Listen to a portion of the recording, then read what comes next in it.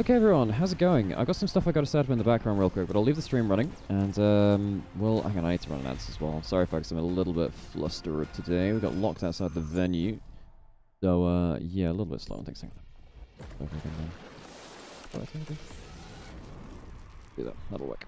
Cool. Okay.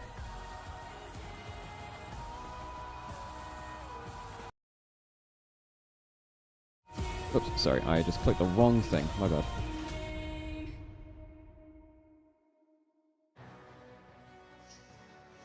Welcome everyone to the 2025 World Championship Finals between T1 and KT. There we go. Cool, cool. As we see our set up heroes mic at step some into point. this Well, that'll be a arena pain. where they can etch their names into history. Okay. Will it be this man with his 6th World Championship, or will KT complete the underdog Cinderella story they've been on this whole tournament? Okay, I think I should be fine with the audio being through from the incredible. stream. I think I my mean, you headset's want going to to be say fine for that. T1's favor, but KT already pulled off one of the greatest upsets we have seen, taking down Yeah, I'm just going to be sorting Gen some G, stuff out in the you background, never folks, so know. just ignore me for My now. team's in the World Finals! Yeah!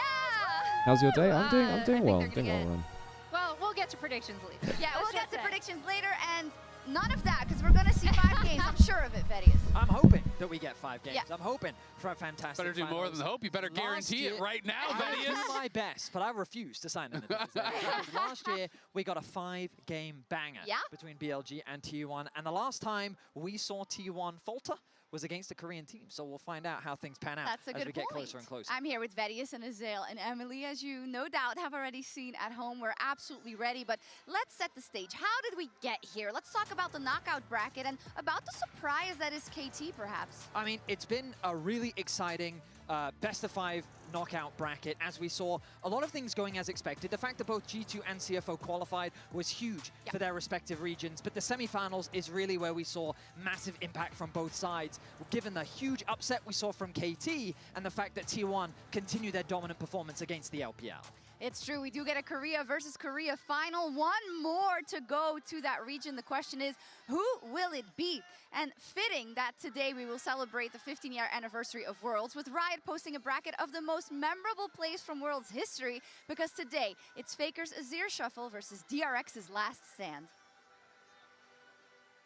Out.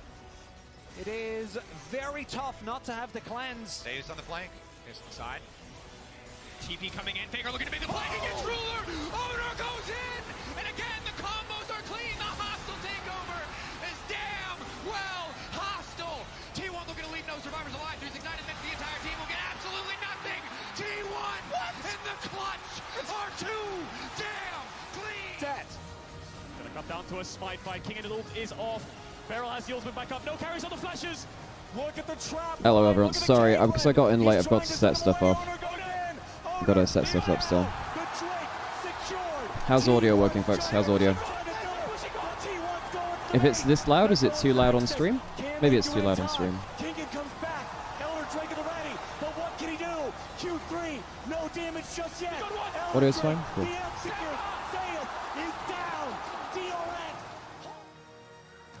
So, it's DRX's Last Stand that won by a hair. Wow. 52% of the votes. Oh, DRX? I thought that Fake would sweep that, because, you know, he's just so popular, you know? In a way, because of what Andy set up in the DRX final of 2022. Did you swing this vote? Did It you? was all Who me. did you vote for? Guys, I had to vote for DRX. It was too monumental of a final. I guess it was you. So we heard some epic caster calls Audio good? Cool. already Thank you, in everyone. those Appreciate you all. videos, but we want to hear Sorry, some I more. was So it's hoping to time be play some live a little bit caster early. call karaoke. We will play an iconic call, and here on the desk, they'll try to complete that call Hoping in the I'm not getting manner too many in people which in the background. it was then. yelled in the first place. And I want you all at home Oh, cool. to do the same and play along with us. Okay, Here yeah, we is can play our along with this. first call. Let's see. What have they got? From the teleports, Hootie has Oh, the arrived. quadra Oh, kill. holy crap! Everyone's dying in this fight. Reckless goes down. Zatai gets a bunch done, but Hootie Gets a quadra! Yeah. Nice. That's the one. Okay, it's interesting. Iconic. You got the this one. voice crack. You have to go for the voice crack. That's the important part. Very nice moment indeed. Good job. That's one already for my analyst. I wonder how you're doing at home. Let's take a look at our next clip. And maybe one of Verius or Emily will get this one. We'll see. I'm confident. I'm confident. Okay, Maybe so that's it's one one of your thing own. there. Time to lock in, buddy. It would be great if it was mine. It wouldn't be me. Okay. Bang is hiding. He's coming. I need to take one thing from that tip here, then. That should be fine. Is it? I did it. Yell something. Baker's No. shockwave will fly. There we go. I didn't want to jump in. You said they were going to do it. That was so funny. I thought Emily had it. I really did. Okay, folks, that is one of my headsets. I have no idea what will happen with the other one. Let's see if it At works. clip number 3. Emily, you got this one. I'm sure of it. And if not, you definitely have 4. I already know. ADG's hope Okay. dwindling. They've taken down This is a banger. BLG. You got it, Emily? They've taken down Sure. LNG. It is not LPL versus LCK. It is T1 versus the LPL, and they like those odds. Let's go. Banger, banger. Absolutely epic call by Dracos then. Okay, so everybody got one, so we got one more to the Okay, winner. okay. Let's see what it will be. You guys did a good job, actually. I mean, our colleagues in the past. Oh, I know this one. Yeah, got it. Do we all Okay, do this okay. together? We'll do it together. Look at the glens. Look at the moves. Faker, Faker, what was that? Let's go. Amazing. Isn't that a seamless transition into Okay, the so my match of today? second Because headset's it not is working part for of the whatever telecom reasons. war, that It is. Zed versus Zed moment. Also, when we still had, remember, like, I don't think a lot of people noticed who have started watching in the last couple of years. Blind pick game 5. That's why you could see 2 Zeds and 2 Two Shens. Shens. Should we bring it back? Yeah, I'm down. Let's do it. I'm good with that. And Riot, we know that we don't have any decision power in this. It's just that it's nice to see. Hey, that does set us up for the story that we're going to be telling today and seeing today. Let's start with T1, a team that is a bit of an enigma, right? Because every single time domestically, it's not that they're bad, they're just not as good as they are at the World Championship. Look at Faker's trophy case compared to everyone else, but one thing I do want to point out is that it's actually Doran who came onto this team this year with the 4 LCK trophies Okay. at the top. This Oh, maybe T1 that's working. roster has done so well internationally together, but domestically they've kind of been Okay, 1, 2. stymied by Gen G. I just think 1, it's 2. crazy that Keria, Guma, Owner are all making their own case for being the greatest of all time in their position.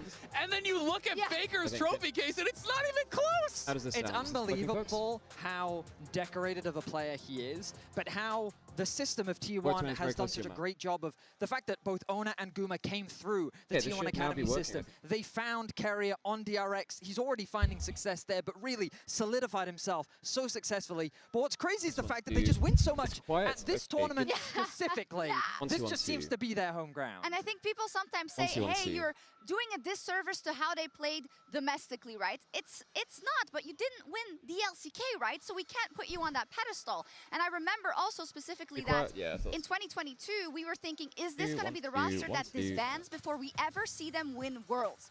But Doran, I want to talk about 1, him because he has such a 2, different 1, story 2, than the 1, rest 2, of the 1, 2, team. 1, 2. It is a squad of 1, 2. juggernauts. The others have all 1, made 2, now 1, 2. all of these World Finals in a row, 4 in a row. They're looking for a 1, three-peat. 2. Doran has been someone who has been 1, 2. elite Hopefully that's regionally, fine. has always Hello, been able to come how's up it going? in those big moments regionally. But when you 1, think 2, of him 1, 2. internationally, people unfortunately 2. think of these moments of him falling 1, flat, 2. these There we moments go, where he has that'll not work. been enough, That'll work. and he does Cool. get those question marks. People were really Perfect. unsure Okay, so now I have 2 how headsets he was gonna working. perform I on think this we're T1 good now. roster. That's You know, fine. I Let's think check back this one. all the way to this game against DRX when Gen G was coming in favor. And then I'm gonna assume that this one's okay too, hopefully.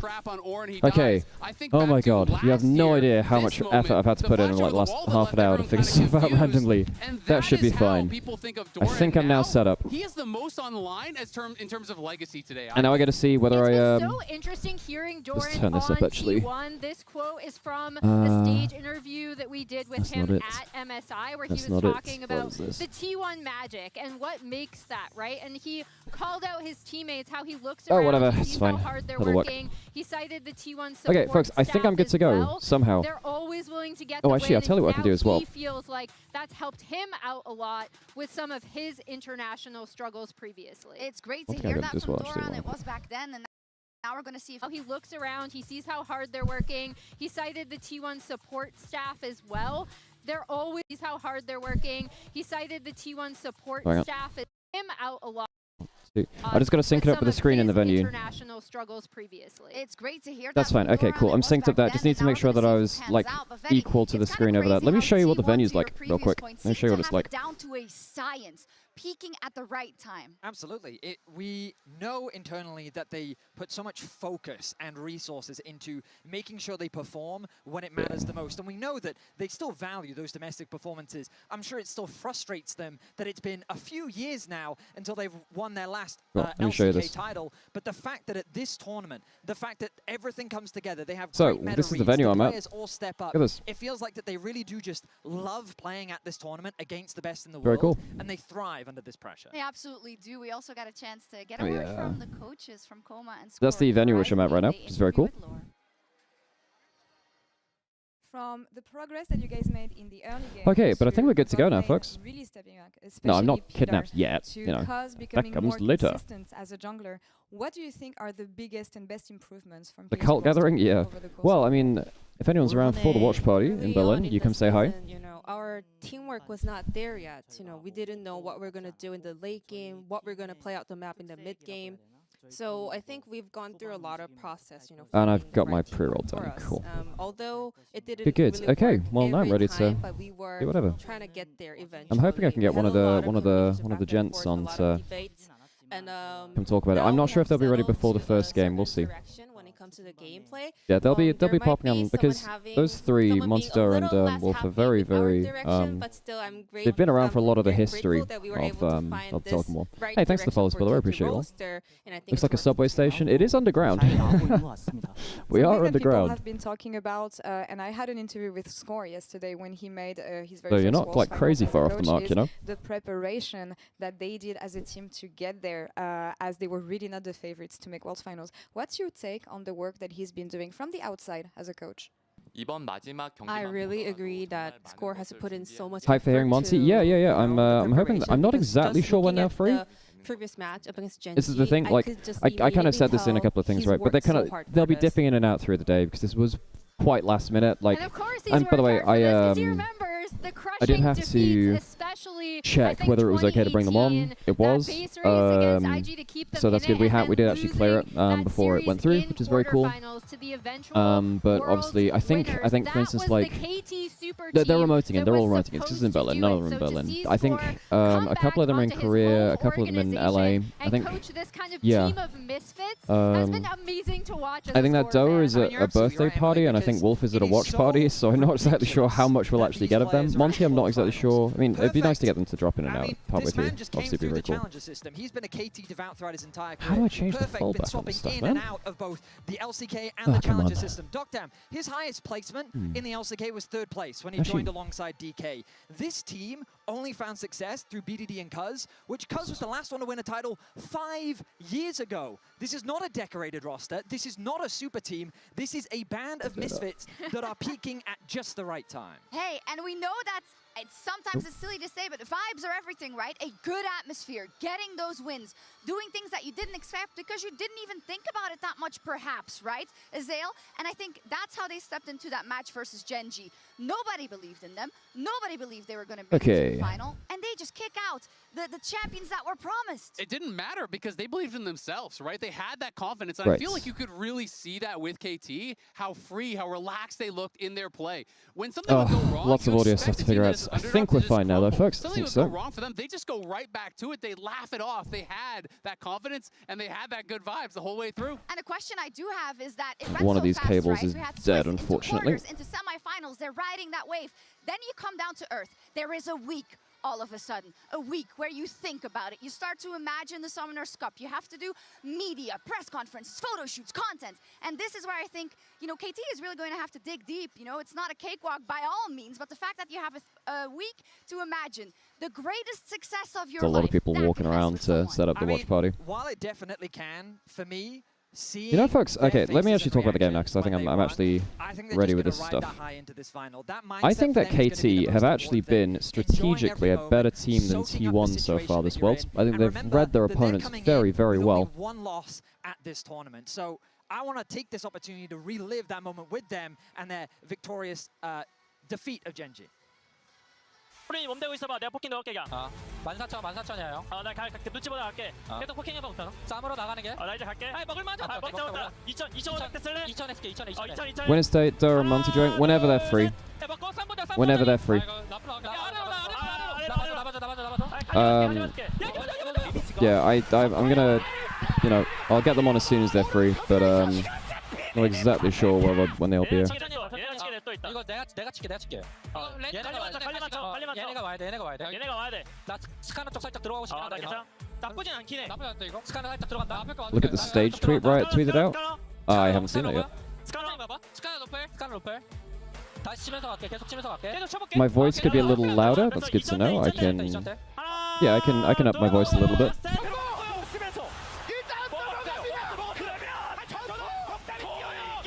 Okay. Okay, I hope that's a little louder for my voice. Hopefully that's fine. Does that work? Hopefully that's fine. Yeah, hopefully that's fine. Oh, it's a little louder now, actually.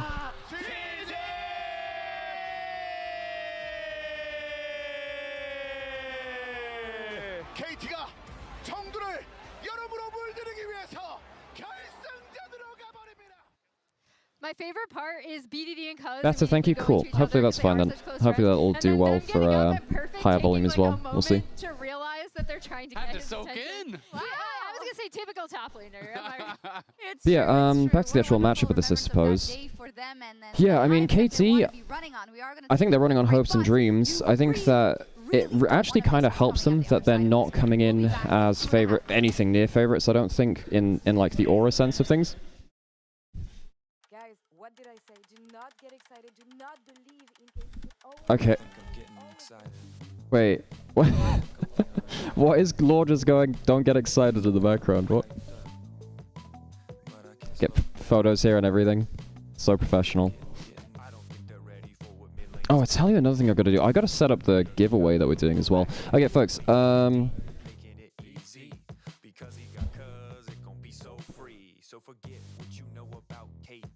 Oh, this is the Dracos Chronicler. This is the Dracos Chronicler KT song. Okay, I gotta yeah, I gotta set up a giveaway for. We'll do a giveaway either after game 1 or game 2.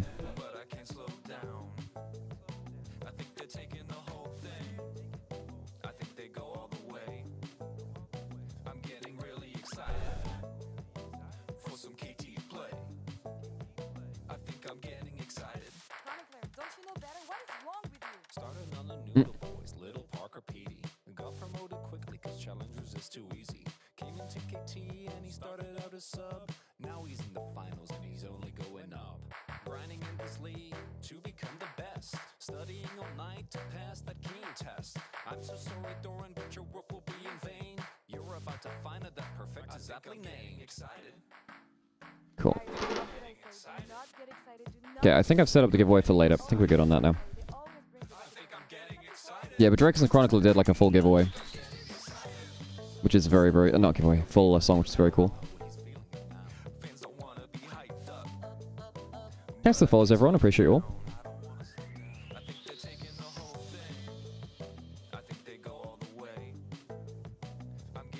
God, I could really use a drink right now.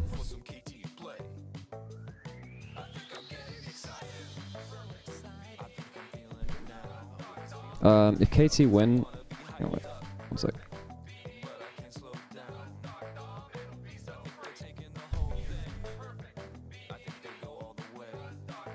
Damn, I can't believe they cranked this out in a hotel room. That's hilarious. If KT win, do we just acknowledge Peter as the GOAT to stop? Yeah, exactly. It's the Bengi argument, you know? Or the barrel armor argument.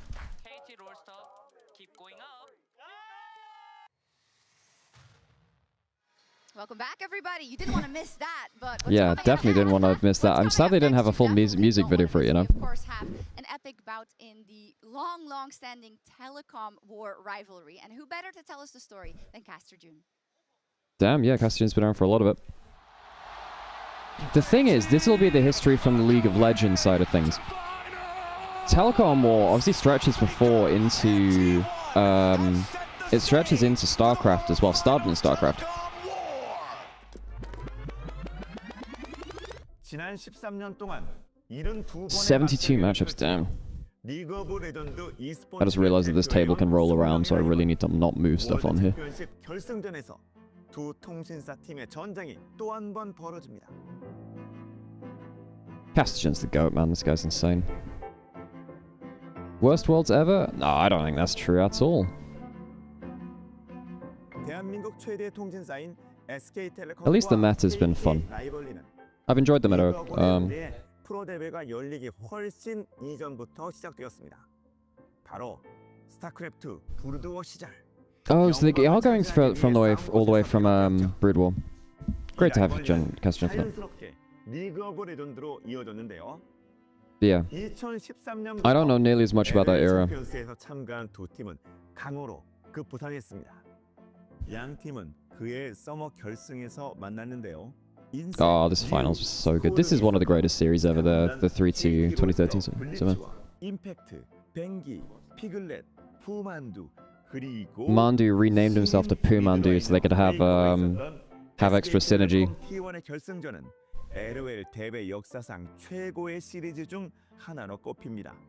KT는 첫 두 세트를 압도했지만 SKT는 이에 굴하지 않고 오히려 분위기를 뒤집어 동점을 만들었습니다. 그리고 블라인드 픽으로 Yeah, blind pick game 5. What a time. And this is when because this was a reverse sweep for T1 too. I'm pretty sure it was. Was this the reverse sweep? Or was it just game 5?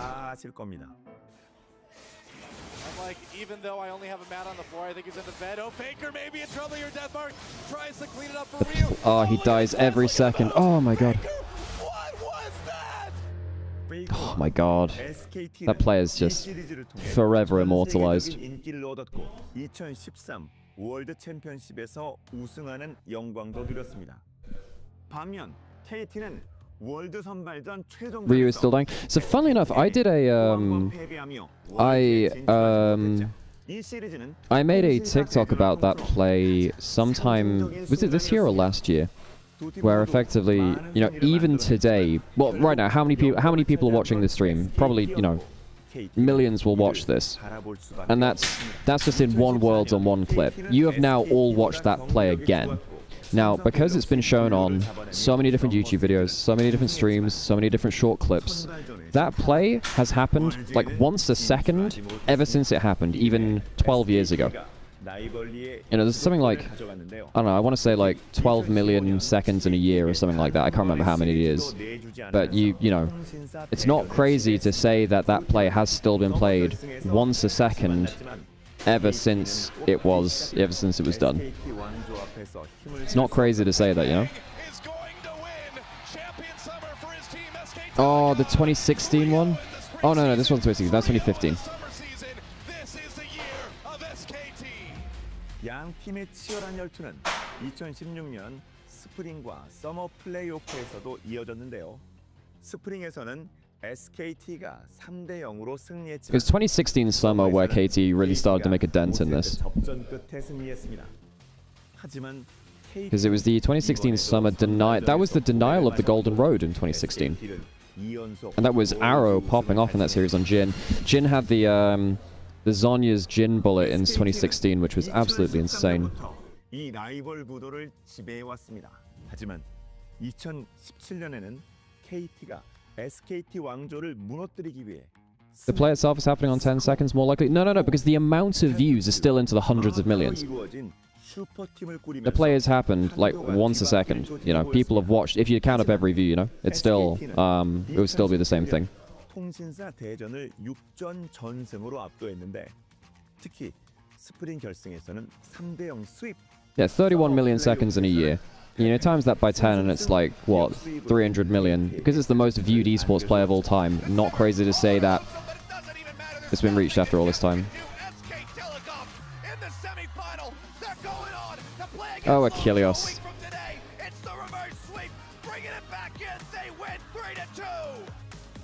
Achilles was good. I enjoyed his casting a lot. And you're not gonna I gotta do something real cheeky. Hang on. 1-2-1-2. Yeah, that's fine. Actually, these are balanced pretty well. 1-2-1-2. 1-2-1-2. Cool. As a check of which headset is louder than the other. I think they're both the same, basically. It's important to check that stuff, actually. It's, yeah. KT의 프랜차이즈 스타 스코어는 감동적인 첫 Leroy Jenkins 우승과 clears. That's not 함께 esports though. 성공을 That's 이뤄냈습니다. MMO stuff, which is not quite the same. 2019년 KT의 슈퍼팀 로스터는 But even then, Leroy Jenkins is only a Western thing, whereas the Faker thing is a global thing. Like in China and Korea, that's played on repeat as well, you know. Whereas Leroy Jenkins isn't really a thing in, you know, China or Korea. In the West, though, for sure. Yeah, you're right.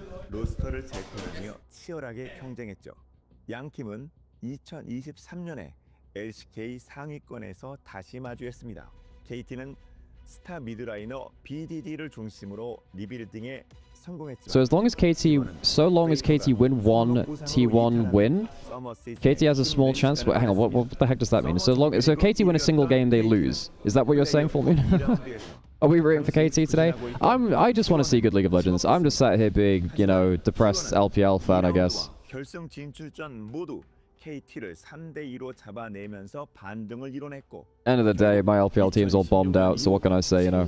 That's why I'm getting the LCK lads on, the gents. 2024년에도 KT는 조연 신세가 될 수밖에 없었죠. 그들은 월드 선발전 마지막 라운드에서 T1에게 한 끗 차이로 패배했고 T1은 또 한 번 월드 챔피언이 되었습니다. 어디서 많이 본 이야기. I'm saying KT being 2 up is too dangerous for KT. Oh, okay, right. So don't give SKT the chance to reverse sweep. I don't know what would be more funny, a 3-0 or a reverse sweep. Dude, my thing is, my worry for this matchup is just bot lane laning phase has been so dominant for T1, and that was a bit which I was worried for Peter and Docdam. If they get blown open in if they get blown out in early laning phase, this is not a winnable series. You can't play bad in early lane versus versus T1. So Peter and Docdam need to have a Stormer, because Goomer and Keria are very, very, very good on early laning champions.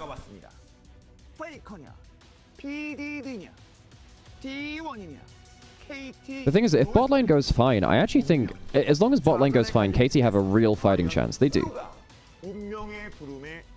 Like, BDD, I think, is the person that can hold Faker to account, which is crazy, given that, how good Faker has been. God, the man is so good. They're all very, very good, aren't they? What the heck is this? Why are we Star Wars parodying? Is this Telecom Wars? Oh my god, are you kidding me? Oh, that's beautiful and brilliant. Oh, with the cheesy rights-free music. Are you kidding me? Oh, that's funny as hell.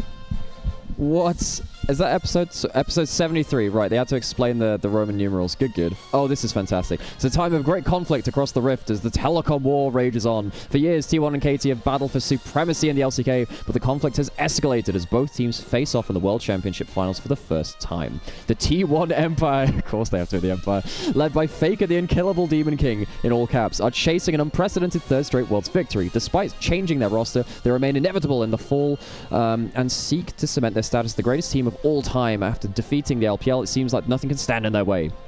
Meanwhile, the ragtag underdogs KT Rolster have established a foothold on the other side of the bracket. Years of disappointment and defeat at the hands of their rivals have given rise to a new roster, more powerful than before. Despite the doubters, they are the only team left to stand up to T1 and bring down their second dynasty. Telecom War enters its final phase. As the two forces prepare for another epic showdown, the fate of the Summoners Cup hangs in the balance. Only one will earn their legacy and stand victorious in the grandest chapter of League's most storied rivalry. Round of applause. Fucking great idea. I don't know who pitched that, but whoever pitched that, wonderful. That is wonderful. Whoever pitched that, chef's kiss. Wow. Great. Love that. That is fantastic. That's great. Great job. This franchise. That was awesome. That was sick. Very nice. Shout out to our graphics team. Graphics team did that. Shout out to Caster Jun for that amazing overview. I need to know who pitched that. Destiny versus Heartbreak along with T1. That's wonderful. That was a great clip. Like, it nice. encapsulates me as a fan sitting at whatever hour of the night in 2013 watching like a cloud burst, like it starts raining. KT lose in a reverse sweep, and that just, wow, like, Dom's saying this could be his last time as a full-time co-streamer streaming. Jesus. Well, he is going to go like full-time coaching next year, isn't he? It's kind of crazy. Well, he might come back, of course, but yeah, Laura's is interviewing today. lolesports. I remember watching in Brewer when I was a little kid, staying up in the middle of the night to watch, Boxer versus Yellow, to watch Flash play up against Bisu. It was incredible. Yeah, the Telecom War is one of the greatest, maybe the greatest rivalry in all esports. See now the history of the T1 versus Fair play for me, yeah.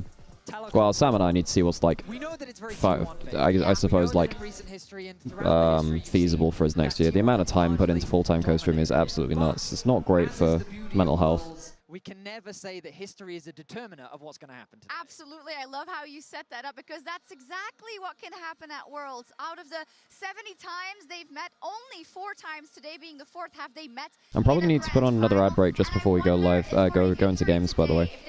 This is a long-ass pre-show. I really love how Shox has got... She has these things not commissioned, but... I can't put on ads right now. Do I put on ads now? If I put on ads now, it still won't get through pre-show and the draft, I don't think. I think I need to do it after the show. After the Worlds show. Probably. The T1 are super familiar with. I know we had a chance to actually catch up with Gumayushi and talk to him about the pressure of being here at Worlds.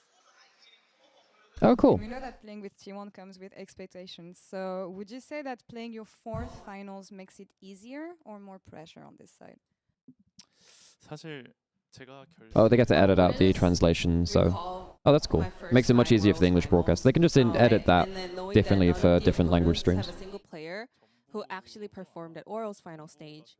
I know how they're feeling, you're super excited, you're thrilled, you can't wait, so all of those like... Oh yeah, I think I said this before as well, but Quickshot's going to be around the venue, and I'm not sure if any of the LEC casters are going to be around, but we might be able to grab some other people to come say hi here as well, which is why I have the second headset, just in case anyone else wants to come on here and say hi.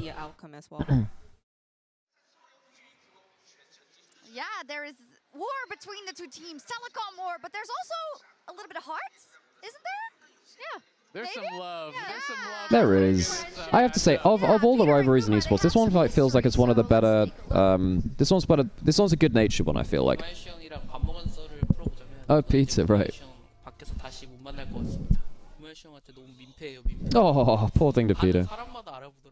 Oh, Peter's not famous yet, whereas Guma is like... anyone on the ZOFGK roster was just like ridiculously recognizable, Give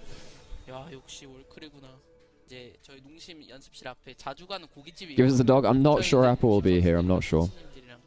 Oh, is this while he was on Longshim?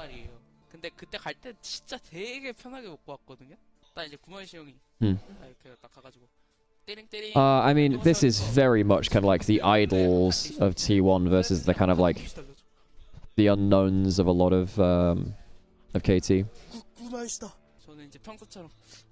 Holy crap, is that a cosplay thing? I think someone just walked...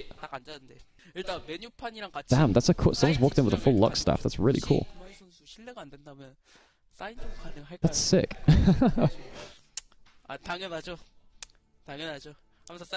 That's porcelain Lux. That's cool as hell.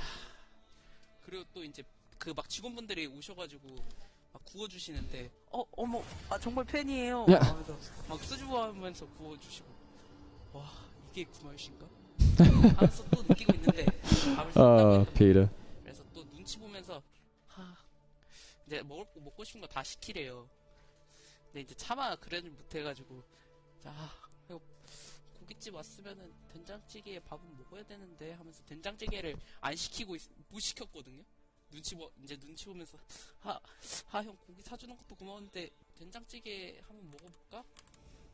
먹어도 될까? 된장찌개 먹고 싶은데 하려는 차임에 이제 딱 이제 사장님이 서비스입니다 하면서 된장찌개를 딱 갖고 오는 거 보고 쥐지. 와 이게 구마이씨구나. 된장찌개를 서비스로 받는 남자. 나도 된장찌개 서비스 받을 수 있도록 잘해줘.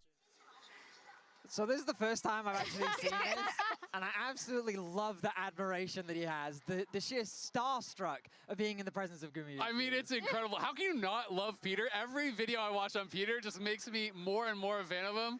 My favorite part by far is, wow, this is Gumayushi. Also, that soybean paste slaps, so Absolutely. I'm actually kind of jealous. But I do think that Guma, he had a response for Peter, so let's take a look. You're going to play against Peter, and a recent video resurfaced between the two of you back when he was with Nongshim. You had dinner together, and he was explaining how much he looks up to you and how much he respects you as a player. Do you have any words to share to Peter, who's about to play his very first World Finals? Alrighty. We all see Peter as a very bright player. His personality always. Peter's been really fun to watch. He has been one of my favorite players to watch this Worlds. He has been fantastic. I actually think he was arguably MVP of their quarterfinals matchup versus CFO. I think he was really, really good there. At Worlds Finals. So very, very congratulations over to Peter. Really happy for you. And, you know, I can feel how you're feeling right now. Very excited. Can't wait. Super hyped up. The luggage followed you. This is just a wild out there thing. The luggage, is that a Discworld thing or just, is this just luggage? Do you follow Rincewind around on 100 tiny feet? Worlds Finals is not a very hard thing, you know. It doesn't really hurt that much. The fact that you made it is what matters. So now that you made it once, you I kind of, in the future. I do kind of want Katie to win. It'd be such a cool story for them. Oh, by the way, that advert in the background, this advert in the background, that is the Durex advert. Oh my God, no, they're showing the LPL Durex advert on stream. That's the LPL Durex advert on screen. Did everyone catch that in the background? Wait, is this the Draw My Life but done badly by Zell? That's so funny. Peter, the man who is going to take them. Oh, that's so funny. Never before seen. Yeah. This man had never taken a flight prior to this year at Worlds. It's crazy. He had never even been out of the country. And now his first ever flight swoops on into China here. Wow, that's like KT Glad playing level of MS Paint. I saw there was a World Durex booth.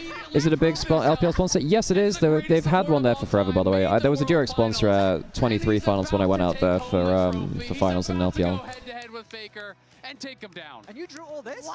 I did. MS Paint on a touchpad. Wow. I'm actually really impressed. Thank you. Good job, Zell. I'm also impressed, but you will be more impressed because now, for real, a new installment of Draw My Life. Mine with wasn't for Emily real. about. Yours was for real. It was amazing. Why are these features so great? You got to save the best for World Finals, you know. I would say the heart and soul of this team. So this is Draw My. I really like how I do really like how they're covering so many of the KT stories, right? Like I feel like I've learned a lot about KT from these segments, which is good. 2016 on a struggling CJ. Like it's. Oh man. Oh, I remember that. Oh, that was when CJ were on the way out. Yeah, honestly, Emily is very, very good at creative desk stuff like this. She is a great storyteller. You can tell that she used to write like articles on this stuff, right? She has very good writing instincts for this. BDD and CJ struggled mightily that year, and BDD was actually subbed out intermittently with Sky in 2016 summer. On Longzhu Gaming, later Kingzone Dragon X, BDD then established himself as a top mid lane talent in the LCK. This is BDD's fifth. Oh, that was when he went wild actually. Oh man, he was part of a fantastic set of rosters in 2017 and 2018. It just didn't quite work out. I have the streaming up on my phone, laptop, and TV. Am I giving you 3 views? I actually have no idea. Ultimately, BDD's story is definitely one of perseverance. The LCK mid laner, young prodigy turned league staple who's overcome myriad setbacks and is now in the Worlds Finals. His first ever Worlds Finals, that was beautiful from the both of you. I'm really happy to have two such I agree, it was beautiful from the both of us. Let's go! You killed it. It's also beautiful from BDD and so interesting because earlier in Worlds, Vetty, I see Doa typing in the chat. We might get a Doa soon. We'll see. There's a few of them, but BDD is definitely at the top of the list. He's been, for as long as I can remember, people said he's one of the best, if not the best mid laner in the LCK, but it just never... Doa could hop in while he's driving. That his last domestic title was 7 years ago. It's been so long since he was able to lift a trophy, and it goes to show the perseverance and dedication this man has had, because for every Faker story, there is a BDD. Yeah, we might actually get Doa in, like, now. And to now see him in this position, to lead a team of young players, is just, it's admirable and a joy to watch. I'm glad you brought up the Faker story because I rewatched BDD's debut before this, and it's so interesting how they're Twitch only count a user logged in as 2 max. If they're not logged in, then it should count. Yeah, if you have like incognito tabs and stuff like that, it can work as well. But I think now that you now have to actively chat in some cases too. Like there have been some weird things about Twitch viewer numbers recently. Faker would then become in the year 2025, and the same with BDD. It's a story that goes for a lot of them, right? If not for Faker, many of these players might have had a world championship and had the stories, but he's just standing on top of that. We'll talk about it a little later. But Hey, Joe, how's it going? Stalwart and how stable BDD has been for KT, I think I can find some similarities in how Owner has I'm getting hyped for this now. I'm getting hyped for this. I've really enjoyed this death segment. It's very informative. Absolutely, and I think that is what makes it so impressive. Okay, Doa's going to be on in a couple of minutes, folks. We're going to get our first of the crew in. Oh my god, what a disgusting semifinals this was. This was, yeah. Always playing at an absolutely elite level throughout the LCK, showing up when it matters most in these international tournaments. And to me, that is cool. All right, we're gonna get Doa on. We're gonna get Doa on. Awesome. For being the greatest jungler of all time. Absolutely. His Owner, greatest jungler of all time. Ooh, I mean when he became the starter. I mean, he's on the top. World semifinals. And ever since then, it's just been world finals. Was Owner the best jungler this year? I wouldn't agree with that, Trinity. I would say that Kanavi and Tarzan were better than him on the whole.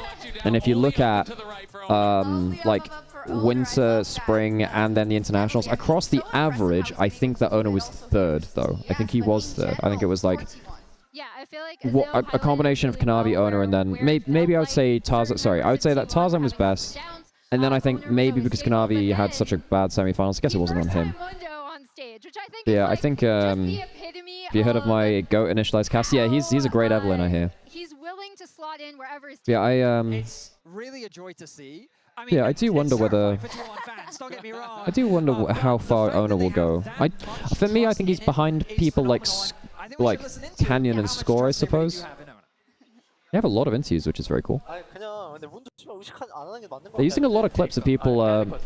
Oh my god, we have a headset if you'd like to come say hi.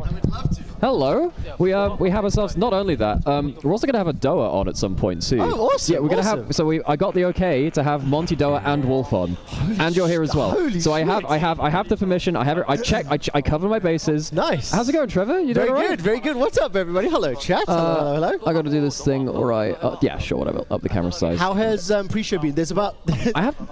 Yeah. So, do you know how many people are coming today, by the way? No. So there are 170 seats. Fuck me. We've sold 200 tickets. And there's around 80 to maybe 100 people upstairs right now waiting to come in. They're all going to be stood here in the back of the camera. When they do, they are all going to be coming in. So if you need anybody to do any crowd work or bring people to like chat, yeah, let me know. well, I can get the free cam out and stuff like that. I mean, look, you're flying solo today. I've got like stage hosting. So for anybody that is listening in chat, I'm here with G2, helping out in the World's Watch Party, my second Riot broadcast. I'll be in Munich, but with Razor for Razor League of its own. So anyone that's there, hey, what's up? I'll see some of you in Munich, which will be really fun. Is this going to be more than 3 games? No, I don't know. I'm actually a little. My worry is that the T1 aura kind of goes mad. I actually think that KT strategically have been the better team. Yeah. I just don't think it matters against T1 and finals. Like I hate to be so reductive. I have my stomach is telling me 3-0 T1. I'm just like I can say, oh wow, Cuz has been really on the point. I think that KT get to objectives early and they fight over them. It doesn't matter. It's T1 and finals. Yeah. 100%. So Doa's. I mean, did you hang out with Doa much? I did. Yeah. Would you like to play Magic the Gathering a long time ago? Would you like to? I can start. Okay, Doa's going to be around then, so I'm going to give him a call. Hopefully get him there. Okay, well, Doa's going to be in the car driving back from Golden Boy's birthday. So this could be...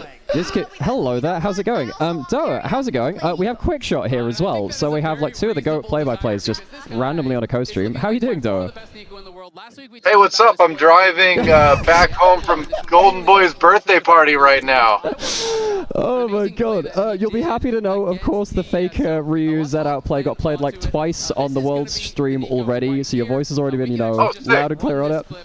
So you just got to keep racking up the numbers for the most seen esports player of all time. I never get any residuals for that, though. Yeah, listen, you and me both, brother. You and me both. But I still hear your voice in my head. What was that? I can hear it even though I didn't get to catch the clip. Yeah, we both deserve it, man. Where's the checks? Yeah, exactly. All these young kids, they just don't know what it's like.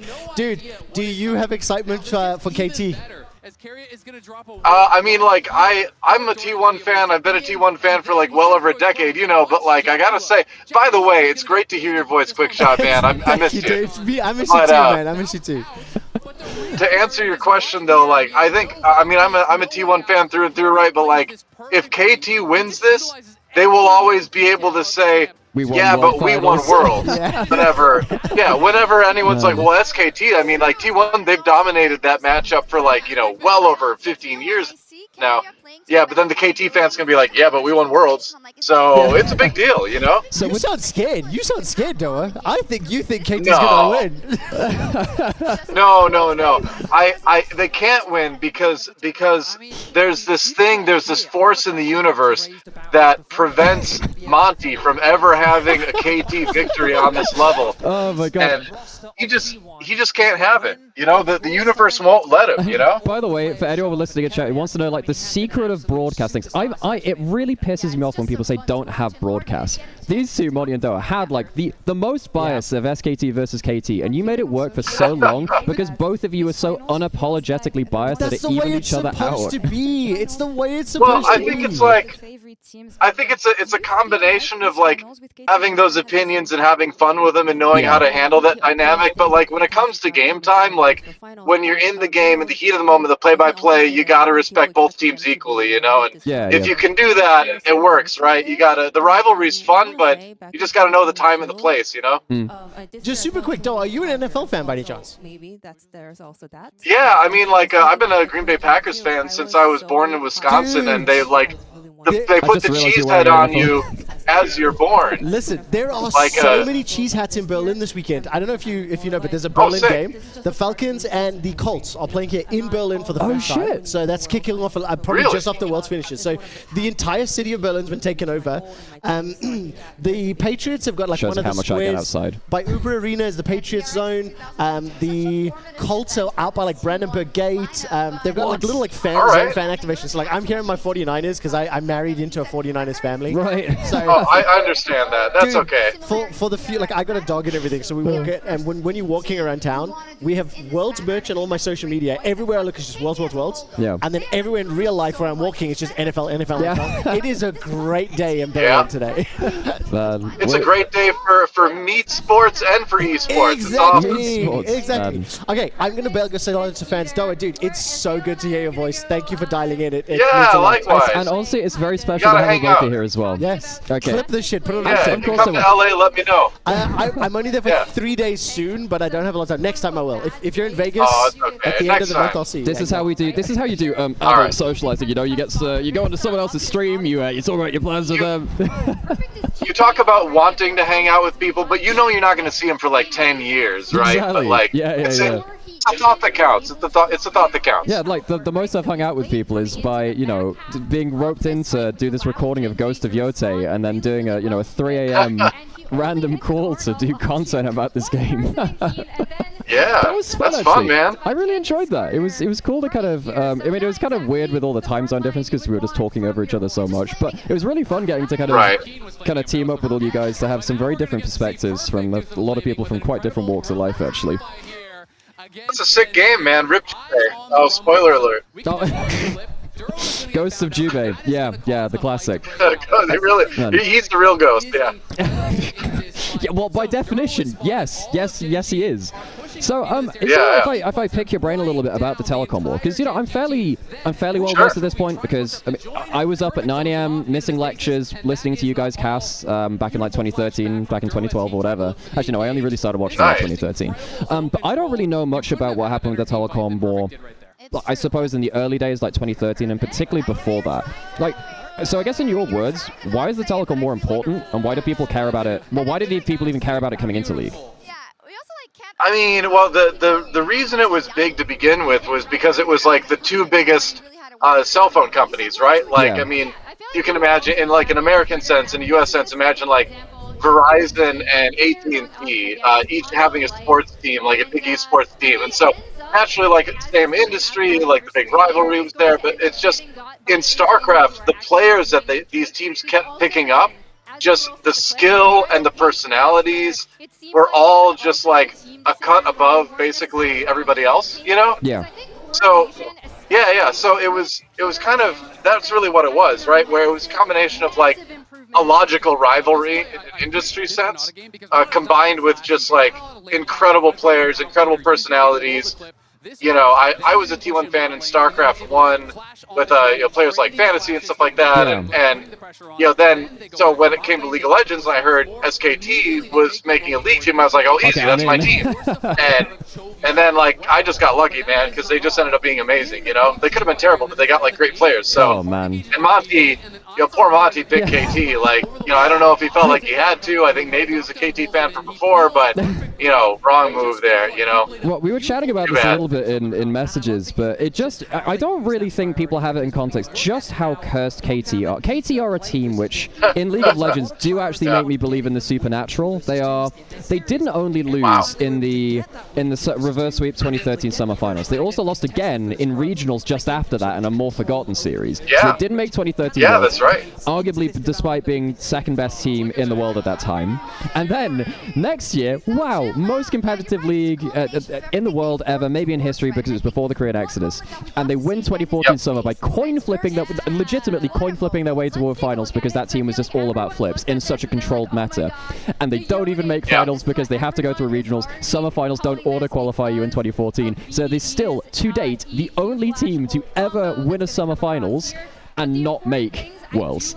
And then that's without even factoring all the stuff later about losing with the super team. I just don't get where the curse comes from for this team. What did they do to deserve this? I don't know. I mean, they've had so many like awesome players over the years too. They had like you know, Cacao and you know, Rookie and like all these like really. I mean, I could just sit here for the next 30 minutes like naming great KT players. There's that many of them, but like if we really run out of conversation, we can do that. Yeah. Sure. Arrow. Yeah. I don't get to talk about KT arrows anymore. Oh yeah. Oh, and that was the really fun moment in the 2016 Telecom War in summer. That was Arrow's Jin with the Zonya's fourth shot Jin ult, I seem to remember. That was one of his big moments, right? Because like or like there might have been an Ashe arrow in there. I don't remember. Maybe it was Varus. I can't remember. Yeah. But like there was a moment where there was a legitimate reason to talk about KT arrows. Oh, it was wonderful. That's right up there with Snipe Killed Dumbledore at Doge. The real ones remember. Yeah, like we had a good time. Yeah. But yeah, those are good years. But which makes it. But I can't believe. No, go on. Yeah, I can't believe we have a Telecom War in the finals of you know, of LoL Worlds. Like it kind of blows my mind. Yeah. Especially since it's kind of wild that it's happening. Well, they've been out in quarterfinals every other time which they've been to Worlds. Because in fact, actually, the first live esports event I ever went to was 2015 quarterfinals, where I saw Q Tigers knock out KT, the Someday KT roster. Wait, I casted that. Yeah, I remember that because I have vivid memories of you, Monty, and I think it was that Jat, and you were talking about catfisting with the cat fishing for catfish with your hands, noodling. That was it, catfishing.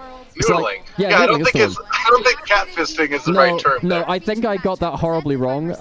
But that's okay. Yeah. It's fine. But I remember that conversation happening quite vividly. Yeah, I mean. It was noodling. That's where you like you stick your hand under the riverbank and try to get the catfish to bite it or whatever.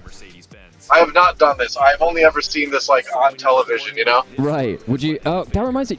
Okay, this is a complete tangent. Did you ever hear about that guy that did River Monsters? You know, the show where a guy would go around fishing for all of these legendary fish. I know of the show. Yeah.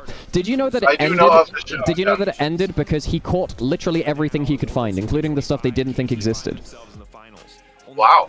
I mean, I guess if you're going to end a show, that's a good reason. Yeah, exactly. You have actually just done the 100% completionist. I bet he did some noodling in his time. Oh, no doubt. Giga Noodler, for sure. Giga Noodler. Yeah. Damn, that's a title I aspire to. Giga Noodler, definitely. Yeah. Why isn't that a rank in, like, League of Legends? Exactly, Giga Diamond, Noodler. Platinum, Giga Noodler. I mean, I suppose that's just if you, I don't know, pike hook Tom Kench enough times, you unlock it by default. that needs to be, yeah, that's, if I was still casting LoL, right. That would be what all the kids would say. That'd be the that's the one, right, yeah. I mean, is like I think it's Frozen vastly, Giga Noodler. What can you say? I think it's vastly underrated how much casters with random memes can impact the vocabulary of League. Because I know you were first brick for first turret. You did first brick, but there's just like a lot of random terminology that people pick up from just a casting joke that just stuck around for just long enough for people to remember it. I don't think I can take credit for the first brick one. I think that was I don't think that was me, but I appreciate it. It's funny because maybe I don't know. It could have been. Could have been. I just realized that my mic has been running hot on Discord for a long time, so my bad there, by the way. I didn't mean to blast the background noise. You're probably right. I forget a lot of things, but what's funny is that like people give me credit for a lot of jokes that Monte made actually, right, yeah. because they just like assume that like the quote unquote funny guy, but Monte's like really funny too. Yes. But he'll say jokes and it'll be hilarious, and then people like credit me for it later, and I'm like, no, it's not me. It wasn't me. Yeah. I appreciate this. There was a I can't remember who said it, but there was a very funny comment someone made, which I think there's a root of truth in it, which saying that basically the best part of your casting, both you and Monte, was each other's laughs. Because when you made a joke, the other one would just laugh enough to sell it, even if it wasn't actually that good, and to the point where it actually become good. I think it's a highly underrated part of casting. I think anyone can be a good caster if you have a really good laugh. That's actually a good baseline. Yeah, I think it helps. I think part of it too is that like we both legitimately thought the other one was funny. Like a lot of the cast like really like trying to make the other guy laugh, you know. So a lot. I would say like the vast majority of what you heard was genuine. But yeah, I mean like you gotta have a co-caster that helps you sell it for sure. You know, that like has your back, and you know if you give them the layout, you know they're gonna dunk it, right? Like or you know what I mean. Yeah. I don't watch basketball. Yeah. Thing is, I don't either, so I don't actually have any kind of backing to say no to that. So you get a completely free pass for that one. So I guess. I mean, like. Oh, go ahead. Yeah, as I guess kind of because we're getting close towards the pre-show now. Do you have any like favorite Telecom War memories that you think people have overlooked? Because the obvious ones are like, well, the 2013 Summer one, right? That's the obvious one. Would you say there are any Telecom memories that you think are overlooked? I can't think of any other specific ones. I think the one that you mentioned though, where they beat them like right after that famous series and everybody forgot about it, but that series was like almost more devastating. Right. I think that one was really significant because like SKT didn't just like, it wasn't a close series if I recall. They just like crushed KT in that second one. Yeah. But the thing that I don't think a lot of people know or remember about the 2013 summer one is everybody remembers Game 5, but like in Game 1, we were doing this outdoors. It was at an outdoors venue. This is the one where it was raining. I remember this now. Yeah, it was, and so Game 1, we were just getting soaked. Like we were getting rained on, like heavy rain, and they came and they put like plastic bags over the monitors so that we could like keep casting, but like because they were like television monitors, they were hot, and so the bags kept fogging up. And so I was like trying to cast the game and like trying to wipe the fog off the monitor and being like, is this how I die? Like one lightning strike and like we're all dead. Oh my you know, God. it's like I guess there's better ways to go. But so and then like we were just shivering cold for like the next 2 games then, because after it stopped raining, you're just like soaked and frozen, and then that's where like the wet for esports moment came from, where like we came back from a break or something, and I was just like, I think I had my notes were soaked and like unreadable, so I just like threw them in the air, and I was like, I yelled, "We're wet for esports," and I meant that we had been rained on, but of course everybody took it to mean something different, and so that's how that came about. I didn't mean that. I have to say, when it comes to like the random location events, like, oh, let's just do a finals on the beach, that'll work fine. I mean, obviously the logistics of that are hellish. Like, for anyone who's ever done event management, anyone doing anything close to water with electronics, good luck, especially when you've got to do venue security. Doubly if there's any alcohol sold. If you have alcohol sold next to any body of water, be very careful, just in general, just in life. But I also just, I do miss, like, I guess the grandeur of Korean esports doing, like, what was the famous StarCraft game when they brought everyone in on the jet? Which one was that? Because there was a famous entry of the that was one hangar. of the. That was either one of the OSL or Pro League finals. I can't remember which one. I believe that was an OSL finals because it was Flash. I think it was Flash versus somebody else, but I can't remember exactly what it was. But yeah, that was a. If I recall correctly, that was an OSL finals. That was sponsored by Korean Air, so they did the finals in a like airplane hangar, and they rolled an airplane up to the door for I'm 99% sure it was Flash to get out and go to his seat. It was epic. Yeah, I mean, like, what can you say? Just like the freedom that they had back then, when it was independent broadcasters, just like the freedom that they had to like tailor the broadcast to these like really interesting Quickshot, say real quick. What's up, man? We're going to pause the opening ceremony here for the group because we've got about 50 people in a queue outside. Oh, Jesus Christ. So we're going to wait to watch it. Just okay. so you know, you're going to have a lot of us cheering and yelling during your picks and That's all good. No worries, no worries, no worries. Okay, so basically they're going to be in the venue because they've got a lot of people that got to get into the venue because there's like, apparently, they've sold 200 tickets. There's like 170 seats, so this place is going to be crammed, and I guess that means that I'm going to get... Whatever, it's fine. It's fine, all good. But basically, they're pausing the opening ceremony here in the venue, which means that I'm gonna get so I'm gonna be ahead of them in the venue for a bit. Oh my god, whatever. It's fine. It's okay. We'll just deal with it as it goes. Right, wait. Yeah, the freedom of random stuff. I just remembered actually. It was there was a really good video on. I think with that plane entrance actually, because that was Jibei99 did a Jin Air documentary for Jin Air, and that covered that a lot of that. That was really cool. Yeah, Jin Air. I mean, like that was such a fun org to watch kind of evolve because they had such a crazy. You had great players like GBM, like Kick My Mom, and but then the sad plane thing, like that was just was one of my favorite memes in that era of League of Legends was sad plane JPG. Yes, well, they were just they were so lovable, but they were just such a bad team for so long. And then oh god, who did they beat? Did they beat Narjin in like 2015 summer playoffs or something? And they won like a best of 5 for the first time in their history. That was kind of lit actually. That was kind of insane. Yeah, something like that. Like they did have their moments for sure. I think they had like, let's be generous. They had like 2 moments, which technically is a plural. Yeah, they had moments, yeah. Yeah, they had like 1 best of 5 there in summer 2015, and then they won the world's longest game ever in.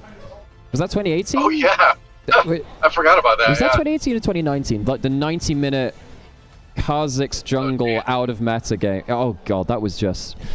Folks, if you've never seen the longest game ever, like, go watch it. It's actually very very fun. Okay. That was past my time. I was done. Right. Wait, when did you stop casting League? End of 2016. End of 2016. But right. I remember watching Ambition win Worlds. I believe it was 2018.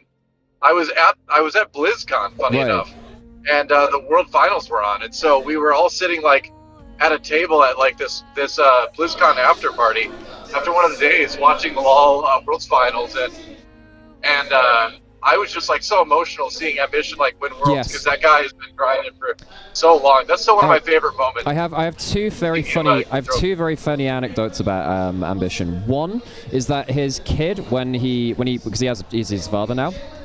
His kid was nicknamed Jarvan the Fifth, which I just find great because he was like the greatest Jarvan player of the era.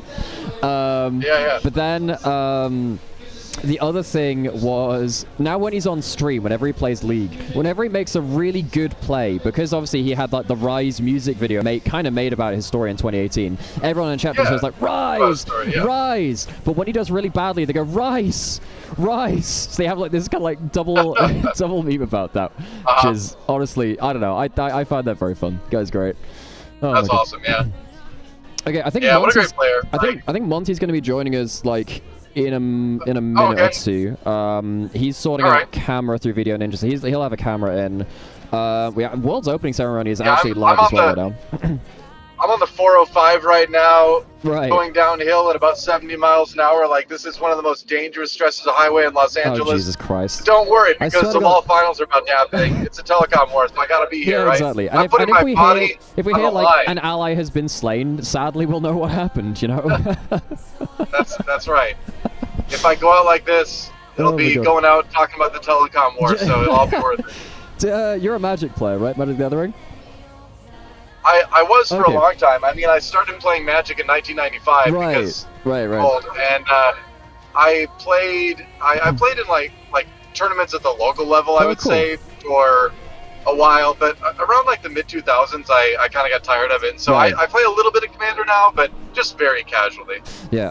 What was I gonna say? Yeah. So I've just because I saw a video pop up on YouTube and one, you know, just random YouTube like rabbit holes. My brother got me a Commander deck. I'm back into the Magic after a very long time, and I saw a guy doing just like the craziest decks, Commander decks he can do possible. He had one which is the drunk driving deck, where he only added alcohol and vehicle cards to his deck.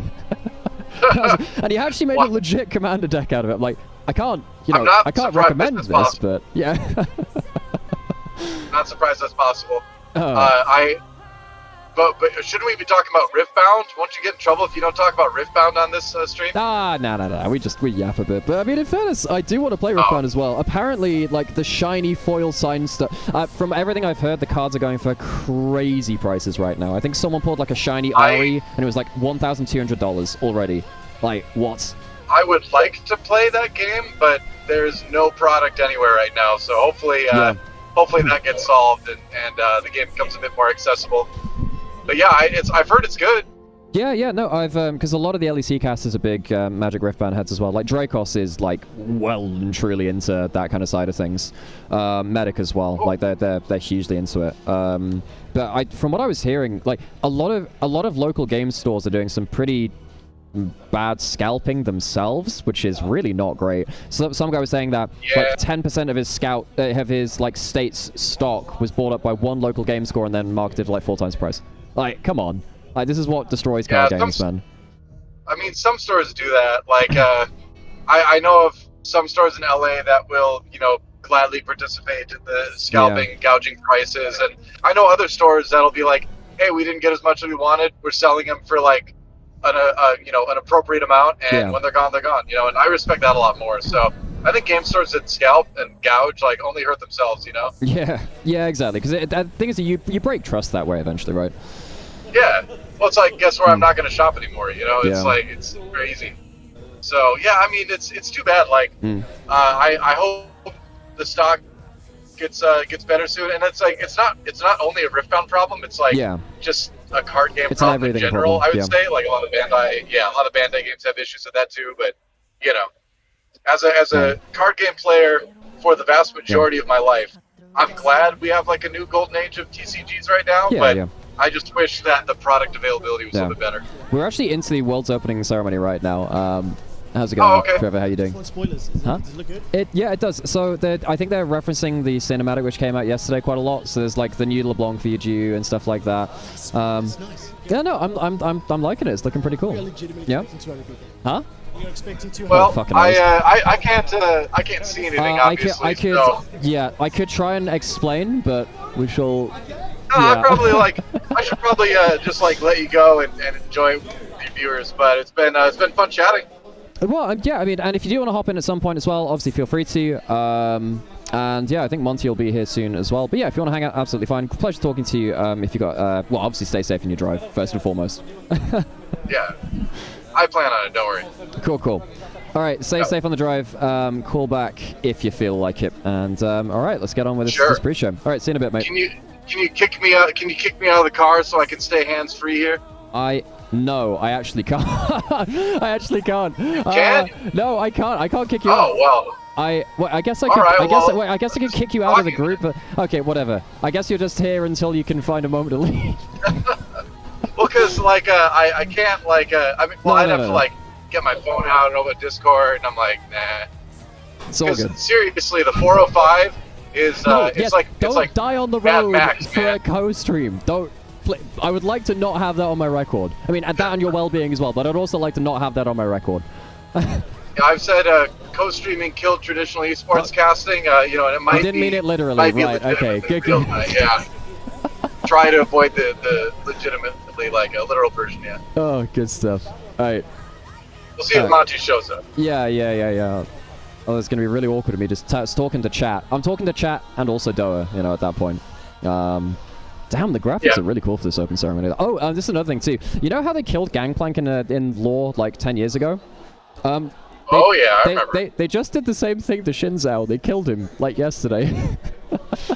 What? Yeah, but like, can you still play him in the game? Yeah, you can still play him in the game. You can. Well, you know, that was the thing about the game playing thing, is that you couldn't play him in the game after they killed him. Like 2 weeks.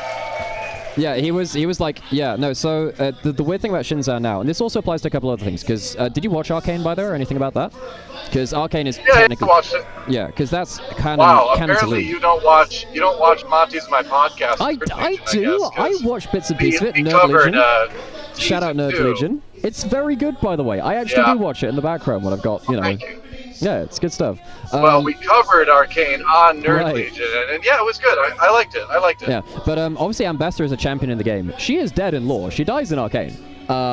And technically right now, we don't know... Well, it's very likely that Jinx lived, but also, like, Jace and Victor are dead / AWOL / in another dimension. Heimerdinger did kind of explode mid-screen as well, despite the fact that Yordles might respawn.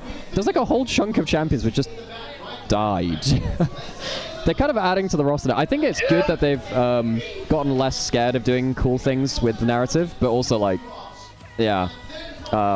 Big stuff. I imagine there are a lot of players which don't enjoy it, but yeah. I think they should just start permanently killing off champions, because, like, let's face it, the roster's too big, you know? Yeah.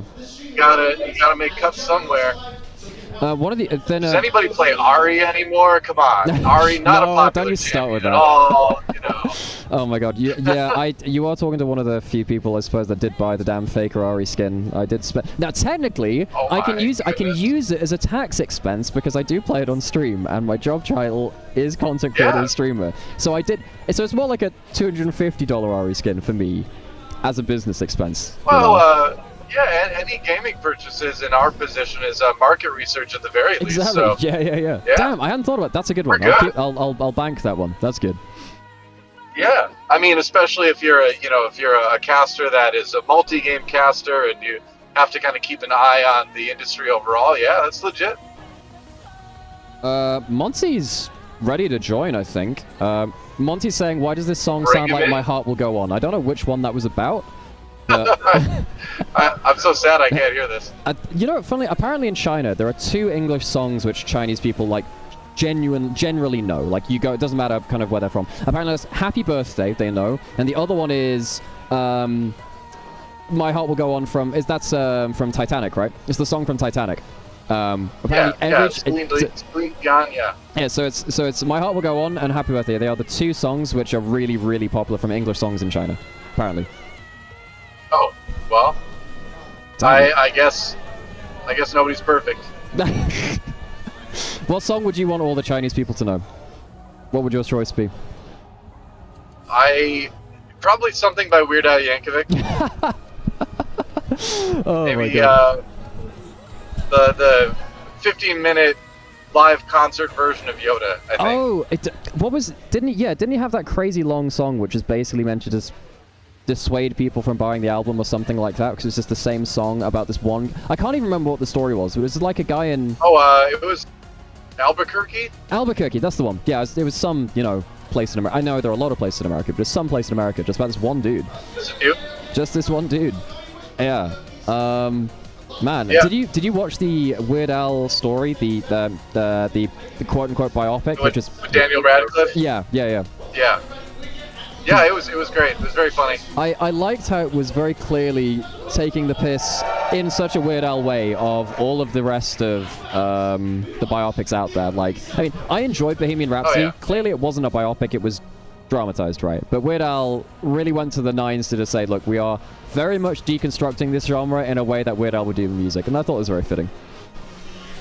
Yeah, I mean, he's a master of parody, right? So that extends to film genre too, I suppose. Yeah, it's great. I mean, go back and watch UHF. Watch his comedy movie from, like, I think it's '85 or something. It was legitimately ridiculous and funny. Totally bombed at the box office and probably on home video too, but it developed a cult following. I mean, that's Weird Al to a T, though. Cult following. Actually, no, he won't be on cult following, but yeah. Okay, I guess we're now getting player walkouts now too. So players coming on stage. So I guess we're not too far. I guess we're not going to be too far away from draft then after that point. God, it must be so intimidating going up, particularly against like this version of T1 at World's Finals. It must be really intimidating dealing with them because they basically become like K-pop idols. I think they're gonna get wrecked. I am kind of afraid of that too. I'm kind of afraid of that too. I hope it's competitive. Yeah. I got something to do tomorrow morning, so I can't stay up, sadly. I have to be mature and responsible and make sure I'm not, like, fatigued. So basically and saying, my toddler wouldn't allow that I've got anyway. dinner plans, can we finish this up quick, you know? I mean, maybe they will. Who knows? Maybe. But I'll be excited. I mean, it's so hype, right? Because it's if you and I were talking about this earlier in the week, like if T1 wins, it's a three-peat. It's like cementing T1's legacy as the best team, full stop, ever. You know? Yeah. It's very hard to match a KT three-peat wins, like they get that. KT they just win trash talk. Yeah. They win trash talk right. Like T1 is still the best team, but KT wins trash talk rights, basically. Okay, I think Monty's ready to join, so we're gonna go get him in now as well. Hello, Monty. How's it going? We have the duo. We have Monty and Doa live here. How's it going, man? Good. Okay. Hey. Okay, I gotta go change some volumes around because oh my god, it's getting loud in here. So just for context, I'm at the G2 watch party in Berlin. It's like underground. It's the second most fun thing I could be doing in a Berlin basement, I suppose. But there are currently 200 people jammed in here right now. So yeah, there's a whole bunch of people just kind of here. It smells great. It smells like. Okay, I'm not going to explain that right now. It's all good. It's getting a little bit BOE. Be careful here. Yeah, it's going to get worse throughout the day. How you doing, Monty? How are things? Monty, I'm driving in my car right now, coming home from Golden Boy's birthday party. Yes, that's why we have Potato Mike Doa for now. How did that play? No. That's right. Yeah, good to I'm see driving you, Monty. in my car. So we were chatting with, obviously Joe and I were chatting just before this, but obviously like Telecom World Finals, I was actually wondering for you, what would your overlooked Telecom War memory be? Because there are the obvious ones like 2013 summer and whatever. What would your overlooked Telecom War Telecom War memory be for yourself? I think in terms of overlooked, like people will talk about, you know, the Game 5, you know, Ryu, Faker, Zed versus Zed, and that's a really fun memory, and I'll probably talk about that a little more in a bit. It's been cool seeing the clip again. It's literally playing on the stream right now, actually. So that was fun seeing that for the last couple of days. But I think an overlooked one was probably one of Faker's most dominant individual performances, which is the one where he 3-0'd the Nagne mid iteration of KT with the Riven. Yeah, with the Riven plays against Nagne's Cassiopeia, because that was such a phenomenal game. Even though it was a very boring final, it was really like Faker in his peak form. Yeah, I will say, I mean, that season was so strange, right? Because that was when SKT was so dominant as a team. They actually just subbed out Faker and Bengi for spring finals because they played what? Izuhun and Tom, right, for spring finals? I think that was in 2015.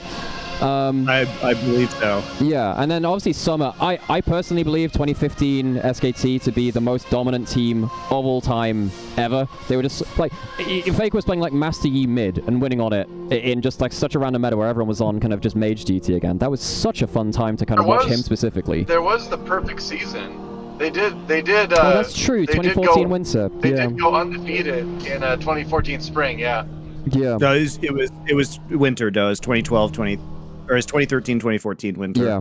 Oh, okay. I knew it was early. It was right after they had won the first Worlds. Yeah. But yeah. Right. That's like one of the heaviest carries like by Faker. Because I'm trying to remember if SKT were kind of falling off by that point or whether they were still going strong. I think they were really good. It was after that Mondu and Piglet really started to stink. Did Mondu... And that's when the rise of Samsung happened as a result in 2014. Yeah. Did Mondu have health issues? Was that what he had? Did he have wrist issues or something? I'm trying to remember. There was a support at that time which had... Oh, it might have been... Sorry, I'm thinking of Peekaboo. He's one of the great what-ifs actually of that era. Yes. Because he was looking really good, and then Yeah, he had wrist issues and then basically never made it back from that, which is really sad. In fact, didn't he go over to KT from T1? I seem to remember. Yeah. Damn. No, he was on KT. He was on KT. Oh, right. Because I was trying to remember if he was on SKT at first. Okay, he was on KT, my bad. Yeah, no, but he was a really interesting guy. He was fluent in English too, so really? he really had it set up to become like a massive I didn't realize star. that. That's cool. Yeah, he came from a pretty like wealthy background though, so I think a lot of what people miss is there's always this narrative that Korean players, it's so big there and parents want their kids to do it. Parents definitely don't want their kids to do it, by the way, and a lot of the Korean players come from relatively poor socioeconomic backgrounds and are supporting their families, which is also a reason that they, in my opinion, play better. They're much more motivated, let's put it that way, a lot of the time. But because Peekaboo, I think he came from a pretty wealthy family, so I think he probably took a more traditional approach to life. And I don't think it was his wrist that stopped him, is what I'm saying. I think he had other options and kind of just like achieved his goal of becoming a pro and it's always went on to do other things. But you're saying a lifelong career in esports isn't something that is feasible, Monty? Yeah, don't tell Nymaera. Yeah, can we not say that to someone who... Oh my God. Don't worry, I'm just sat here in Berlin trying to renew my visa. Don't you worry, folks. Sally, oh my God. Good luck. I have to say, like, Brexit plus visas over here it has been a trip, folks. It has been a trip. Oh my God. So, yeah, just for context, Monty, basically we have so many people here that they had to funnel people in, so they had to delay the opening ceremony on this screen. So the opening ceremony is playing again in the venue, which yeah, so I have no idea if they're going to catch up to this stream. Whatever, we'll figure that out as it goes on, though. As you can tell, first time set up here, figuring out a lot of stuff on the fly. As, any good esports broadcast, it's about figuring out somehow stuff on the fly. That's right. Oh, I'm about to pull into my you're garage too, so I might lose you. Either way, like I'm gonna. Yeah, I think we might have just lost Doa. Oh yeah. Oh God. Yeah. We were joking earlier because he was on the 405 and Peter, Go to my garage now. Okay. We thought we'd lost you for real. Keep us updated, Doa. Keep us updated. Yeah, because Doa was joking earlier that, like, wow, I mean, being on call while on the 405, I didn't think, co-streaming would legitimately kill traditional casters, God. Oh, man. I'm about to pull into the garage, so I will be dropping now. Are we actually just putting Double Lift and Bjergsen in the sky in a Worlds promo as if they were relevant internationally? What am I looking at? What am I looking at? Branding value. I mean, branding value to whom? They're not even part of the dominant audience. Do you know LCS is back. LCS is back. They've renamed it. You know what 80% of the people are thinking right now in Korea and China? Who the fuck is that? I'm sure they're thinking right now. Well, I mean, you could say that about what Western players actually even stood out in China. I mean, there was Perks. Perks was the big one, and Reckless. Those two really stood out in time because those are people. People in Asia know those people. I'm trying to remember if any of the NA folks really made it really big. Well, I suppose there was the Team Liquid team that took down IG. To be fair, Double Lift was big in Korea, but that was in the very early days, like 2012. Yeah, and I mean, you did have the TL team, which took down IG at MSI 2019. So that was a Double Lift one at that point, right? Yeah, was that? Yeah. Yeah, I'm trying to remember. I can't remember the whole roster, but I remember it was that. Yeah, anyway, yeah. But that team obviously put a dent in them because IG still are so very, very popular in China. It's I know, but I'm just saying, like, this is a world stream. Surely we can do better and put someone more relevant to Worlds in those slots, right? If we're honoring the legacy of Worlds, that's my hot take. Fair play. Yeah, I mean, I have to say though, I've liked the artistic direction of this whole like climbing the mountain, looking at the stars thing. I know some people like, well, the CGI is, well, you can't exactly do that non-CGI having, the magical constellations in the sky. I think we'll take that. I have to say, here's the thing too. They probably, if I had to guess from a production side, what they were doing is they probably had to run with a concept pretty early on. So I think probably look, I can tell you what I would do if I were them. Like you decide what the theme for the Worlds is going to be, but I would assume a lot of those VFX have to be started in advance. So you really have to commit to the theme, and then you're green screen filming the guys after you've already committed to the theme. So because you don't know which teams it's going to be. Yeah. So I really think like it's pretty reasonable. Yeah. From what we were hearing, effectively, particularly because there was no break between quarters and semis, like real credit to the productions team because this. Oh wow, we're actually straight into draft, by the way. I need to actually. Oh my god, because I'm still on the opening ceremony in the venue here. But basically. Sorry, I'm heads all over the place. Yes, they had to record all of the different potential options before quarterfinals so they could react to semifinals. Obviously, they had a bit more time for finals itself, and you could change the voiceovers as well in case there were specific things you wanted. But there was a lot of things that they had to react to on the fly, which honestly, on a production standpoint, hats off to them. That's hard to do. Yeah. I was really impressed by that as well. Just because, especially the promotions, the promos on the turnaround are really tough, but they did it. I thought they wouldn't have semis promos as a result, or they would be kind of scuffed, but they were still good. Yeah, I was. Well, I guess you kind of have to, because it's semifinals. You kind of have to, right? Because Riot love doing that kind of production piece, and they're very, very good at that, actually. Okay, so we're into drafts. I guess we'll have to sync up gameplay sometime in game if you're gonna stick around for that. I'll just have to call out a timer, and we'll match up to that. Wukong has been. I mean. What's up? I'm not going to contribute. I haven't really watched, as an analyst in like the last year, so I'm not going to know really what I'm talking about. So basically, the way I'm going to be approaching this stream is like you guys hop in and out as you're comfortable and would enjoy being around. It was nice to chat to obviously about the history of the Telecom War 2. But yeah, stick around for as long as you're comfortable with. It's cool to have you on, and I'm sure it's very cool for everyone else to see a bit of Monte and Doa for some league action again, especially for Telecom Wars. So we have Wukong Shinzao trade. I mean, I guess the big thing for me is KT, I think, have strategically been better than T1, but it's T1 at Worlds and it's T1 in Finals. So realistically, how do you overcome something like just T1's kind of aura at Worlds? That's been the biggest problem, I think, for so many teams. I mean, I can talk a little bit about this. Like, I don't know the current state of these players, but I mean, Cuz is historically a very good Wukong player. So I'm not really surprised to see that. Like, and he was on T1 for a bit, right, Cuz? Yeah, he was. And Cuz is a player that I've always really enjoyed, and even in previous years he has been more or less like a hard carry on his team, and when he's in form his team tends to do well, and when he's out of form or off his champion pool or off some of the carry junglers, I think he does a lot worse. So knowing him, it seems like they're very confident in him and a legacy pick that Cuz has just on a carry jungler going into game 1, which I think is cool. Whereas I think on the other side, I think Ona has a strong argument for being best Shinzao in the world. It's a competitive early jungle matchup, which I think early game for T1 is where they really want to hit you like a brick. I mean, Guma's got Varus, Ona's on Shinzao. This is looking to me like smash bot lane CV2, give Ona a platform to invade, give something that carrier can follow the roam with. You might be looking at Rakan up, maybe Rakan here is good for them. And then I think T1 will try and outpace the strategy of KT by blasting them early. Oh, okay, Poppy instead. Well, I suppose that's really good for early lane pressure. It stops something like Rakan coming in from Peter as easily, but I would have preferred to see the Rakan from carrier here, I think.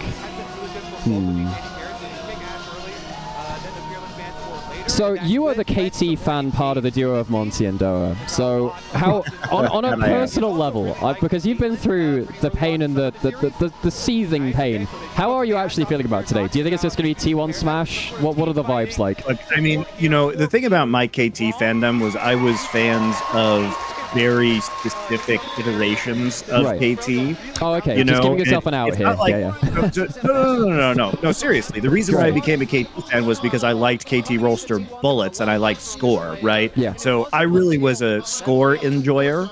And, Score back on KT. So I guess that's one reason that I should be rooting for them. I was, honestly, Nymaera, I was a pretty big BDD hater, right? For a number of years, up until his Genji Worlds performance, where he basically solo willed them into the semifinals, and then after that, I think he's just been phenomenal, right? So I think he was pretty. My opinion is that he was pretty overrated previously, but he has become a really dominant player, and from what I understand, arguably the best mid laner over the course of this entire year. Yeah. And certainly, I saw some of KT's playoff performances that were really remarkable with him. So, Quickshot's going to shout at us in a second. I'm much more of a Cuz and War fan. Thank you. Thank you, Trevor. All good. Quickshot's hyping up the crowd. Okay, cool. I think the screen's not caught up here. He might come say hi later, by the way. He did drop in before, but obviously he's been busy hosting around here. So it was actually very surreal to get like Trevor and Doa on at the same time. It was very, very cool. Only here, folks. Only on this co-stream. Sorry, where was I? I woke up at 5 a.m. I had a Red Bull for breakfast. Where were we? I haven't seen Quickshot since he was at my house in LA. So damn, long time. Hello there. Would you like to come say hi to Monty? Hang on. How's it going? Hey, how you doing, Monty?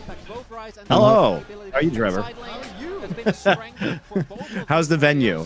I'm glad you guys do this. The watch party. This is really cool. It's amazing. I mean, look, it's even more exciting because Riot's are sponsoring this. I can't hear him. Hang on. That might be a thing here. Let me just tap the mic. One sec. If you just tap them. Okay. You know what? You just take this headset. Game number 1 as well. I really like. Yeah, Monty, just one thing that I think you'll appreciate a lot is that Riot is sponsoring this event. So very cool. Yeah, very cool, and I'm hosting it. So very cool. Okay, the mic is back. Yeah, it's awesome. There's 200 people. There's a cinema viewing thing, and of course because of my ties at G2, they've just asked me to host it. So it's quite fun. Cool. That's cool. Yeah. Only here do you get Monte, Doa, and Quickshot on the same stream for co-stream. You have to clip this out. Give me the realistic expectation here, Monty. Is this hopium? Is this real? Are we expecting? I don't know, man. I haven't. So the thing is, Trevor, I stopped doing analysis in League over a year ago, or about since last Worlds. So I haven't been watching as much because I've been focusing on the business of LFN and expanding the network. So I watch inconsistently, and I will say I mostly watch LCK. So I mean, I guess I've seen the last playoffs, the last finals. I'm not asking analyst Monte Cristo. What does your stomach tell you? Are they doing it? E1 reverse sweeps KT for the ultimate disappointment. Oh my god, the ultimate razor blade. It has to be one of two things, either a straight 3 or a reverse sweep. I will accept nothing else. Yeah, it must be maximum emotional heartbreak. Okay, that's fair. That makes sense. I have some responsibility to look after. Yeah, did you hear them chanting your name? I did. Yeah, it was very loud. It came through the mic. Yes, great. that's what I want to hear. Dude, it's so good to see you. Have fun. I'll see you later, maybe. Cool. Nice to meet you, man. All right, I'll switch over to the other headset 1 second. Thus far, Perfect had an absolutely stellar tournament. Been playing incredibly well. Yeah, it turns out, try to set up an audio setup in a very loud venue. No, I got you both at the end, by the way, because I could hear you both. It's just it was basically my preamp for one of my broadcast headsets is I think the valve in it's dying, so it's a valve preamp. Because I've basically been using this every day for the last year, screaming at LPL, and I think it's finally on its last legs. So, we'll figure that out in off season when I've got some, time to not have a preamp and get some, get some extra investments in for stream setup. Okay, I completely forgot the draft for the first game. What did we even have? Rumble, Rumble, Rise, Wukong. Okay, so one of the things coming into this tournament was basically Perfect was seen as just a bad top laner, but his Rumble was so good, you had to be very respectful of his Rumble. That was a huge thing for him. So he's gotten that. Cuz has the Wukong, we've talked about that. BDD on Rise has been insane. We've got the double globals in mid lane, so Faker and BDD both doing a similar thing within the team. Ashe Braum I didn't expect. That's a lane from like 2 years ago or so. I didn't expect that one. Maybe last year. Really good long-range engage though from Ashe and Rumble ult, and then you can flank with Wukong ult as long as you can avoid Poppy E, right? So I mean, theoretically, like very strong engage from KT's side. The more I look at it, the more I don't like that Poppy. The Poppy at that point of the draft, I feel like you've limited carrier a bit, and that is not something I want to see from T1 because Their whole thing Also, the is pop comes in just. I mean, the only champ with a dash is Wukong, right? So it's not like you're slamming. Like it's more like you're preventing them from doing things rather than punishing what they've already picked. I mean, Poppy does stuff in lane. And they also haven't picked bot side yet, so it feels a little weird. So, I mean, Poppy does stuff bot lane, which is in laning phase, which is fine because I think that you know, at the end of the day, T1 are a team that need to get things done through bot lane. Hello, Jake. How's it going? Do you want? Yeah, I'm in a call with Monte. Quickshot's around. Hysterics is here behind us as well. How you doing, man? Oh, nice. Would you like to say hi, or are you good? Okay, hang on one sec then. We'll get Hysterics on. Oh my god, we're gonna hang on. Let me just check if this works. 1C. Yeah, there you go. Got it on. Oh my god. Monty, there's voltage on this. What the? He just turned on like a ham radio from the 50s. No, it's a compressor. Is it? It's a compressor. Yes, it does turn it on. By the way, ham radios still exist. Well, as I work with audio, I know nothing about it. How was China, man? How was Casting Worlds? It was very good. China's always great. And, oh, dude, honestly, like, the best thing is always the food. The people are so friendly. It's like when I was in South Korea. I feel like the people are so underratedly friendly. Yeah. You know. I have very fond memories of us going to a hot pot in Xi'an, and you doing like you're ordering in kind of like broken Chinese, and then somehow accidentally ordering 2 plates of blood. Oh, duck blood. Yeah, specialty. Honestly, that, and I still have that guy's WeChat, Victor from out there. I still have that guy's WeChat. Anyway, for some reason, fun memories. Yeah, I mean, I'm not a big fan of Shanghai cuisine, but I do wish I was in Chengdu right now because I love Sichuan food. Oh, it's so good, isn't it? Because they do skewers really well. And, like, we had skewers when we were in Beijing. Yeah. Because it's also northern, like, I don't know how similar it is. Like, I don't know enough. But, man, Chengdu food is so good, you're right. Like, that Szechuan peppercorn. Yeah. It burns out your mouth. Yep. And it, like, numbs your tongue in the middle. It's the specific. Yeah. Anyway. During the pandemic, I decided I was going to teach myself how to cook Sichuan food, so that's what I did. I have seen. Didn't you post? Were you posting about it? Yeah. He has his own channel and everything for cooking. It's very cool. Oh, man, okay. I'll leave you to it because it's it's the World Finals. Honestly, it's great to see you, man. It's a pleasure. Stop by if you want to say hi. I will. I'll be an annoying fly. Be good, Monty. Love to your family, brother. Thanks, man. Okay. Yeah, I will turn off the voltage. It's not a hand radio, it's a compressor, and it works pretty well. What is this final boss graphic? This is hilarious. Oh my god, that's fantastic. I have to say, some of the creative stuff they have, I really love what Emily Rand does for death segments like that creatively. I love her Draw My Life segments and stuff like that. Oh yeah, like, really good. I mean, I think there's a lot of ways you can judge a broadcast, and I think obviously delivery is probably the one which people fixate on the most because you can tell if someone says something in a good way. But actually, creatively doing something different visually and still retaining the information is a really hard thing to do. So Emily doing that, I mean, icon of desk work, I think. So I went to, I don't know if you know this, Nymaera, there's a Korean fast food, like a burger restaurant called Loteria from Lotte. And so I went there today because I had to grab some food really quick for lunch. And they have a new slogan, which is on their bag. So here, I'll show it to you. You ready? It says, "Taste the fun L." What? Which is what I hope T1 tastes today. I hope they taste a fun L today.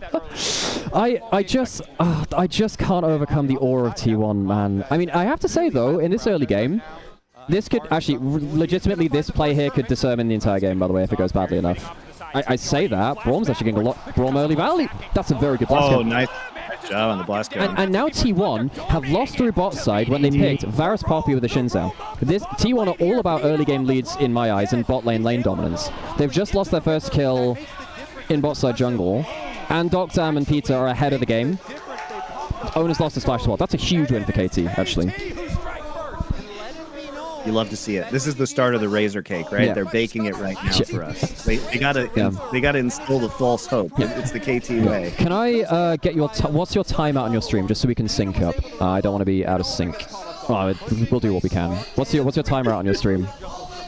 I'm watching the main stream, so I'm at 4:20, 21. We're basically 22. the same. Perfect. Cool. Perfect. We'll deal with that then. Perfect. Okay. Well.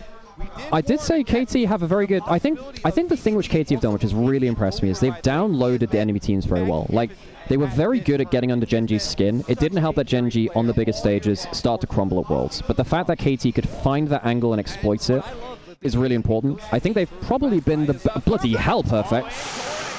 I think they've been the best drafting team at Worlds, I think. On the whole.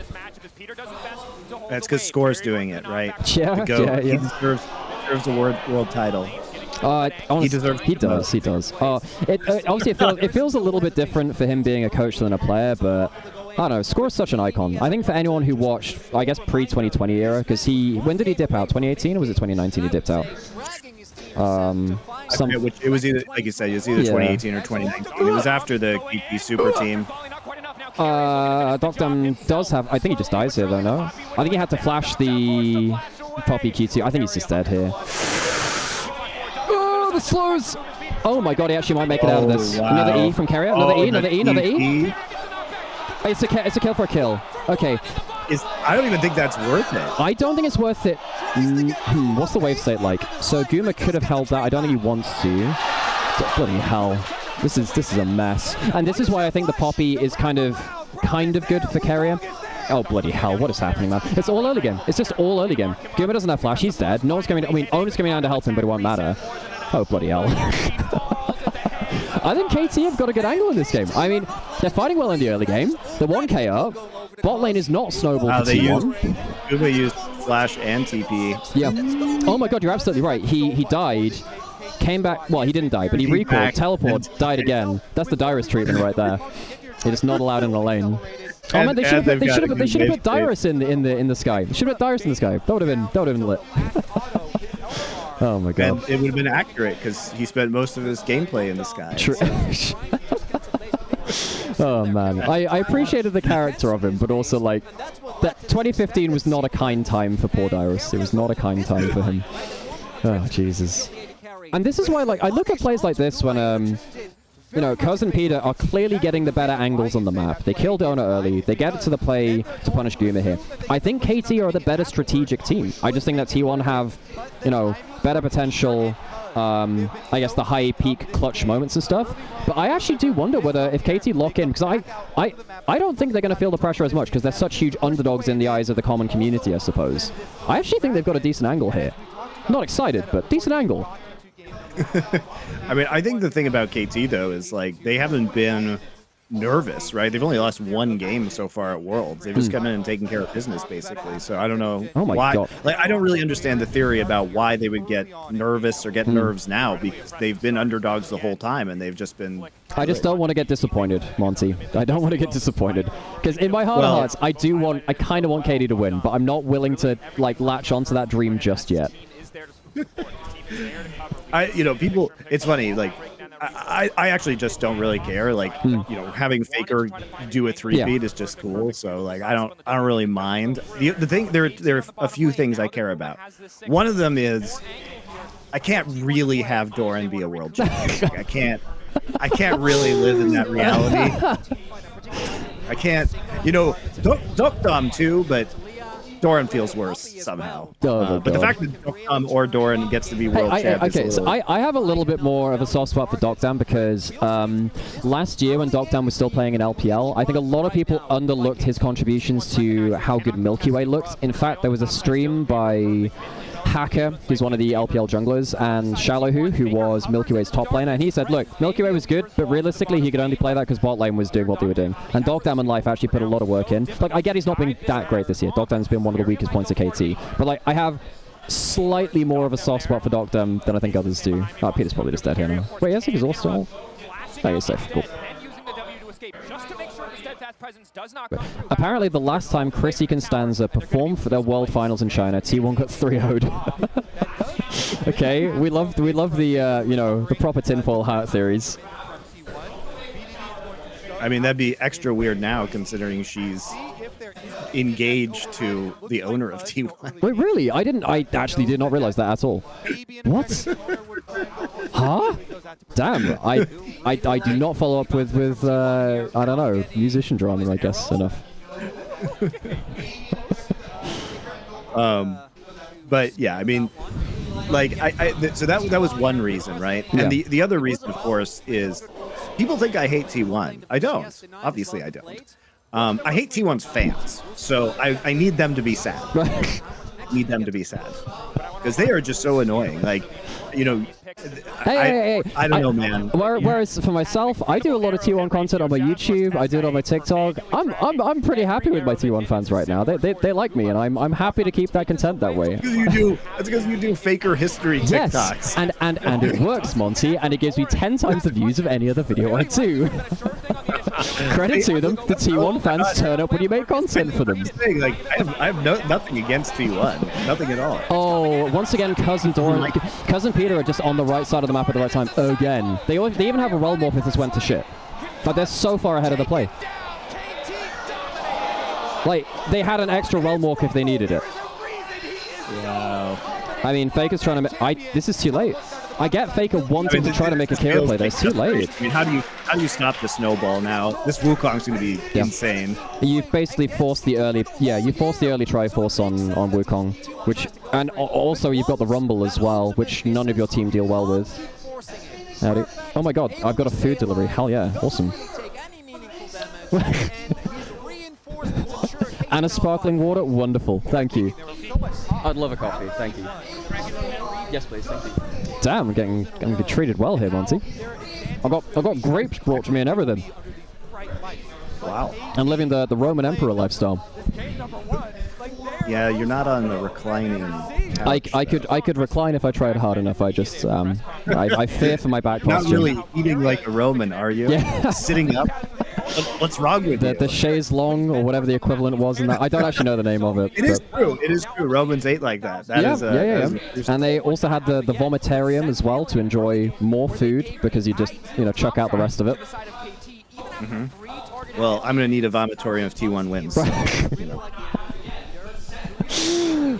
Good stuff. I don't know what T1 do from this point. I actually don't know. This is a really hard comp to fight back from because I feel like every time you make a play now, there will always be either Ash Arrow to respond, Realm Warp to respond, even a long-range Equalizer is pretty long-range as well.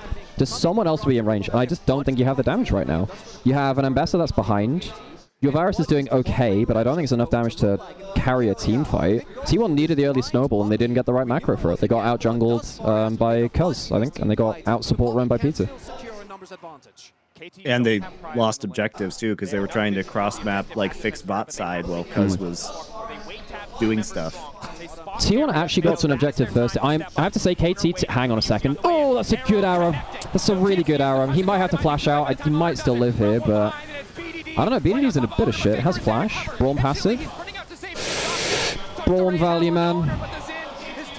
I mean, that's a huge win for KT. They get second dragon, so T1 don't even have dragons to play around now. Some Mountain Soul, which is a bad soul for them to roll into because they have a poke Varus. I think T1 have been massively outplayed in jungle support. Yeah, I think Cousin Peter have had an absolute blinder. Really dominant by KT, damn. KT are just I would say the least likely outcome of this series was like KT 3-0, but the dream's alive. And because it's the least likely option, it may well happen because it's KT.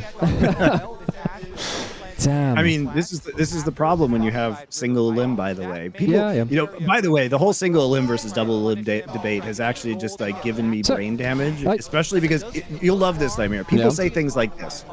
Well, if it had been double a limb, DRX would have never won in 2022. I'm like, what are you talking about? DRX won the tournament.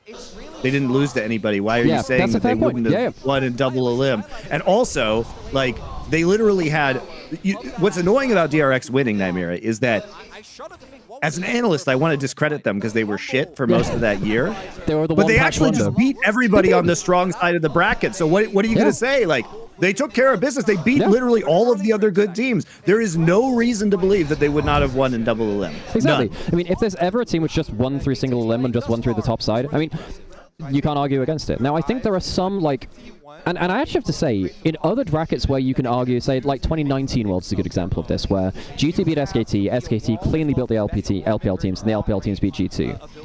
the draw of that bracket would potentially change the outcome of the tournament, say if G2 was on the LPL side of the bracket and Team was on the other one. But if it's double elim, it doesn't change the fact that you're still going to get that rock, paper, scissors. All you're getting is more best of fives between really cool teams. So I like it. Yeah, and also you get a better finals. And I think people forget that most of the world finals in the history of this game have been really bad. And it's only recently that there have been some good world finals. And so people are biased because they've seen some good world finals. But I mean, if you had suggested this in 2021, which I did, obviously, I literally have tweets from then. I've been suggesting this for almost 15 years. And by suggesting, I mean loudly crying on social media and my shows. But, you know, it's one of those things where, like, for the most part, it would have saved us a lot of potentially very bad world finals. Yeah. I mean, I think the mental gymnastics is... and you're like, I really am so sad that I didn't get a rematch of, or that all I saw was like KT versus IG. Doesn't he kill? Redemption. Bloody hell, man. Also, Doran losing Flasher is actually legitimately quite big because there are a lot of situations where you have to flash out a Born passive. Ambessa is maybe the one character that can save this game because as a melee character, often you don't think of them as like a DPS to lean up teamfight threat. But because Ambessa is so mobile, Ambessa can actually carry teamfights late game. If you're losing Flash and losing gold in side lanes, you're kind of locking yourself out of a win condition. Oh my god, he's actually going to die here. He's just teleporting into it. Doran, oh my god. This is not even close. Once again, KT on the right side of the map at the right time. They don't lose anyone on the weak side because no one's there. First turret. I mean, it doesn't matter because feats of strength is already at KT anyway. I mean, T1 are getting blitz. They're just not in the right place at the right time. I think Owner and Kerry are so far behind. This is ridiculous. Yeah, going back to the double link tournament, the way that I like to think about it is effectively think about whether a tournament had the best series in the finals. Exactly. And I think, you know, Season 3, no, that was... I mean, Season 2, probably yes, actually it was. But Season 3, no, that was Semi. No, that was Naj and SKT. Season 4, probably White-Blue, I guess. Even though it was a... That was a 3-0. Was that a 3-0 or was it a 3-1? It was, but that was because White was... They were like trolling in that TSM series. Yeah, and then season five, sure, I mean, season 4 and 5, the teams that won were so dominant, they would have ended up that way anyway. Whatever. Season 6, obviously SKT rocks. Season 7, that one's a bit harder actually. I'm not sure about that one. Well, I guess it has to be that same final. So okay, so season 4, 5, like 5, 6, 7, you're like okay, or 4, 5, 6 rather, you're like okay, whatever. Sorry, 4, 5, and 7. Season 8, clearly the best one was in the quarterfinals, which is a real low roll. You really want to not, you want to have at least the semis, right? Season 9, definitely not finals, but season 9 is a bit of a weird one anyway because of the rock paper scissors. But you would both the semifinals were better than the finals. Season 10. Quite a dominant one again, actually, from down 1. I can't actually remember the semi-final. Oh, they had the G2 semi-finals. Wait, was that semi-finals for them? Or was it quarterfinals? Can't remember, actually. I don't remember off the top of my head. Yeah. But Season 10, again, it wasn't a great finals, but I don't know what it does to save that. But then you think 21...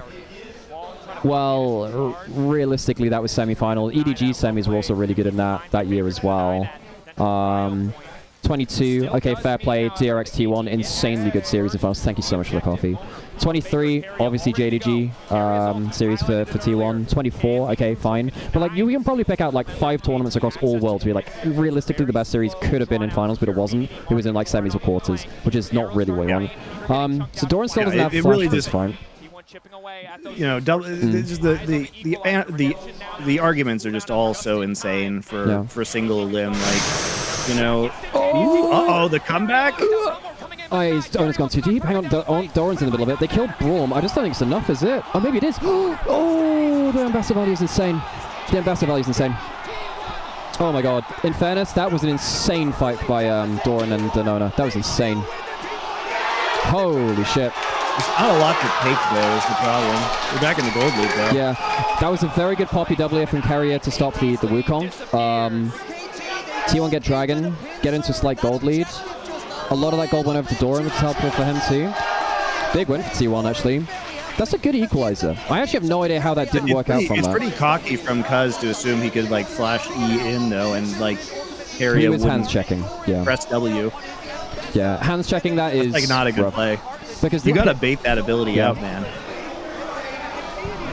Because even just having a 4-man equalizer and leaving there is probably a winning play, right? Oh, thanks for the stream streak, by the way, Angie. 170 stream streak? Jesus Christ. That's a number to hit. Okay, well, now T1 are back in the game. I'm just wondering if they have the gold in the right places to make a difference. I guess Goom is heading towards 2 items.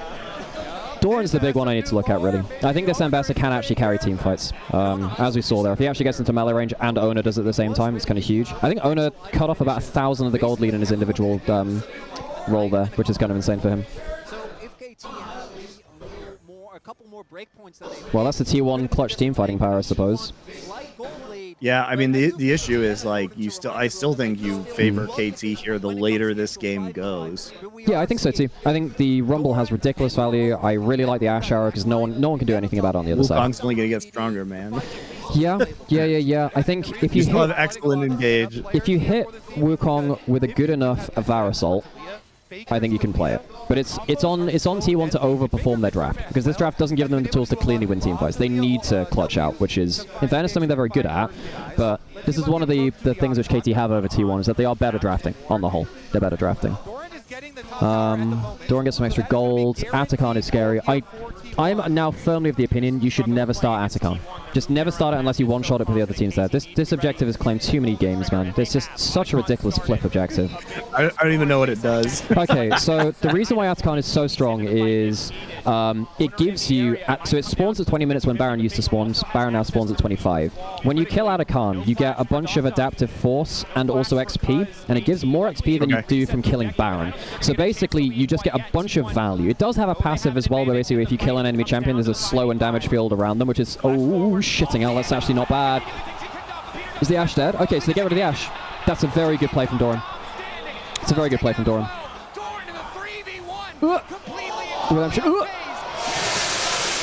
Peter dies as well. Is that going to get them Atakan? Did they get it already? I actually don't know if they can take Atakan after this. Not with BDD's too high HP. And Atakan, the danger of starting Atakan is that, much like Baron, it shreds your resists, and every second you stand in the pit in combat with it, you lose 1 resist. Oh, nice catch from BDD. Nice flash. Bloody hell. Nice. Good stuff. Okay, so BDD is... hang on, that's a teleport in from Faker. They don't have Ashe just yet. Realmorph's good. Realmorph is really good. Realmorph is really good. Oh, that's bloody close. Okay, T1 still have a winning play out of this. Oh, bloody hell, that's close. Oh my god, it's a mess. Perfect just teleported into die. Well, T1 now have a 3.5k gold lead. Oh my god. Damn, that was a good shove by Faker. Dogtime getting caught with no flash on bot side is a killer. Absolute killer. Oh my god.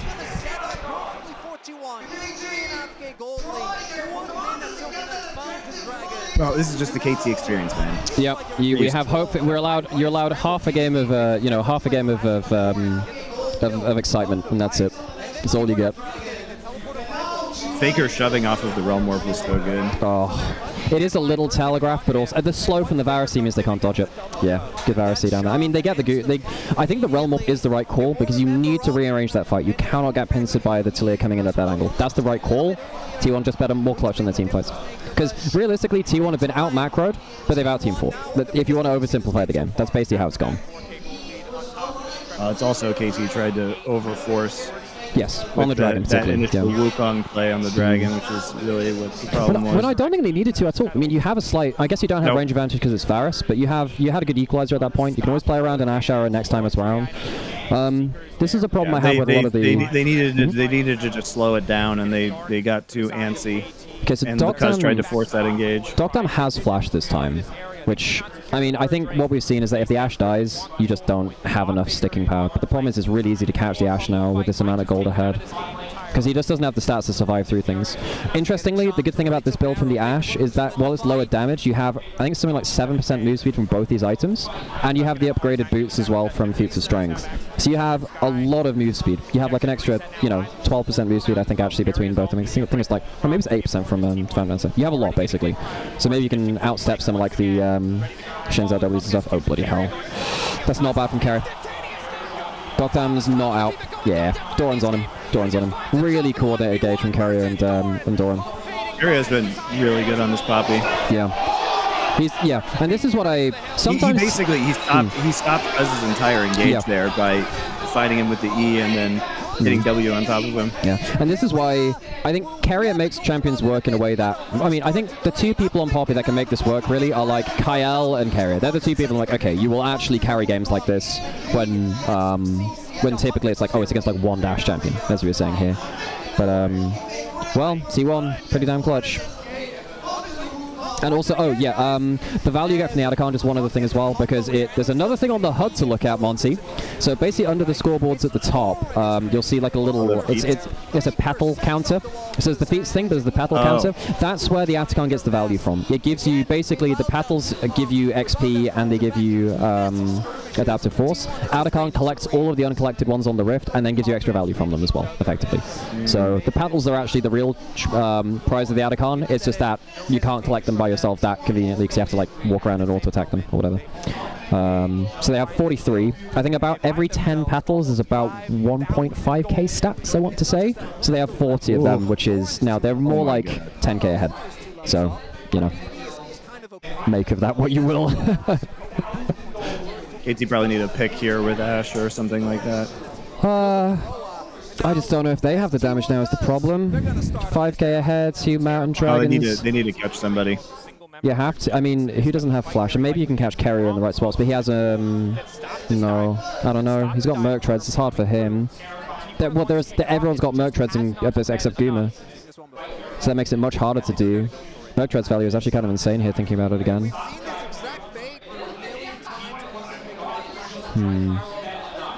I mean, KT had their shot this game. They had their shot this game. I don't think they're the kind of team which will come from behind in the same way. I mean, I say that they did that a lot through Swiss, but it's just a different beast here in finals. Baron flip angle? Yeah, maybe, Sam. Maybe it's a Baron flip angle.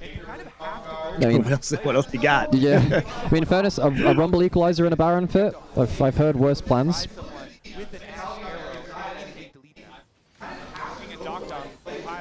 Dogdam, he's just been caught out way too many. He's been caught out one too many times as well. I mean, it's not always his fault. That last fight, really, what else do, you know? But if Dogdam dies early into the fight, they just don't have the sticking power. They need him for the slows a lot too, because he basically confirms your Braum passive.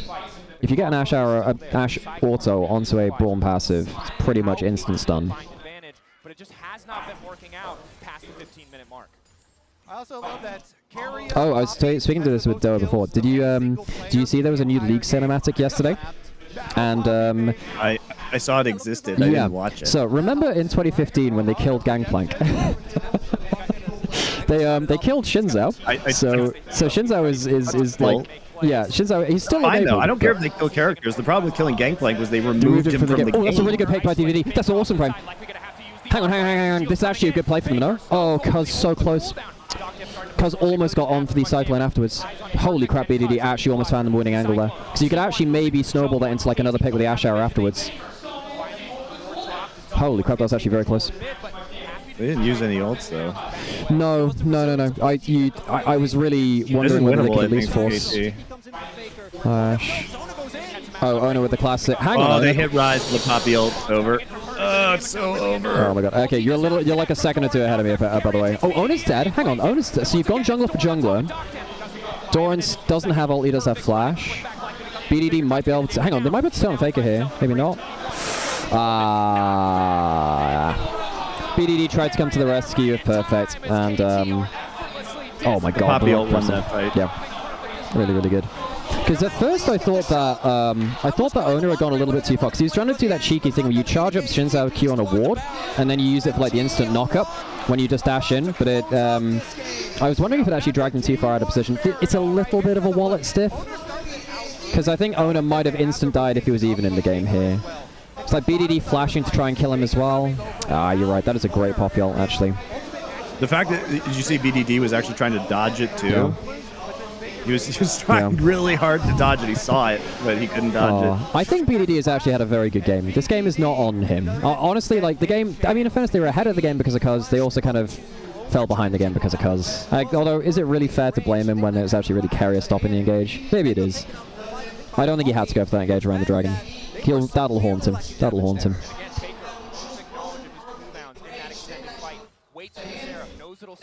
Do you think this Worlds win? I mean, I guess it's hard, like with the full context of the year, it's kind of very different, I suppose. Do you think this match is the DRX run if KT win?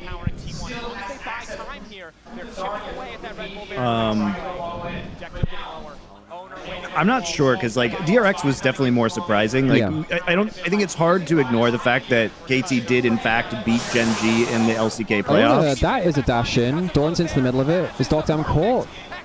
Is Dogdown dead again? Yeah. The Ashe just can't live. T1 have done a very good job of isolating the Ashe in the team fights. Yeah. Perfect missed the last chopper out of Vietnam right there. Oh no.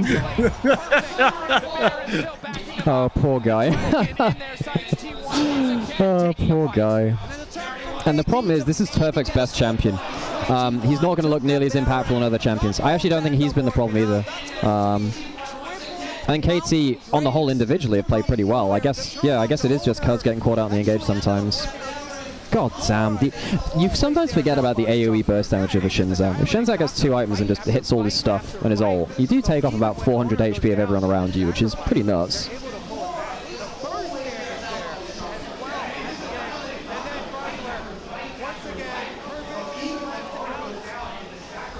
Ah, poor Perfect.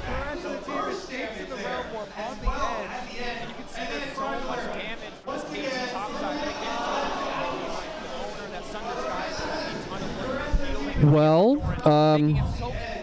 KT had a really good shot in this game. Now my worry is you've lost a game, and while and you've lost it on your best champs, right? Yeah, I think Cuz, Perfect, and Peter as well. Actually, these are.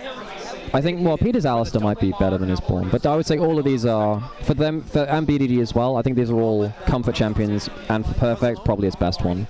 Dogdam, I didn't expect to see the Ashe. Whatever. This is a strat which didn't work for you.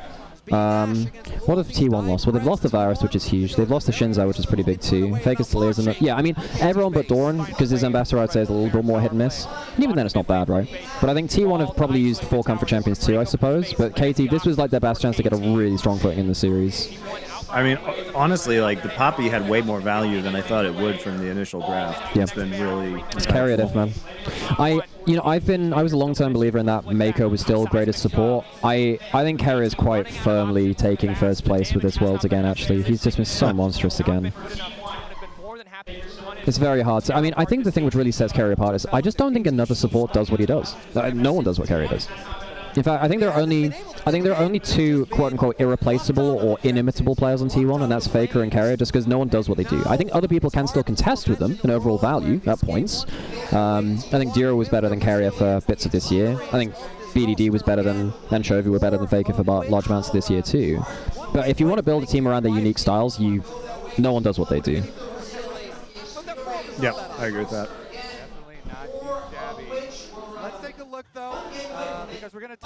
Guma's using his own T1 Varus skin as well for the added mojo.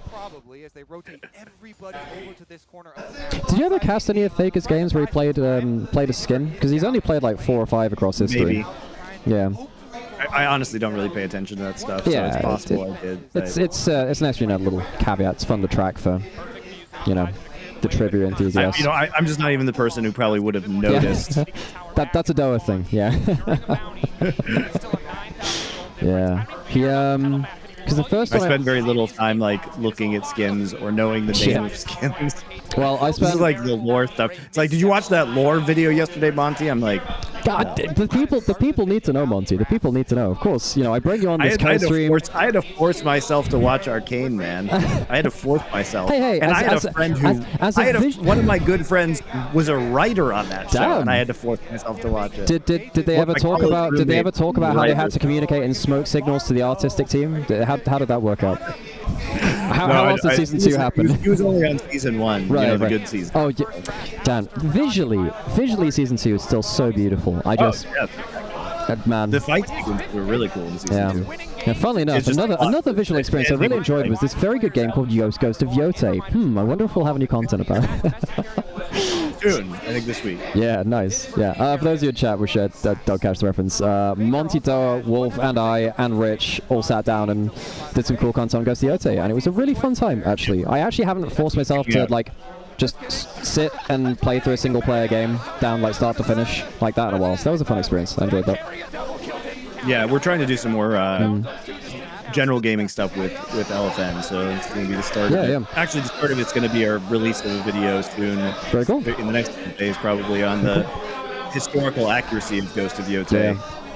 Oh yeah, I was noting that there were two battles in Yote, which I thought was very cool that they highlighted. It was Nagashino and Sekigahara, and I thought that they actually tied it into the two characters that they referred to pretty well. I didn't talk about that in the video, but yes. Yeah. No, well, that turns out there's a lot of historical stuff to talk about, but I caught that because I played enough Shogun Total War to know that, you know. God damn, great game. Well, Tijuana are trying to force them. Well, they're just methodically taking away vision. There won't be a Baron flip. Maybe you can realm warp. Pop out means the jungler's away. Yeah, no chance. So, I mean, I suppose T1 haven't ended the game yet, but the problem is, ironically, KT would have preferred T1 to take a dragon earlier now, so they could at least flip around Elder. Because you have to flip around a big objective. Oh, Dogtown didn't flash. Well, it was a done game, but that just seals the deal, really. Oh, that's nasty. Yeah, good job, Doran. Doran's early game was kind of shit, but actually he's been very good in the team fights. Credit to him. This has been a good game for him just getting onto Dogtown. He's made the Ashes game unplayable. Since Ambessa didn't exist when I was watching this game a lot, is Doran like a good Ambessa player? I don't know the answer to that. I wouldn't say he's someone I would name when I think of Ambessa players, but he's been good at... The thing about Doran is that he's a very good coordinated team fighter. If you need him to do something at the right time in a team fight, he'll do it. Ambessa does benefit from that. My problem is his laning phase and his side laning isn't good enough for the duelist part of a kit. Because Ambessa is a real zinger, that champion. You have pretty much no bad matchups besides like Renekton. You have very good scaling. Because basically, you know how like Pantheon, when you level his ult, you get extra armor pen? She gets that, but she also gets lifesteal and omnivamp per rank of her ult as well. So you get to like level 6, level 11, and actually suddenly you are hitting everyone harder, but also ridiculously drain tanky as well. Plus you get like either build Grasp or Conqueror, so you just get a ridiculous amount of sustained fight value. So the champion just kind of pops off very good in the late game.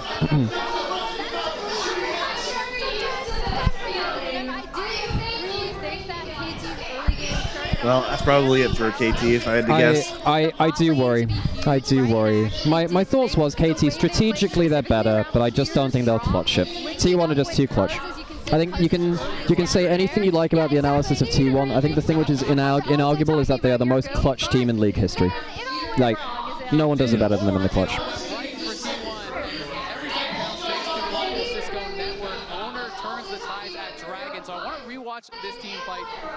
What do you make of Genji failing at Worlds again? It's like the third time they've come in as favorites and failed. The Chovy choking stuff is such nonsense. Like, in 2022, Chovy definitely underperformed relative to his year. And like the fact that he became a much more complete player starting in 2022 in terms of his ability to play with his team. Whereas before, I think it is true that he was just like basically a lane dominant player and not much else. There wasn't a lot of dimension to his game. And I think he definitely reverted to that at 2022 Worlds. But people like I think people just hate Chovy for whatever reason. I think it's I don't really understand part why. of me, I think it's just because he's been a rival to their favorite players over the years. Whether it was, I guess, Showmaker before or Faker more recently, he's like been the rival and he had a less flashy style, so it's harder to gain fans through that.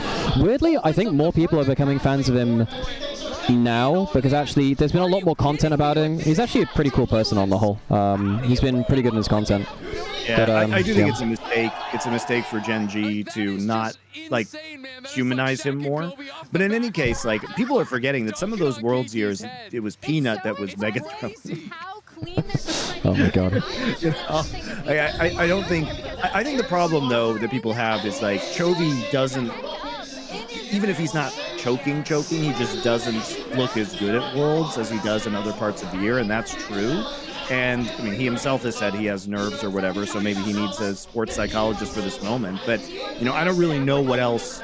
I think the depressing thing about Gen G is what else can they do at this point in time? Yeah, exactly. You know, since 2022, since they had that embarrassing loss to DRX in 2022, they've changed every player but Chovy. Chovy has just objectively not really been the central problem at their other Worlds runs. And they've changed the coaching staff. And how do you become more dominant? They lost like what? 2 best-of-5s in the last 2 years? Yeah, and they've like 18-0 splits. Like, what are you supposed to do? How do you fix this problem? You know what I mean? How do you fix it? I have no idea if you're Gen G how you fix the problem. I mean, I think there are some rumors about bringing in a different support, but that sucks because I really like Dero. I think he's actually very good. I have no idea what Quickshot's doing on stage, but he's doing, you know, Quickshotisms. I have no idea. Like, I just don't know. You know, if you're Gen G, how do you change this from a management perspective? Yeah. And like, what other shifts do you make to the team? So it's just, it feels like almost like a curse at this point in time, because it's not like they've been unreasonable. It's not like they have not made roster changes.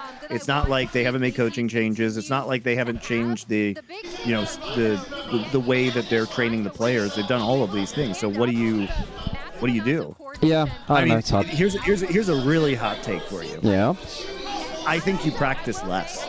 Oh, so you kind of, I suppose if you practice less, it means that you retain more kind of, I guess it means that you're less drilled in very specifics, and it means that you're more broadly good, I suppose. No, here's my thought. This is going to sound crazy. So, well, it's sounding pretty crazy right now. You know how Mad Lions used to like take their foot off the gas and like scrim left? I think probably Gen G would probably benefit from that. Like, because when you go 18-0 in LCK, the only thing you are doing is making your opponents better by scrimming. Oh, that's damn! I hadn't thought about it like that. Unbelievably dominant. That you are. What are you learning from scrims? Nothing, basically. What are you learning from being in the matches on stage? Nothing. Yeah. So, you know, I do wonder if their practice regimen is actually too hard. Speaking of just quick cut again. Hi Wolf, how's it going? Wolf's joining us. Hey, how you doing, man? I'm not feeling so good right now, guys.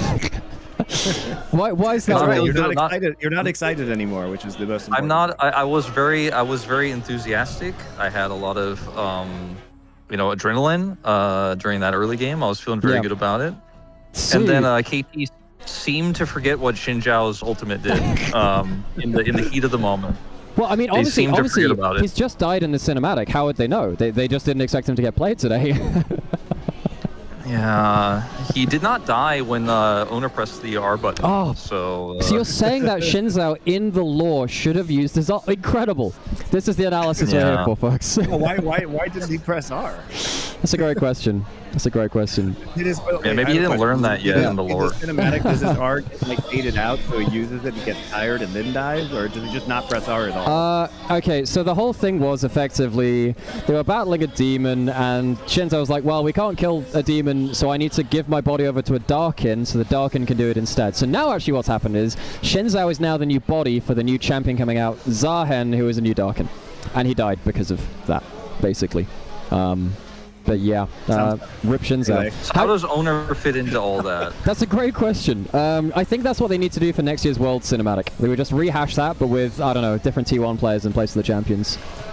Maybe like BDD flashing on an ulting Xin Zhao and being able to kill him. I love that. As well. No, flash forward to deal 0 damage to a Crescent Guard Xin Zhao. Yeah. How are you doing anyway, Wolf? How are things? How are you feeling about the series? I'm good. I'm in a very packed watch party with basically a lot of the casters out here, and so I had to come outside. Is that the LCK studio? No. We're at somebody's house, but like cool. We're all just hanging out watching the games, and it's very loud because a lot of people showed up, and so I just came outside. Otherwise, you guys would not be able to hear me probably. Right. Yeah, no, we could. Well, I was kind of worried about that too. I'm basically having to like turn down. I don't have like a push to talk on right now, so I'm just having to like wheel my gain down and up based on how bad the background noise is. Hey Jake, how's it going? We've had, so currently at this venue we have, so Quickshot's around. Hysterics is eating my grapes. Why? I would quite like my grapes.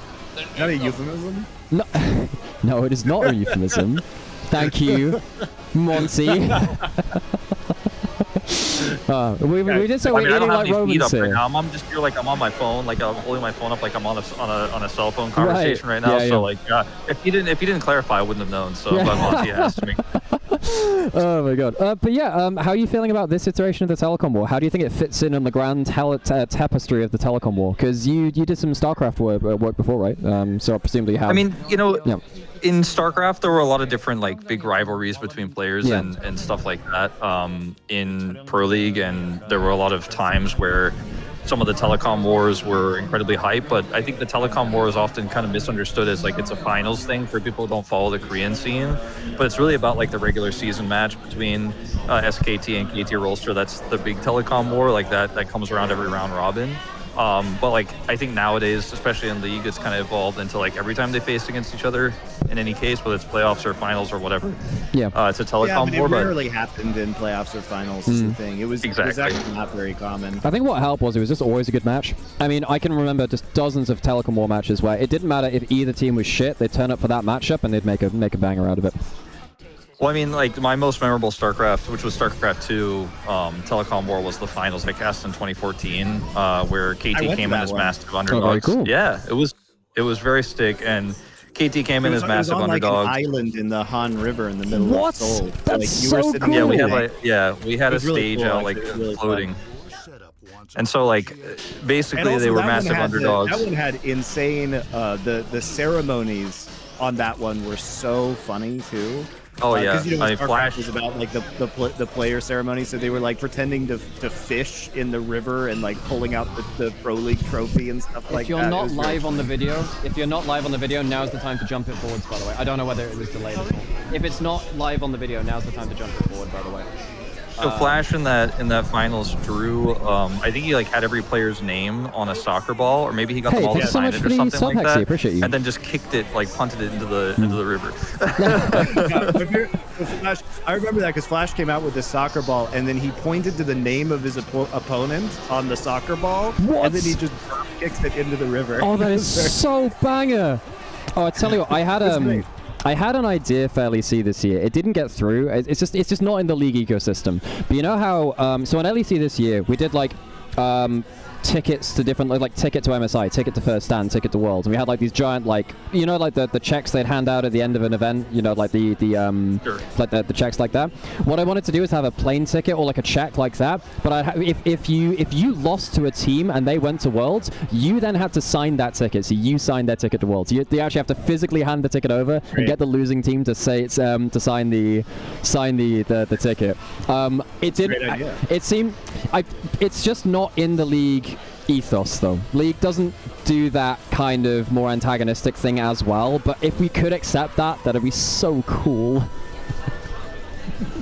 In the finals that I cast with Valdez, actually, and someone called Moonglade, which is he's an ex-StarCraft 2 Pro and Warcraft 3 Pro. I don't know how many people will know who he is, but three of us cast it. Like, basically everyone thought SK Telecom was going to win 100%, but on the day, everyone kind of had this vibe that KT was just going to randomly upset, even though everyone officially predicted SK Telecom. Right. And I feel like that's kind of like the vibe today a little bit, especially after the beginning of that game one.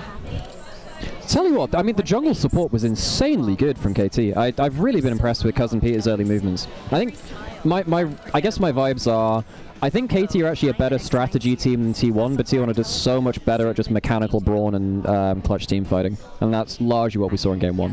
What would you do you think at some point? Also just like finding comeback angles through macro. I mean, that's the Faker diff right there. Yeah, right? the setup was so good. Like the fact that Faker had Talia is such a problem for game states like this, where he can kind of cheat the game. And then they got the better setups because they just kind of ran KT around in circles a few times. And then even though KT was massively ahead, KT made the snap calls to engage on the jungler, who looked like he was out of position, but actually the rest of T1 was ready to follow up. And T1 is just better at those types of moments. I think basically KT can still win this finals if they continue to try to play through their leads, if they win early games and continue to win. But if the game state gets to, a state where like T1 can fight back through macro and the lead doesn't matter enough to close the game out, then I think if games turn into team fight fest like that first one did, then T1's probably going to win. Yeah. I don't know if they'll win 3-0, but they'll probably win. And if KT did somehow make a comeback and win this, do you think it would be up there with the DRX 22? Do you think it would beat it, or do you think it's not quite as crazy? I think I mean I'm a KT fan. Obviously, everyone knows this about me. I really want KT to win, but I don't think it's the same because DRX came in as a much weaker team. Like they were a team that we didn't even talk about like on our show. Yeah, like DRX like was not even supposed to make Worlds, and KT literally had just beaten Gen G and LCK playoffs. So like that's true. Yeah, that's bit true. of a diff. Yeah, and I think like there's a lot of things that happened with KT's dominance up until the finals, although their strength of opponent was a little bit weaker. They did look really good in the tournament, whereas DRX kind of looked a little bit strategical. Like they played Juhan and they pulled out the Maokai jungle that no one else was really playing at the time. And yeah, that was an EU like special. DRX kind of did it a different way, you know, like they did it in their own special strategical way, whereas KT's just kind of being a generic LCK team. And they had a pretty easy run to the bracket, and Gen G choked a little bit. And like I think they come into this finals, but I think most people who have been following KT and have been following all of Worlds know that they're massive underdogs, even though they had like the perfect record and they beat Gen G, who was supposed to win the whole tournament. Like most people expect T1 to win, myself included. I just feel like most people don't want that to happen unless they're T1 fans. That's true. Yeah, and there are a lot of them. Yeah, I don't know. I mean, it's obviously really cool to pick your brain about it because obviously you've been casting T1 for... Wait, how long have you been casting in the LCK now? 3 years? Is it 3 or...? I've been since 2021, so this was God, my so way more than that. Sorry, fifth year, I guess. Jesus Christ. That's crazy. Damn. It's yeah. been 5 So years, you've been there for the entirety of this era of T1, which is kind of insane, actually. Yeah. And I have to say, like, I just didn't expect... I don't know why, because, I don't know, T1 were at Worlds. I just didn't expect them to do it again this year because they've broken apart the roster, you know? This wasn't the Zeus roster. Surely that makes a big difference. Apparently they do it anyway. Well, they still have the core that nobody else has, right? Like, KT didn't build this roster over years, right? And, yeah. Like, I was there... It's funny you mentioned, like, my first season of casting was the 10-man Dany roster. Where like Cuz was actually playing for that team alongside Elim. That's insane. And Teddy was on that roster, and like they couldn't figure out what team was going to be the one, and then ultimately they decided on Owner. Yeah. And like once they decided Owner, everything fell into place. Kuma became the starter, Zeus became the starter, and you know Kana was out, and it was just like, okay, this is the team. And then since then, obviously, a ton of titles picked up. So pretty insane, like what they've accomplished so far. And it's like not even a shock, and even though they didn't look like one of the favorites coming in this tournament, no one would have been shocked to see them lift the trophy, right? Whereas if KT win, people will lose their minds. Yeah. People are already losing their minds that they're even in the finals itself. Well, I appreciate your insights on it. I'm gonna have to go back. But thank you guys for having me on. I might join a little bit later as well, but love that. This is it for me for now. No, cool. Well, thanks everyone. Everyone say a big thank you to Wolf for coming on. So now on the stream so far we've had Doa, we've had Quickshot, we've had Monte, we've had Wolf, we've had Hysterics. So we've got five, six, including myself, like the lolesports casters in here. So we've done a pretty damn good job of grabbing people from about the place. Gosh, trying to think what else we can do. Well, we're about to get in the second draft, I suppose. Okay, I need to hide this text that Wolf's on call. I'll tell you a story if Doa didn't tell it about the first KT versus SKT final, which is the Faker Ryu Zed versus Zed game. So people like just remember that moment, but I think what was really cool about that final was that it was a reverse sweep. Yes. First off by T1, but honestly, like the vibes were so crazy. So what happened actually was there was a rain delay. Oh, There's a rain delay in that final. And what happened was halfway through the series, it was being held outside. Yeah. And the players were in booths, but Doa and I and the Korean casters were just on stage, basically. And we were wearing like the cheesy OGN tuxedos, right? Yes. And what happened was it just started pouring. Pouring. And we found out later that it actually only happened in that specific part of Seoul, and the rest of the city didn't get any rain. So it was just like a very localized downpour. And so we were just sitting outside, and so by games, I think 4 and 5, they took a rain delay, and the fans all went inside, and they came back out for the final game or two. And we were just soaked. So we're in these tuxedos, and we're just sopping wet in these tuxes. and they end up, it's still like drizzling a bit. Right, and so they end up just plastic bagging our monitors. And so we're sitting there casting the game, wiping rain, like a windshield wiper off our monitors while we're casting. And it's getting dark, so we're getting kind of cold. But it was just honestly so invigorating because you're just there in the heat moment. It's amazing. It's amazing series is going on, and you're just in a wet tux, just like so amped up. It was really fun, actually. Oh, that's great. so cool. So that moment, it's just funny because I remember that moment, and part of why we were so into it was because of the circumstances. Oh my god! So, funnily enough, a bucket of cold water dumped over your head, and you were literally just trying to fight the rain to even see the game. So, funnily enough, Doa did tell that story earlier, but it's so cool hearing like both of your perspectives from it, because it's such a huge moment in League history as well. Because that was, I think, the highlights from that series and then Worlds was what got me into League. That's what, like, my brother introduced me to the game. I saw the highlights from that and I thought, okay, I'm sold. I'll give it a try. And, you know, 12 years later, I guess I'm here. But, God, I mean, I think a lot of people are sadly now kind of forgetting that series, which is such a shame, because I think up until the 2016 Rox SKT semifinals, that was viewed, I think rightfully so, as the greatest series of all time. And I think it should still be viewed as one of the greatest series of all time. Reverse sweep, Faker's rise to dominance, that was such like the 2014 Samsung Blue KT Arrows summer one was also that was fantastic. That was so insane because KT legitimately won a split in Korea while it was at its most stacked, arguably, by coin flipping their way to a title. Just how ridiculous is that? In such a controlled meta where everyone was like, okay, all about these specific early games, specific late game macro and whatever, and it's like, no, we're just gonna like randomly no vision nocturnal. Okay, cool, let's go. God, I miss that. Yeah. They were a terrible team. I'm glad they didn't go to Worlds. See, this is the other thing. Nymaera, was that was KT's first title, but I didn't want them to win because I hated that version of KT. I was like, really? This is the team that wins? Of course, it's always the KT teams that I don't like. Exactly. Do well. Okay, so we're into drafts. It is. I am very surprised that KT see the Scion and they don't immediately... Oh, Trundle's banned. Okay, that's why. That's why they didn't Trundle. So Rek'Sai top has reared its head again, and the reason why it has is you are... there were some changes to Rek'Sai, so you have AoE knockups again. It was single target for a while when you unborrowed. You have a lot of sustain from your range going underground and then... getting the regen through your rage. And basically you're a manaless, infinite sustain, high wave cleared bruiser tank. Really makes tank life annoying. I really just hate the changes like that they made to Rek'Sai. Yeah. You know, I miss the old farm alarm. No. I know you like it because it was like peak jungle pathing, permanent jungle uptime, but it was so boring. I mean, the lame execute on the ult is more boring. I hate what they did to this champ. This champ also just feels bad to play.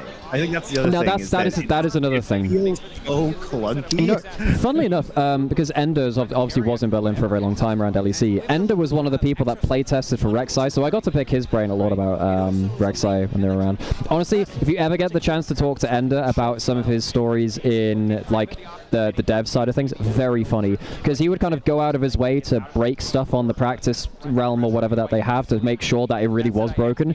So when Summoner Spellbook was first released, he'd go like exhaust, smite, Master Yi and come into lane and be able to cast like 3 summoners in a single fight because they hadn't balanced it, so like you weren't locked out of a summoner when you first cast it or something. He had some great stories around that stuff.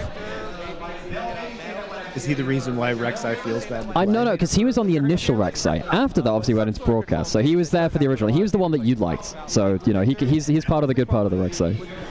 Already, I think T1 have an incredibly good draft here because you have Scion with a Sivir, and the other team just does. I mean, you have kill Scion with this. Well, Mel can. Mel actually. So really? Yeah, Mel is very, very high damage over time.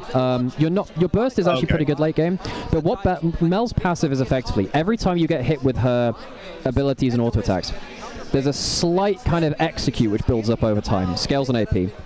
But basically, if you keep spamming Q on people, eventually like, oh shit, half of my HP, or like a third of my HP is just exploded because I've been hit by like 5 different skills, or like 3 different rotations or whatever. In fact, now this is really interesting, because Sylas can be very, very good against Mel, because Mel's the core part of her kit. Have you seen Mel at all? I have no idea. Okay, so Mel, she's kind of like an immobile artillery-ish mage. Her E is a line skill shot. It roots if you hit the center of it. Obviously, magic get damage scaling. Her Q is basically point and click. A load of missiles fire out onto the ground pretty quickly. Her W is the very interesting part of her kit. Her W is effectively like it's a reflect. Any kind of projectile which hits you is reflected back towards the attacker. Now, that won't help against Sion because he throws his body at you. What you can do is throw Sylas's E back at him. The problem is, you then fly into the Sylas. So Sylas can sometimes have a great match of it. Chain him. Exactly. And that can actually be very, very bad because you reflect it and you get like dragged under turret, you get dragged into the enemy team. Similar kind of stuff happens when you get like Nautilus Hook. If you ever, or Leona E, very funny with Leona E as well, because you just fly into the enemy team. And yeah, there's not much you can do. The fun thing with this is you can actually reflect Sylas's ult. I don't think it means you get the ult steal, but it denies him stealing your ult. Mel's ult, a little strange. Okay, Sylas shouldn't be doing this anyway, in fairness. But Mel's ult is effectively, if you've hit someone with an ability, depending on the amount of stacks, which are also the execute, you basically get like a your R just basically detonates those stacks early with a bunch of damage. So basically, what if you take, if Sylas steals the ult though? Because I have no idea. I look, he shouldn't anyway, but we might find out in game because let's be honest, he shouldn't be doing that anyway. You have like Vi ult to steal, so you should be fine. I mean, Nico ult and Vi. Oh my god, the Nico ult's actually so big in this. Thinking about it. Is this flash blind from Carrier? Oh no, he's safe actually. If they can stop his recall, that's big. But I think it's too early for that. I don't think that's made enough of a difference. Oh, what's your timer at? I'm on YouTube now, so I'm on 57, 58. Okay, so you're actually slightly ahead of me. Do you mind stopping at 1 minute? Oh, it's too late for that now. So wait at 110. So wait at 110. Wait at 110. Wait at 110. Okay. And I've stopped. Okay, and in 3, 2, 1, go. And we should be synced now. Should be fine. Okay, cool. And I'm synced with whatever's happening in the room here as well. In fact, actually, I think the room's now slightly ahead of me, which is kind of fun. Whatever. We'll deal with that as it comes to it. All good. Yeah, I look at these team comps and I think that T1, if they ever get Sion to a point where he can just stand in front of people, like if the Mel doesn't do enough damage, which Mel eventually does damage, I'm not sure they'll do it early enough.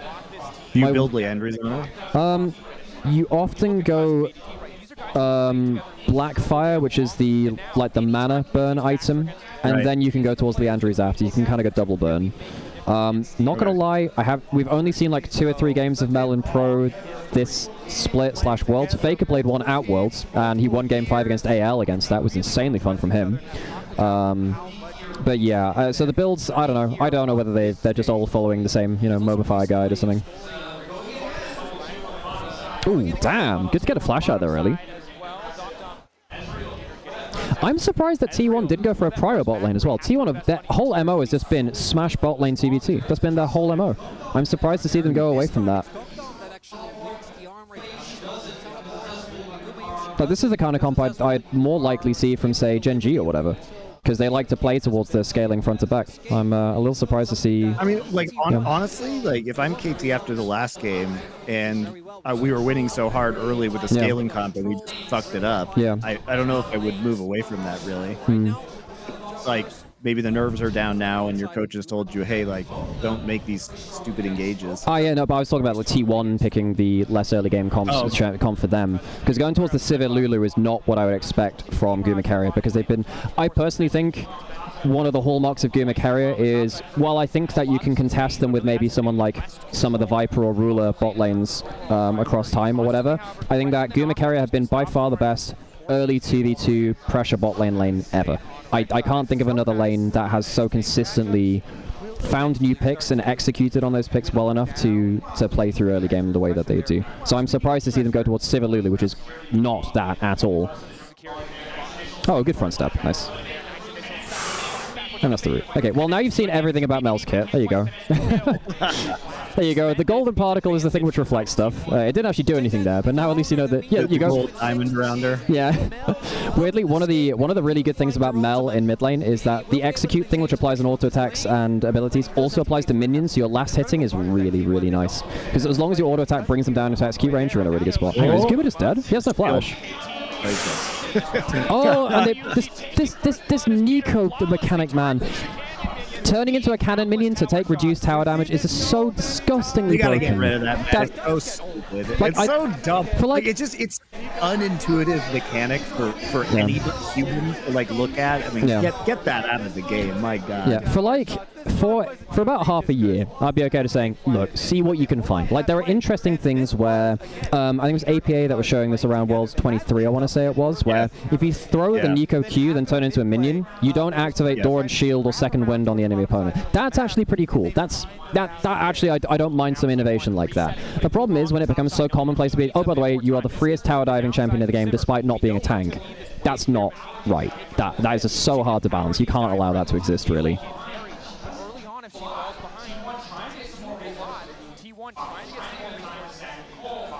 So Game is forced to go cold. T1 are doing some lame swappy stuff now to try and get the Civ in more farm.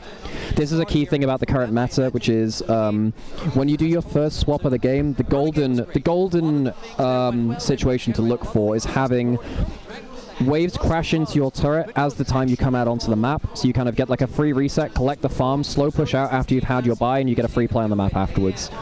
So right there, they collect the wave on top side and on bot side. T1 not doing bad on that aspect. Cuz getting an early kill is kind of important though. There's the fun mind game between Vi and Sivir in this game too, where Vi will fly towards the Sivir and try and smite as late as possible to knock off the spell shield. That's a fun one. That one's more interesting than if you build Edge of Night, you just smite at any point because it's not reactive. But the Sivir Vi mind game is actually pretty fun. In fact, the funnest one I saw was a Sivir flashing into a Vi ult, so they'd mess up the timing, so they'd flash spell shield to make sure they wouldn't smite at the right time. That was kind of big ball.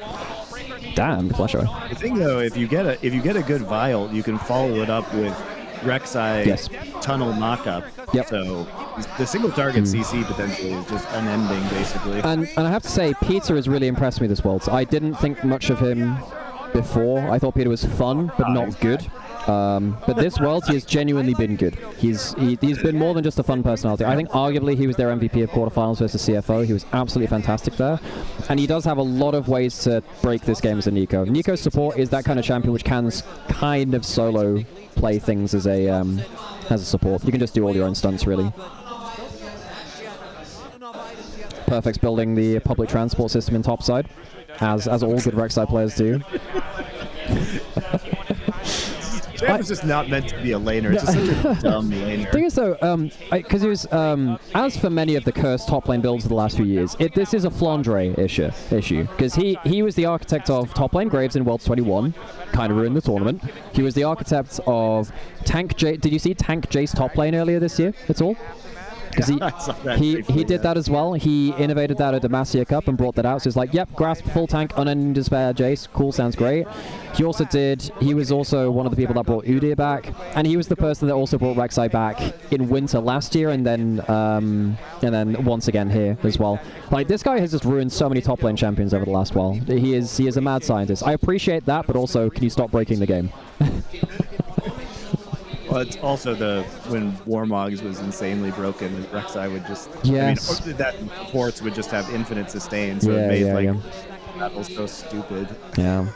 I was, God, who is it? Jamad is doing some cool short content on the most, broken items in history.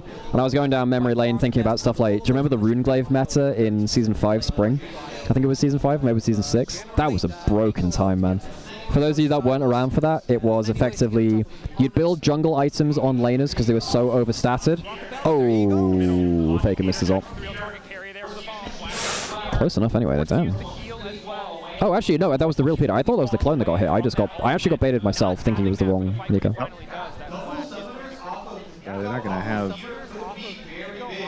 Silas ult these grubs though. Yeah, but you're also not gonna have Nico flash, I suppose, either. Weirdly, around these fights... I don't know if that's the biggest deal at this point. Yeah, I mean, the thing is, you're not going to have flash... He doesn't have ult yet, so what's he going to flash? Yeah, sure. It's, Dan, obviously that's a big thing as well. It's just like, around those kind of fights, hang on, this could actually be a kill. If he gets like one more rotation here, the ult can actually kill, yeah. Because if he pops the ult and it goes into XQ ratio, he dies. That's the threat of Mel. If you don't do your calculation well when that mark's above you, sometimes you just get randomly popped. Really, really nasty.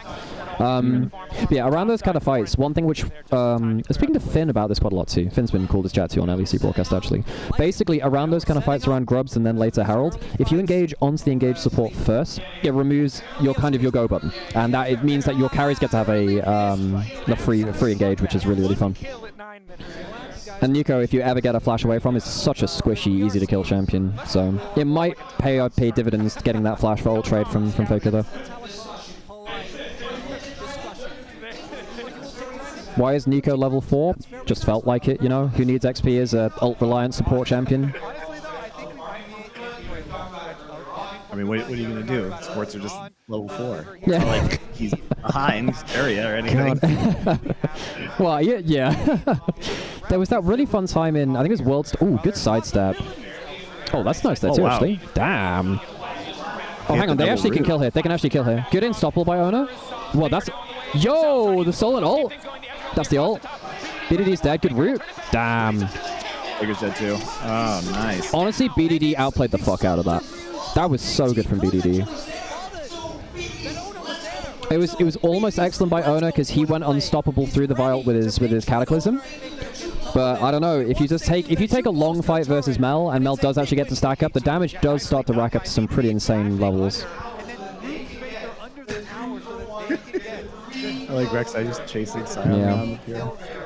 One of the reasons why Rek'Sai's been picked into Sion is just that Sion just can't do anything in this matchup. Oh, good double root. That was so good from BDD, actually. Great micro movement. I actually think BDD makes a big mistake stepping up there. I don't think he needed to do that. I think he actually maybe should have... I think he could have lived there. He still outplays, but I think the death's a bit unnecessary. Yeah, so he's going Blackfire Torch first. I don't know what his full build would be. Is it a big power spike when he gets the torch? Yes. Because Blackfire Torch, basically, every enemy champion that is burning gives you, I think it's 4% extra AP. So the actual burn damage itself isn't crazy, but it's, you know, notable, but it's not crazy. But for every champion burning, you get % extra HP. So, AP rather. So if you end up hitting 3 people and then you pop your ult is actually much more threatening. Yeah. I'd imagine Mel is... I've played Mel in like ARAMs and Arena and stuff, so I vaguely know the damage numbers, but I don't really know how it applies to a pro game. But you see right there, right? Like an EQ takes a third of the Ludus HP. It's pretty decent damage before first item. Damn, that's close. Hang on, Faker could die here to Cuz going on to him, I think, actually. Nah, yeah, Ona's coming down. Doctum has no mana. Oh yeah, this is the other thing about Rek'Sai as well. You have infinite sustains, you can tank people, you can tank damage on your way into turret, demolish the tower, take half your HP, regen it, tunnel out. So broken. Funnily enough, Bin tried to do that in Swiss stage. I can't believe you're actually arguing for this iteration of Rek'Sai. This iteration of Rek'Sai No, the kit isn't the problem. The way it's being used in top lane is the problem. I actually think the kit is fine. And also, a lot of this existed before. The regen existed. The tunnels existed. That all was fine. It's just this... It's just dumb when it became... like a tank champ. It's just such a... It's one of those things where it just doesn't look like a tank champ. Again, completely unintuitive. I think when they switched, I think in Season 5, there was a point where they built Warrior Enchant that was good, and when they went towards Juggernaut, it was just, hang on, this isn't bad. Oh, swing and a miss. That secures Dragon. Doran might die for this, but Dragon's secured for this. Okay. Okay, so that's Dragon and out. That's actually not bad from T1. So they got 2 early Dragons. That's good for them. Even with the gold lead, they have an objective lead. Because now, what T1 have done is they've guaranteed they will at least be able to sack a couple of dragons, get towards late game, and maybe just go late game and team fight outplays again. And I think that's completely fine for them.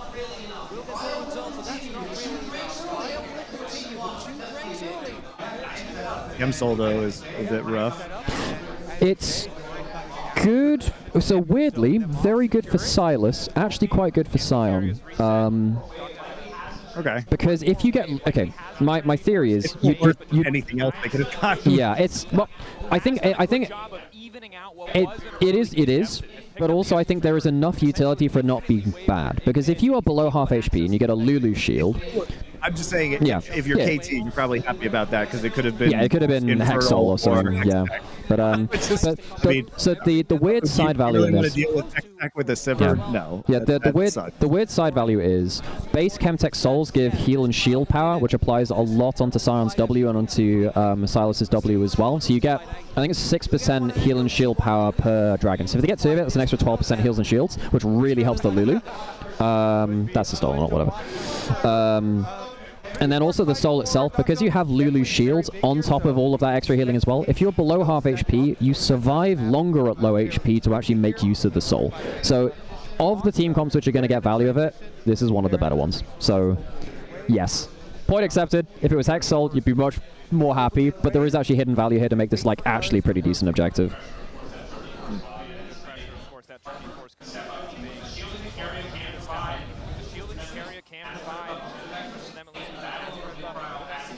Faker is a decent amount of... The mid jungle, again, is actually quite far behind. This happened in game 1 too. Cuz's early game was really good last game. I do get a little worried that he gets polymorphed on his way in, and then he ults, gets polyed, and then he dies. So he needs to be really well coordinated with Perfect and Peter. If he's going in alone, could be a very bad experience. That worries me, given what happened last game. Yes, that was my thoughts as well. Not gonna lie, that was my thoughts as well.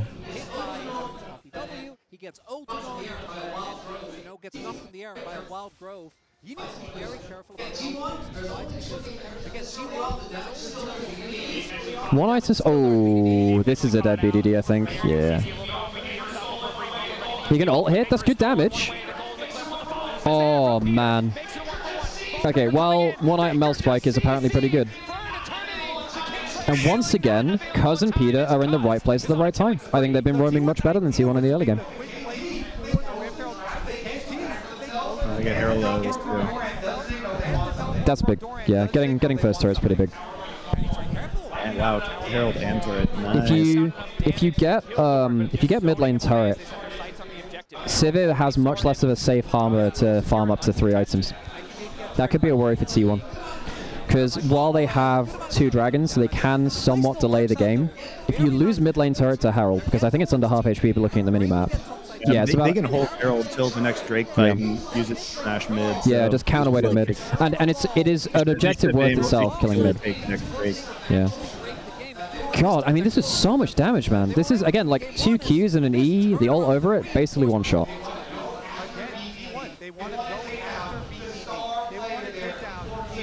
They did lose 2 flashes, though, for this next Drake fight, and they didn't support.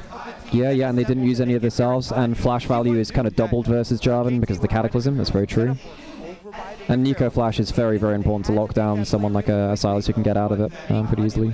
They complete Rocket Belt, though, so that's another option. Right, yep. It's still worth, though. I mean, getting Herald in first first tell you towers. what, BLG were actually very good at feeding gold to On when he was on supports, which needed that first item like a Rocket Bell or, say, Elise support when they were playing that. They'd actually give On turret plates around the map to make sure he got to, like, at least 2 items like a Storm Surge or like even a Zhonya's at some points too. That was quite unique. Didn't really see many other people doing that this year.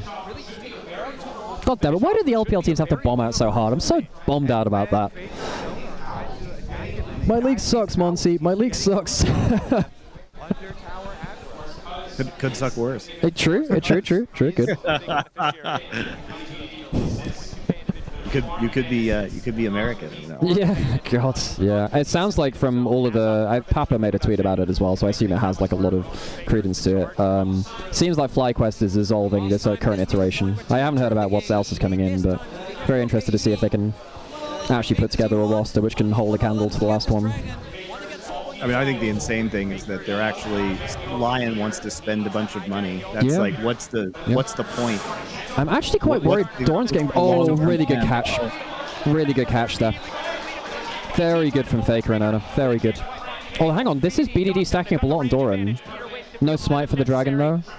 This might end up being mid lane for dragon plus jungler. They have poke though. The thing is KT has a lot of HP and a lot of poke.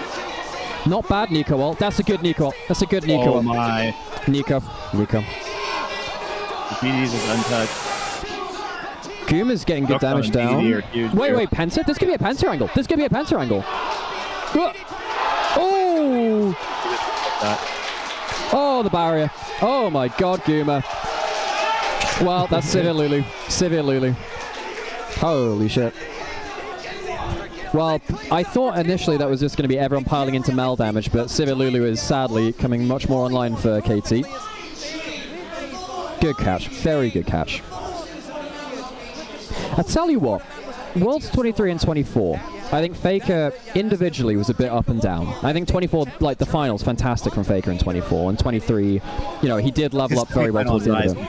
23 was very good. Yeah, yeah. No, it's quite yeah, but then you think, I think this, out of this iteration, this era of T1, this has been by far Faker's best individual tournament. He has been very on point. Basically, no one's outlaned him. He's had great teamfight impact. He's had champion pool diversity in a way that he hasn't had for a while.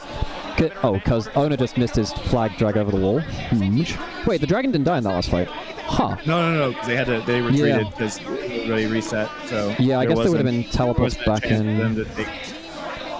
Okay, hang on. Faker. Oh, it's pretty good from Faker. That's very good from Faker.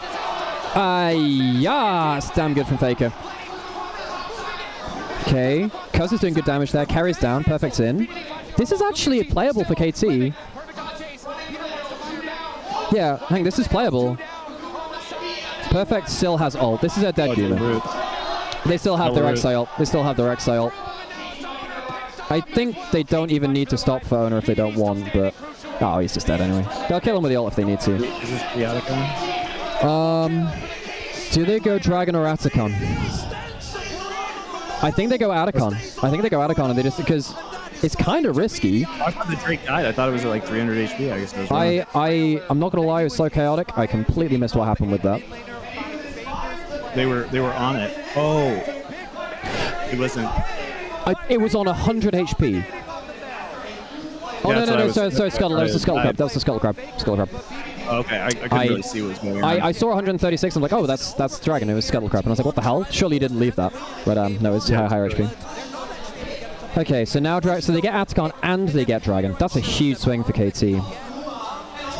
And they still have Gold Blade too.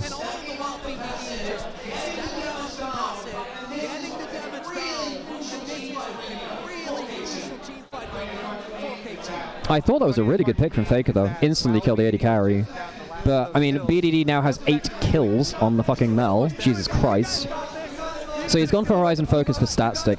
Basically, Horizon Focus was an item that didn't really find an identity for a very long time. So they decided, what if we gave it 115 AP and 25 ability haste for 2,800 gold, which is just ridiculously gold efficient. But still have the effect of the extra damage on the no, they did remove that. It gives you vision when you hit that, but it doesn't give you damage. But it gives you 150. I think it's 115 AP and 25 haste.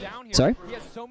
They took away the passive? They took away the damage part of the passive, but it still provides vision. So it does. They took away the useful part of the passive. No, but it's 2,800 gold, so it's ridiculously cheap.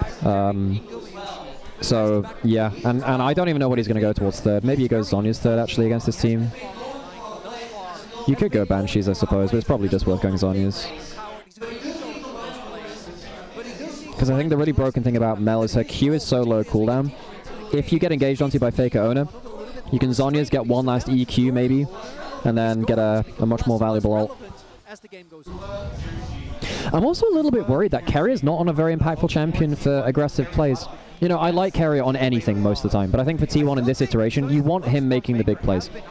And I'm just not sure Lulu is the champion which he spins the game on. Doesn't power Guma though. Obviously Guma is huge when he's online.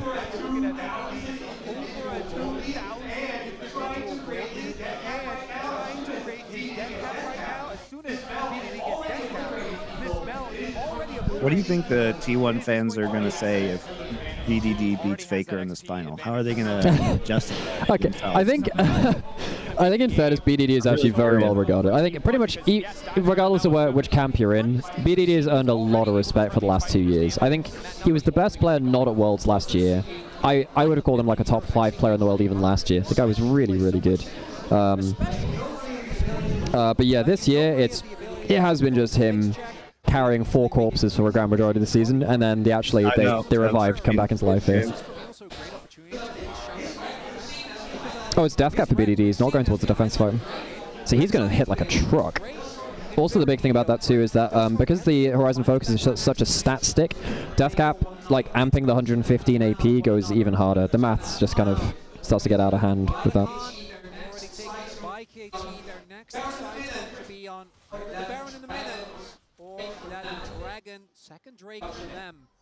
Gooma's almost a 3 items though. If he hits Infedge, then I don't know. I think if Gooma gets a free point to just auto reset with a Ricochet, maybe that's enough.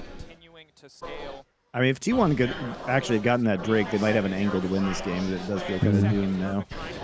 Civilulu does pretty silly things, especially when they can stand behind a front line. I think they probably, I don't know, I think they felt like they did need to thread the needle there, get the Dragon or the fight. Obviously losing that fight and doubling down and losing Adzakar, Dragon and the fight, that's really rough. Yeah. Oh yeah, when Rek'Sai gets ahead as well, you skip tank items and you go more bruiser damage. So you always go Titanic Hydra first for free wave clear because you get a ton of auto resets too, so you auto Q. But if you do auto Q, then Hydra, that's like 3 autos in 1. But Shojin is just such a ridiculously effective item, plus it gives you 400 HP, which then amps the Titanic Hydra damage as well. The damage goes kind of insane. Plus, Rek'Sai was always very good at stacking stuff like Conqueror, and in this case Shojin as well. So you stack up to the max stacks of Shojin, which is an extra 12% damage off your abilities as well, in about 1 second flat. So then if you ever do ult if you do ult when they're below half HP, it's a ton of damage, even though you're not building high AD assassin. Hang on, Dogtam's in. Hang on, why are you on this side of the lane? Why are you on this side of the lane? Dogtam, no! I think Baron's up, right? Why would he stand there? He's standing on the opposite side of the lane to where his teammates are. That's just... Oh, Dogtam. I mean, it's great from Doran. We can't have Dogtam world champion.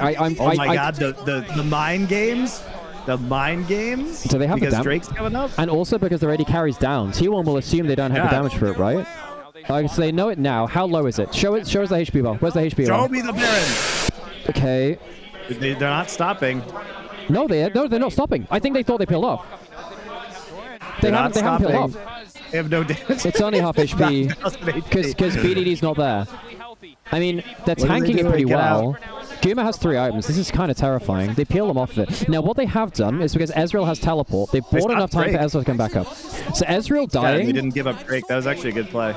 Yeah, I mean, credit to them for kind of knowing when to call the play and be like, okay, let's not hard commit to this. They got what they wanted out of this, which is just stabilize after the pick could have thrown things back to T1.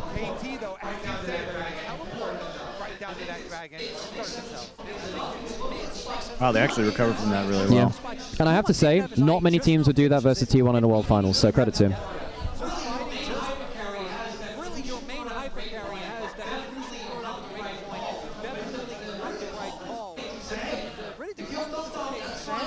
Wait, hang on, whoa, this is a 3rd item Serpent Fang from Dogtam. What? Oh, I guess it is versus Lulu, Sion. Actually, Chronicle's calling it that on the cast as well.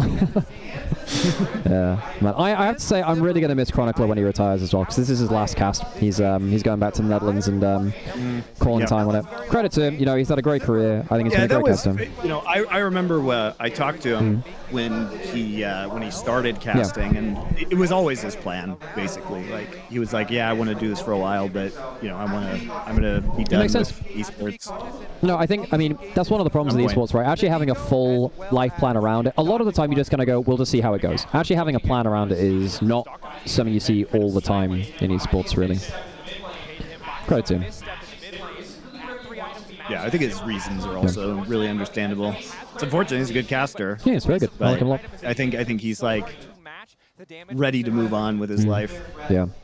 I also just think with like the current atmosphere of just broadcast and stuff like that,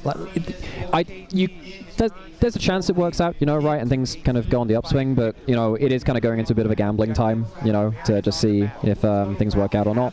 And, you know, you don't have to play that game. It can be quite hard to try and wrestle through that. I mean, sure, and I also think that if you want to be a caster, you have to do other stuff as well, like, you know, what you're doing with your streams and stuff and LPL. Like, you have to have your own content too, which is just even more work, right? So if you don't want to do that, there's no point in being a caster, in my opinion. You have to leverage it into something else. Like, I've streamed over 1,000 hours this year. Yeah. Exactly. And like, thing is that I can't in good conscience recommend that to someone else. And honestly, the return on investment hasn't been crazy for me. I probably should have focused way more on content. Short content is where I think the big numbers are. Although that might change next year if Dom's going to do less. Very little money stuff. though in short form. That's the problem. Yeah, unless you're doing. Yeah. Actually, getting people to convert off of that is difficult. The thing about short form is it just has to be a funnel into your long form content. Otherwise, it doesn't do anything. Yeah, you kind of have to do both. I think if you get to a certain break point where you kind of get the one thing funding the other, where you can kind of like use your long form to kind of like fund a video editor to get consistent short form content, then it starts to explode. Yeah, and what I'm finding as well is that if you can stream on like 3 or 4 different locations at the same time, you're rolling enough dice to make a difference. So we're trying to stream on Twitch, YouTube. I need to do more on TikTok actually as well. I got a bit disheartened because it's really easy for TikTok streams to get taken down for just no good reason. But yeah, anyway. Yeah, for some reason League streams, because I think it's just because all League footage looks very similar, so unless you're part of an agency on TikTok, it can be quite easy for that to get taken down. So we had completely, you know, legal... Why would they take League footage? Because I think it's just random people who just put a report in and TikTok don't check it very well. I don't think it's like anything malicious on, you know, on anyone's side of, like, on the actual, like, business side of things. Of course it wouldn't be, but we've just had, like, random takedowns happen with that, which is just really annoying. Because then it takes a while to get your TikTok streaming respect. YouTube seems like it's just such a more active streaming platform these days. Yeah, it's good. Yeah, no, it's it's fun. Okay, so Guma has 3.5 items. Well, that's T1's win condition. Just Guma gets just auto attack uptime. The problem is, this is really funny actually. There is a chance that BDD reflects ricochets back into the enemy team. If Guma goes for an auto reset and it gets reflected back onto him by Mel, there is a chance that Guma one-shots himself. I played a game of Kindred versus Mel once, and I got my E proc onto her, reflected it. Because it calculated it from my damage on execute, and I was full HP, it didn't calculate it the same way, so I just immediately got one shot. Mel has some very, very funny random damage numbers if you don't track a W well. Thank you for the prime there, Anakua, and Rook as well. Appreciate you all. This game has slowed down an awful lot. Sorry, I think more should subscribe. Yeah, true. Yeah, we're busting our balls, streaming tons of stuff. You can time you're at money. Yeah. I'm not turning that down, let me tell you. You disgusting freeloaders making one of them. Yeah, if you don't subscribe, I'm gonna play more Uma Musume on stream instead, and you have to deal with anime horse girl racing. It's so hilarious that exists, by the way. I recently became aware of it and was telling my wife about it, and I was like, I have found the most Japanese thing of all time. Let me describe it to you. Well, Monty, I have actually been streaming it for the last 3 days, and off stream I've been kind of no life in the game. I heard it's fun. It is. It's one of those things where it's very uniquely anime/Japanese, where there's such attention to detail and care about it that it kind of sells itself with the sincerity it takes itself with. Because every single character is based off of a real Japanese racehorse, and it has accurate historical events to them, which are actually... Hang on, this is... I don't think you want to take a slow fight against them. Man, they're just walking into bazillion pokes. Well, this is the only option they have. You try and go for a bit of a flip. Basically, the only reason you do this, chat, is to try and force a mistake. T1 have to do just the groundwork here to say, we need to be in a position to force an force an error. The problem is like KT's comp is actually just the easiest comp to deal with this, because you just slowly walk at them and just throw stuff into the pit. And also you can't do the Baron quickly, especially because Faker's not even there. So I don't know. Yeah. We're getting desperate. It's desperation time. Yeah, I mean, they have a 4-item civvy, and despite the gold lead, 4-item civvy is a 4-item civvy. You know, that actually can just be enough in itself. And while I think... If you kite out the old, you just can't even get in. And while I think that Chemtech Soul is actually, you know, moderately okay for T... Peter! Oh my god. That's... Hang on, Perfect's going very deep here. This might actually end up being a 1-for-1. Okay, no, he's out, I think. Oh, bloody hell. Just... This is like... Oh my god. This is just public transport Rek'Sai. By the way, it is free money if they ever make like a subway Rek'Sai skin. Oh my god, this is just game over. Alright, game over. Really good slow roll from KT. Very over. Yeah. This was actually a very good patient macro game from KT. This time they took the lead and they rolled with it. They fixed it. They fixed their problems in game 1. That's an encouraging sign. And personally, I don't think... okay. Personally, I don't think this is the kind of draft that T1 should have gone for. Personally, I think they needed a... Oh, he's dead. Bloody hell, that's some good damage. I think T1 needs a more flippy bot lane matchup. Oh, can actually own it. Hang on, he has flash. Oh my god. Okay. Damn, okay, we are not getting a 3-0. That is a win. Oh, that is a win. We're not getting a 3-0. This is good. But I'm just saying, so, like, public transport Rek'Sai, it is free money. You know what? We've actually, I just realized we lost... It was Pool Party Ari, but they haven't done that yet. Okay, well, they did do the Hot Springs Ari, so it's about this second best thing. And funnily enough, they did do Pool Party Ari, but in 2xKO instead, which is in a different game. And it's like full Baywatch Ari. Why do you think they haven't done Pool Party Ari yet? I'm really curious. I think it's out of a moral responsibility to give me like at least single digits in my bank account. I think it's personal responsibility. Only buy one. Oh, you think I'm not? You think I'm not? Like, take 2 accounts to buy I have Smurfs. I gotta be dripped out on Monty. Actually, if Drew 11 is watching, I don't have Smurfs. I need to be getting skins on. Gotta cover my back though.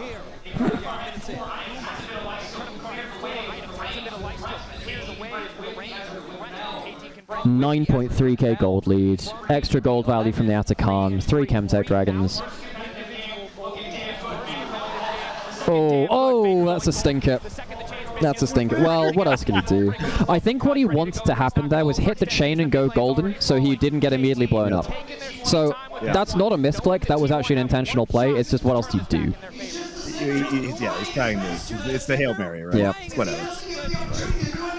What are you going to do? I really like this Serpent's Blade purchase from Dogdam. I think that was very intelligent. I don't think many Ezreal players would think, oh yeah, let's get anti-shields third as a DPS source on my team. I think that was pretty intelligent from him.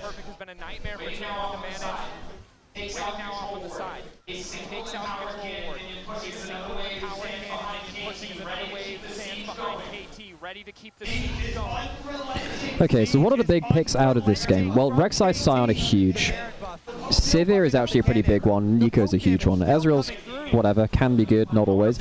I have to say, most of the time when I see an Ezreal into a Sion, I think that's not a great draft. But I think the Mel really saved things here. Good on BDD to have been practicing that. Faker showed it a little earlier in the tournament. It seems like it's made itself into the whirlpool. We're talking, like, I didn't know what Mel did, but considering it's more, it looks like more of an artillery mage, right? I mean, that's definitely in BDD's historic wheelhouse, at least, right? He loves poke mages. He was was he a good Jace player back in the day as well? I mean, he's an insane Zoe player. Yes, that's the one. Yeah, and he actually in quarterfinals he pulled out a Zoe game, and it looked very, very, very good. He drew a Zoe ban against JG as well. He's probably the single best Zoe player in League history. He's definitely up there. I think there are actually a couple of Chinese Zoe players. Showmaker was really good as well, thinking about it. And there were a couple of Chinese Zoe players which would put themselves in the top 5, obviously. But yeah, now more I think about it, BDD was insanely good at that. I think the best poke team in history was Down 1.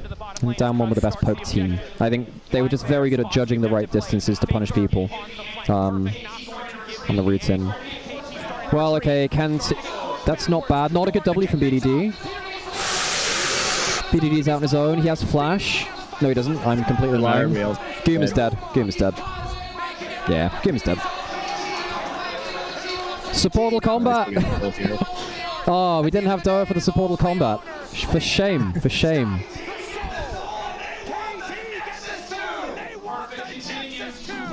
Tell you what, Kobe is one of the highest energy color casters in the history of the league. This guy, if there's one thing you know Kobe can do, is he can bring hype from the role which is not necessarily like meant to be hype as its MO. He's very, very good at bringing that passion to the color caster role. It's also one of the reasons I think he's really good in TriCast. Yes. Because obviously in League you have 2 colors, and so he provides additional hype and makes space for the other color caster to do analysis. It's also why he slots in so well to high-profile events, because if you're on a finals, you know he will always bring like a minimum an 8 out of 10 energy, minimum.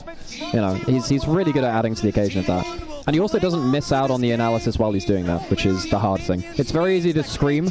Not easy to do scream, but also keeping it vaguely on topic at the right moments. I agree, it is very easy to stream. That's why play-by-play casters are incredible. The joke I have with Sam is, those that can't play cast, those that can't cast play-by-play. Now we can say that's the 2 color casters in the call, of course. Now Doa and Quickshot are off, yeah. It hurts, man. Yeah. I said this to Doa earlier. I heard a very funny adage earlier, which I thought has a grain of truth in it, where someone said to me sometime earlier this year that the best part of you and Doa's duo synergy was each other's laughs. The best part of your casting was each other's laughs, because you sold each other so well with your interaction with your laughs like that. I think it's genuinely very underrated. If you have a good laugh, you'll go far in casting. I think it's really underrated how much energy that can fill and how many vibes that can fill with a good laugh. You have some good times.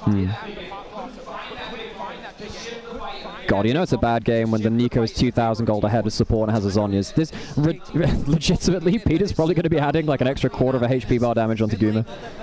That's kind of funny. Where were you when you saw the Nico support one-shot the AD carry?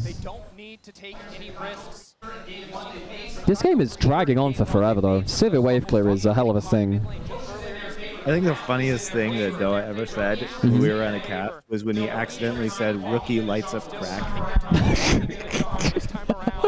Oh my god, yes. So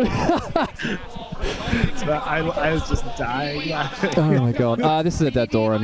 Yeah. The Scion's not tanky against 4 people, you know. Damn. We find that. Man. I think... trying to remember the funniest moments I remember. Sam was talking about Aurora and said like, you know, not to go down a rabbit hole, and that devolved into a whole thing. That was great. God, yeah, no, that one's pretty bad. That's why they made her, because they were encouraging her. Yeah. All right, they made her a rabbit so people would want. They knew exactly what they knew exactly what they were doing with that. I mean, people who have only seen like the 2015, 2016 releases were not there for like, you know, the very traditional fantasy designs of original League. Misfortune is a hell of a champion, you know. I laughed so hard when those leaks came out that Riot's trying to do the live action Bilgewater or whatever. Yeah. They were like scouting locations in Vietnam because just the fact Peter? that we're going to try. Oh, that's a good ult. Oh. Yeah. Hang on. I mean, that's only the hang on. Civ is getting damage. Oh, Jesus Christ. Oh my God. Guma's still. Oh, cuz. He has GA still. Dogdam's alive. Does he have life steal? He doesn't have life steal with this build. That could actually be a problem. Rek'Sai knockups. Hang on, doesn't Faker carry this? Oh, that's a lot of damage from Perfect. Doran kills Ezreal at the back end of it. Well, turns out Vi Rek'Sai late game is actually kind of nuts. But that was the threat of like full build Civ. Yeah, no, it was nice. I mean, considering that they were 10k down, that is as good as it gets. You know, what else can they do? Not okay. We have a series. 1-1. We have a series. Good stuff. Holy moly!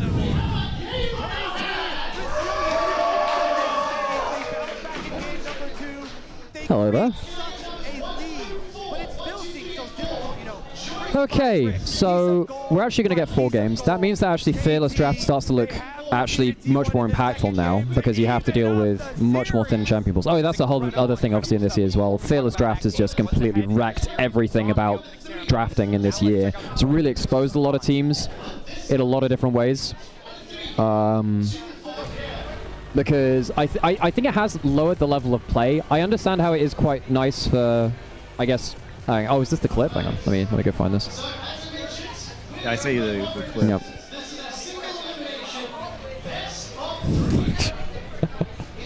Yeah, let me go find. Yep.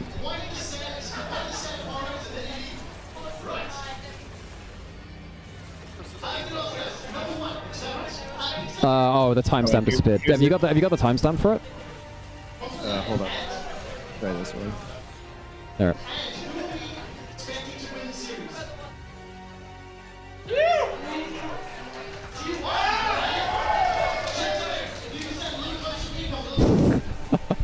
Back when people would clip this stuff. Damn, 29k views back then. Not bad.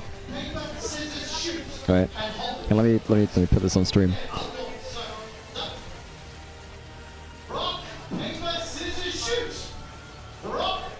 Quickshot's doing a rock paper scissors tournament on stage. Wow. Okay, one sec. Should we get this over to the thing? What is this? Is this the one? No, wrong one. Where is that? This one.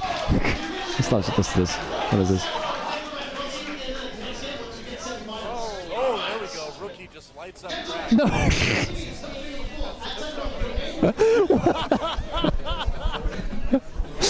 Oh, so. Oh, that's fantastic. What the hell? That is so funny. That's a great clip. What? Oh my god, that's funny as hell. You're not wrong. That is a classic. Oh my god. That is fantastic. Oh my god. The way he recovered, he's like, wait, no. No, that's not what I wanted. I mean, he destroys cracks quickly. Oh my god. Oh my god. Oh. Classic. Maybe we see Mundo next. Oh yeah, Mundo is actually a jungler which is coming out at Worlds because Skewmon played it in jungle for G2.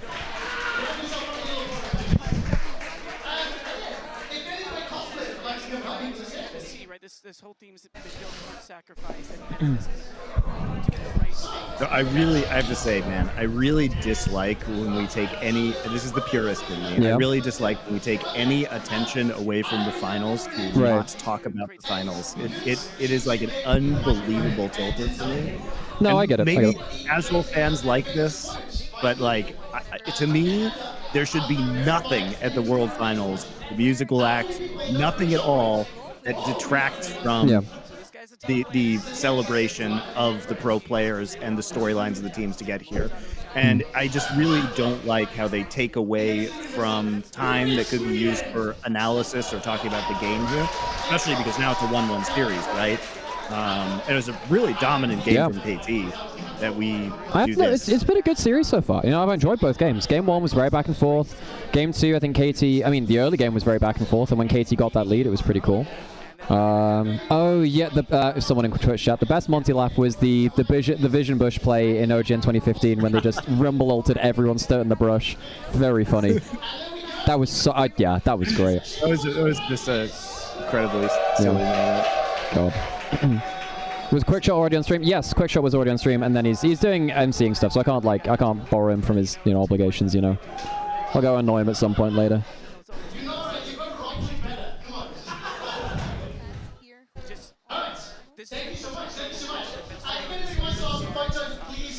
I was reminiscing with Doa earlier because the first live esports event I ever went to was 2015 quarterfinals with the KT Rolster Rocks, and I believe it was you two and I want to say Jat were casting that together in that quarterfinals, and the memory which randomly sticks out to me was the catfishing, the fishing for catfish with noodling. Yeah, I was on one. I was on one. Yeah. Basically, it was so funny because I just wouldn't shut up. I did that all of Worlds. I just brought up noodling every Tom Kench game for the entire world. Man, I just remember sat there in the audience being like, the fuck are they talking about? I don't think, you know, modern day audiences quite realize the amount of shenanigans you would get up to every single game on cast. It was wonderful. There was a reason why the OGN Legion stood so strong for a long time. God, that was funny. The noodling references. Yeah. You can catch Monte and Do doing that on Nerd Legion over on their channel. That's fun. LFN culture. Just did The Witcher season 4, which is terrible. Oh god. I had a friend who was an actor on The Witcher. It was an experience, so I have heard. Yeah, I don't know. That was. Hello, how you doing? Yeah, sure. So good. Yeah, sure. It's good. They're taking away my light. What are they going to do without... Oh, no, I'm not front lit anymore. I'm lit from above. I'll look even more gaunt than I am. Terrible. A Monte Nymaera podcast would be hype. Well, we're doing one. We are actually doing some, yeah. Oh, we recorded. We're just editing it. What? If you like the movie, yeah, they've stolen my light, Jake. Stolen your life. Yes, Jake, they've stolen my light. Sorry, Nymaera also said that he's interested in doing a Vampire the Masquerade Bloodlines 2 review eventually. Yeah. I'm still playing Bloodlines 1, so I haven't even started Bloodlines 2. I'm currently watching a playthrough by Co-Carnage, because I hadn't played the original, but I did play, so I didn't play the games, but I did play the World of Darkness tabletop RPG, the pen and paper RPG. Yeah, so yeah, and I played both that and I played Promethean. So I played some World of Darkness. By the way, folks, if you like D&D, D&D is good in the sense that everyone plays it. It's not actually that great of a setting. No, the system is ass. Yeah. You know, when I was in high school, so first off, this was 3rd edition that I was playing, like way back 20 Oh, was it years ago. 3.5 or? No. Right. Okay, 3rd straight, yeah. Because 3.5 is where it started to get better. When 3 came out. Wow, so okay. It just switched from 2 to 3. But what I really played was Exalted, which is the White Wolf, like fantasy. It's basically, it's like a hybrid of Chinese mythology. Oh, cool. And anime. So basically, you're like a superpowered. You're like an anime character who can do anime style combat moves. It's actually a very cool game, very cool world. But I played that and I played Vampire, so I was really all in on the White Wolf stuff for the most part. You know what I played? I actually played Warhammer Fantasy Roleplay a lot. That was the first system which I used, and I tell you what, that was actually a very good starter. Weirdly, it was a good starter RPG because I played Warhammer before I was into tabletop stuff. Because my uncle introduced me to it. It was an interesting system because it was a D100 system. So to roll to hit, you would do a D100 and you'd roll below your stat, and then what you would do is you'd flip the digits to see where you hit. So it had like actually inbuilt hitboxes. So it was actually very gritty and very crunchy in terms of like, did you hit the right arm? Did you hit the head? You could get like you could do a called shot and say I want to hit this body part or whatever, but then you'd take an extra damage, like a difficulty modifier to it. But that was really good. It also had a fucking psychology effect as well, where you take basically trauma points very easily because Warhammer is truly grimdark. Yeah, that was really fun. But basically, the long. They're going to release the new, like, what is it? Dawn of War 4 soon, the RTS. Yeah, it's the first Dawn of War game without Eldar in it, so I'm a bit salty about that because fuck me, we don't get anything nowadays. But yeah. I mean, the old. I mean, as an RTS, somebody who's a old school RTS player, the old Dawn of War games are really good RTSs. So fun fact about them. StarCraft was meant to be a Warhammer RTS, and then they lost the IP at the last minute, so they made it into their own thing, which was a thing. No. That's not true. So what happened was... Really? Okay. Warcraft was supposed to be a Warhammer RTS. I didn't realize that. Way back in the early 90s. And so it was actually all Warhammer themed. So this was Blizzard's first game, that makes sense, well, actually, yeah. It was their first major game, let's put it that way.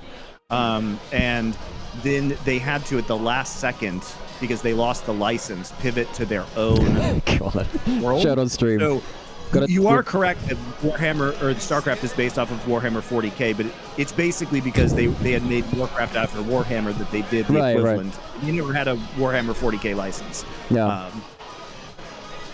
Yeah, but yes, it was based off of Warhammer, the original Warcraft game. But then this, by the way, this is just not actually a very uncommon thing with Warhammer, because Games Workshop are very, very, very bad at handling direct. Okay, you can steal my light again. You just gave me my light back. You can just take the light. Stop. If you're gonna steal my light, just do it once. Don't give me multiple heartbreaks. Oh my god. Should have brought my own at this time, right? I've been playing. I've been and also for Vampire. I've been playing some of the visual novels that were released in the 2020s. Oh, so okay, there's a Polish indie dev who got a license, who was making visual novels called Coteries of New York and Shadows of New York that are like pretty good. So it's been fun to. Because I wasn't familiar with a lot of the ways, because my experience is like early 2000s Vampire the Masquerade, which was basically the original version of the game, and I think they're on like 5th edition now, so there's been a lot of story stuff that's happened. So I wasn't, it's been helpful because now I understand a lot more of the stories that they've written and the way they've changed the world in the last 20 years, so that's been helpful. I have my light back. I know everyone was very concerned about what was happening with my light. I have it back. It's good. Trying to think of anything else I've done with Vampire. I watched LA by Night, which was the Critical Role cast, basically, or a lot of the Critical Role folks like Talos and Jaffe playing through a Vampire campaign. But also it was by, the DM was the guy that wrote the rulebook, so it was really on point with what the setting was meant to do. That was great. That was great. That had some very cool characters in it. I think it's just so awesome. Like, I don't know. Yeah. Oh, in terms of visual novels, I just like the world of Vampire. Like, it's just a great it's really idea. cool. Yeah, no, and the imagery and the allegories that they use in it are very cool, because like the whole thing about vampirism being kind of abuse, kind of drugs, kind of like all of these different things, and like using it as a good way to kind of communicate about a lot of very cool different societal things, gives them a lot of room to play with. It's dark. It's very dark. I mean, it's not high light fantasy or whatever, but it's God, what was I going to say? Yeah, in terms of visual novels, I've been playing through a fun game called Dispatch recently, which is it's got a lot of the voice actors from Crit Role in it. It doesn't really feel like a game; it is more of a visual novel, but that's been very fun because the voice acting is just so superb. The main character is Aaron Paul from Breaking Bad and other things. I'll look it up. So it's got Laura Bailey, Travis Willingham. It's got Matt Mercer's the big bad, although he's actually yet to say a single. Huh? It just came out. Yeah, it came out like this month, so I've been playing through it on stream. It's so it's a superhero Telltale-like game. Maybe we should do something about this. It's definitely feeling pretty hot right now. It's I mean, I've got a lot of thoughts on it because it feels like it kind of shoehorned itself into being a game. It doesn't actually feel like the gameplay is that important, but the actual story and the characters and the voice acting is very, very good. That I don't care. Have a problem with that because I liked the like Left 4 Dead stuff, all of that. What is it? The Walking Dead Telltale thing. Yeah, Telltale. Yeah. No, I think you'd enjoy it if you like that. Then it's some of the best voice acting I've heard recently. The characters are all very cool. It's a like a new superhero setting, so it's not so it's given itself a lot of room to grow because it's not using an existing setting, so it can flesh it out a lot. I want to see if they can flesh it out with more stuff. It's been really cool. Also, my TikToks on it have been banging. I've made a new account for non-league stuff, because it turns out if you make an account for league stuff, people don't want to see non-league stuff. So I've had to make another account for non-league stuff, but at least the numbers are banging. Like, I feel like, on most platforms, people don't even... the way the algorithms work is just each individual piece of content. It doesn't really matter. So for me on TikTok, yes, it does, because what happens is it promotes your videos to your viewers first on TikTok, and that means thank you, appreciate it. But then basically what happens on TikTok is your first, I want to say like 50 or 200 people that view it. Basically it tracks whether they finish it, whether they like, whether basically all of the regular interactions and stuff. And if they don't give it a high enough score, it just dies, basically. So if you have an account which doesn't have a following, if you have an account which has a following for one thing, which for me it's League, and I do something which isn't League, my content just bombs. Whereas I've made a new account, I've done a load of Dispatch content on there. I've done like 10 videos or whatever now, and I've got one which get like 50k on there out of my first 10 videos, which is actually pretty damn good. On stuff like Instagram Reels, doesn't matter. On stuff like YouTube Shorts, doesn't matter. On TikTok, yes it does. At least that's the way that I found it anyway. I found it out the hard way, really, because I keep trying to. The problem I have with TikTok is that I can do the content. I can do the streams, but doing the streams and the video editing and then playing the algorithm, that burns me out. Especially when it doesn't go well, and I'm just like, I don't want to have to like figure out the micromanaging of the algorithm to make it work on TikTok, because that just burns me out. Because I already spend enough time doing other stuff, So trying to figure out stuff from a new account helps a lot. Wait, can I get one? I'll safely throw onto me. No, damn, they were throwing merch out from the stage, and I've tipped my chair over. My bad. Thank you. I miss when Owner had white hair, so with his tiger chain, he looked like the Witcher from the School of the Tiger. I actually don't know what I don't know what that's a reference to. What is that? No, so he had. Remember when Owner had silver hair? Yeah. So he wears this giant like shiny medallion of a tiger head. So he looks like he's a Witcher from the School Oh, of the sorry. Yes, I heard that. Yes, yeah. So he just looked like a Witcher. It was really funny. Yeah. One of the funny things about the School of the Witcher is like, I'm pretty sure the original author was like, oh, I never actually confirmed there were other Witcher schools, and it's like, okay, well, you've done your bit with the books. There is an argument to say that CG Projekt Red have done a better job with the Witcher world than he has now. The Witcher 3 story is fucking amazing. So. Yeah, man. And all the Witcher games have good stories. Yeah. I mean, yeah, I think Witcher 1 and 2, you can tell like they were less high budget than, because I think they were releasing at the same time as, say, oh god, was it Witcher 1 or 2 that released at the same time as like Mass Effect 1? And if you compare kind of like the investment of big studios to mid-theaters at that time, you can see the difference in just kind of like the shiny stuff, which is obviously what sold a lot of games back then. But yeah, no, I watched Sam play through the first 2 Witcher games. I didn't play them myself, but I think they actually still hold up pretty damn well. The problem with the first 2 Witcher games is like, so Witcher 3 is probably my favorite game ever, and it you know, that game is a struggle to play because the combat is so bad. Yes, honestly, Witcher 3 doesn't have the best combat either. It's not its selling point. That's what I'm saying. That's what I'm saying. Witcher 3, like, you don't play it for the combat. You can get through it today, and you know, you don't mind playing it, even though the combat's kind of ass, especially compared to other games that come out. God of War, you know, Ghost of Tsushima, Ghost of Yotei. But in any case, like, you know, it's still playable. When I went back a few years ago and played The Witcher 2 again, the controls are so bad. It is very hard to play that game because the first boss is so frustrating. I think I died like a million times in a row on him. Just Damn, Faker's in the zone. It is a frustrating experience, I think. Yeah. Can't think of that many games where I've had that much frustrating combat recently. I guess I just don't. I tend to avoid those kind of games. I just don't think they've aged well in terms of mechanics. I tell you what, my favorite game is Halo Combat Evolved, and I with the Halo Campaign Evolves announcement, I feel like they're doing the same asset flip thing they did for Halo Anniversary, and they're just using UE5 with Halo 5 and Infinite models. And I'm tired, Monty. I'm tired of people ignoring art direction, Monty. I quite like art direction in my video games. Hello. Huh? I'd like to do one. Yeah. Yep. Sorry? Cool. Right. Yeah. If you can do that, I'll do it after the next game then. Cool. Okay, folks. I'll have a shirt giveaway from G2 at the end of next game, which is very cool. So stick around in Twitch chat. It'll be in Twitch chat. It's EU only. So we'll do that at the end of the next game. So stick around for that one. I mean, we're going to have at least one more game, which is cool. We appreciate that. Okay, so into drafts for game 3. I'm actually quite surprised to see Trundle banned. Now, the reason why Trundle is seeing a lot of bans is because it was the counter to Sion, where Sion was the most powerful champion of the tournament.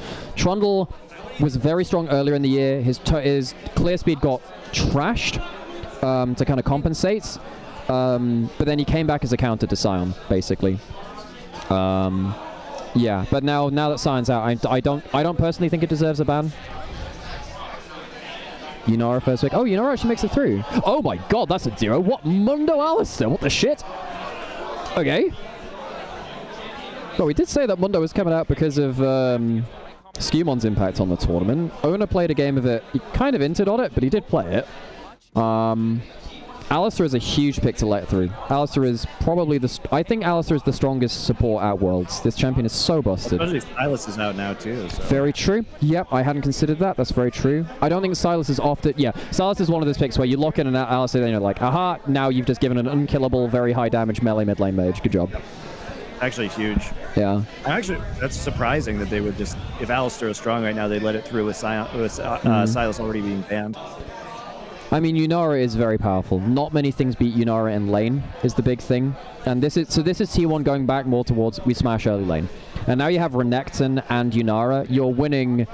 Okay, so I think what KT might need to do now is do the top lane ADC swap. Where they just say, fuck it, we'll put like Corki into Renekton, he'll win the 1v1. We'll put like Cassante bot lane or something and just soak up XP for the first few levels. This might be a Taeyeon swap game. Yeah, the Corki's fine. The Corki like loses gracefully to Nymaera, but you can also swap it into the Renekton and bully out that lane too. Especially with Vi gone, which is one of the best answers into the Corki. The Corki feels stronger as well now too. So what do we think about for the second round? Well, I mean, technically you could put the Mundo into the Renekton, but you don't want to do that. It's pretty bad. So it's most likely jungle. A lot of the AD junglers are out, especially with 4 being picked and then another 2 being banned. I guess you could ban something like Volibear if you really care about it, but I don't think you... I don't know, I think Mundo's just got a free run now. Oh, Owner Lilia ban. That's not a bad pitch away actually, because there's stuff like the Renekton for the AP synergy. Yeah, that's not bad actually. It's pretty savvy from KT. Like, on the whole, I do think KT have been the best drafting team at Worlds. I think they see the angles a lot better. Even in Game 1, I think that they had the better draft. They just misplayed around the late-game teamfights. Does Owner play Nidalee right now? No, no one plays Nidalee right now, besides Canyon occasionally. It's kind of a dead champion. I saw Canyon play it at Worlds. I was just curious. Yeah, it's pretty dead, I think. Because that would have been... Well, back in the day, it was Renekton Nidalee, and it was Renekton Talia. Those are the 2 in jungle from back in, like, 2020. It's odd. In terms of other AP junglers, I mean, Zyra was played a little bit, but I don't think it's good here. Oh my god, the BDD Zoe respect ban. Yeah, that's a thing. Galley away from Faker. How do you round out this draft from T1? Because this seems like an early pressure draft from T1. My problem is, what the hell do you pick jungle to make this work? Because you need a jungler which can actually use winning lanes. It's not enough to just have winning lanes. You need to have a winning lane and then a jungler which can do something with them. And all of your AD skirmisher junglers are out. You don't have a Gallia to roam with you. I mean, I don't think you want to pick someone like Kindred, because then you've got triple AD between Renekton, Nymaera, Kindred. Kasante's completely fine here. Kasante. Yep. Saving mid for last, interesting. And I think what this means, so you get the counter pick of the, well, you get, it's a playable matchup for Kasante and Renekton. You can also swap to put the Corki top lane level 1. Is this a Kiana angle for Owner?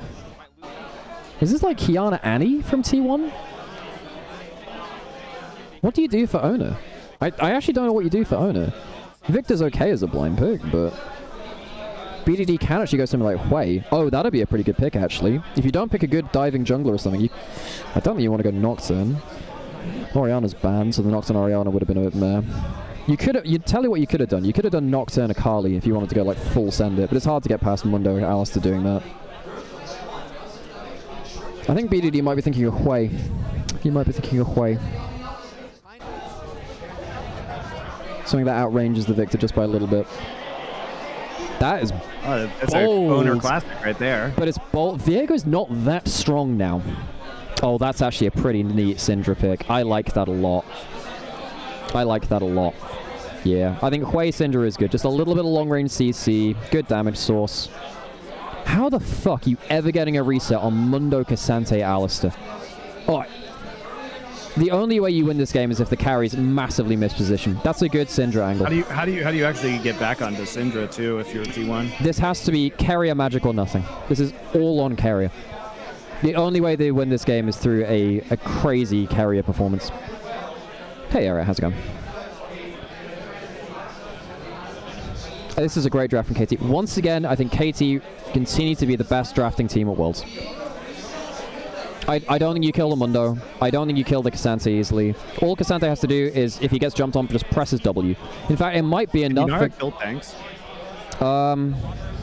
In mid-game... I don't know what he does.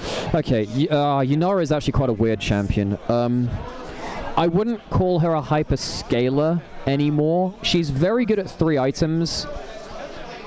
She feels like she's a good late-game AD carry. She's a bad hyper-late-game AD carry because she dies too easily. She's not like a Sivir with a spell shield or a Xayah with an ultimate. She can sometimes have the damage, but she just doesn't have the self-peel to be a hyper carrier, really. Apparently Mundo is undefeated at World so far. Damn. Crazy.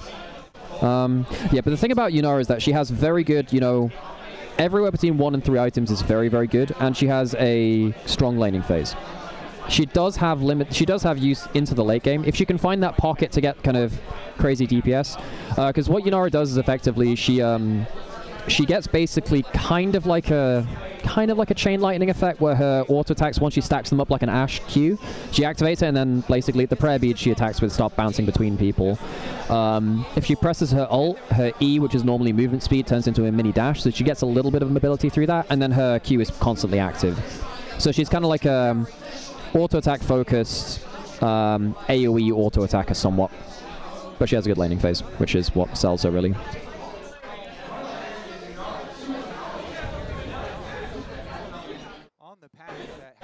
I don't think the Victor can do enough here. I mean, maybe T1 just blast out again. KT has been really active in his level 1s. Yeah, I think their prep has been fantastic. I think they prepped very well versus Gen G. I think they prepped well today. Even though they lost game 1, I thought the early game was insane. This could very easily be a 2-0 up for KT. If they hadn't had that, what was it called? The dragon fight, which threw things away. I do think that T1's early lanes are kind of nasty here. Oh, they're going for standard lanes. They're not going for the top ADC swap. Okay, I thought that might be a bit different.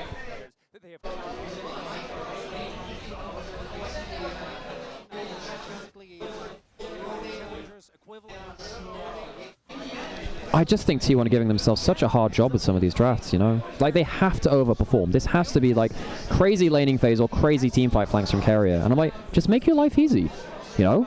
I mean, I feel like a couple of teams have done this in recent years. I think BLG did this last year and this year, but last year they were good enough to make it work because they were just so ridiculously good on their comfort champions of, like, Vi, Kai'Sa, Ahri, or whatever, that it didn't matter. They still had a lot of the flaws they had this year, but their comfort drafts were, they were just so proficient at them. Didn't matter if they were quote-unquote the best draft for the scenario. They just make it work.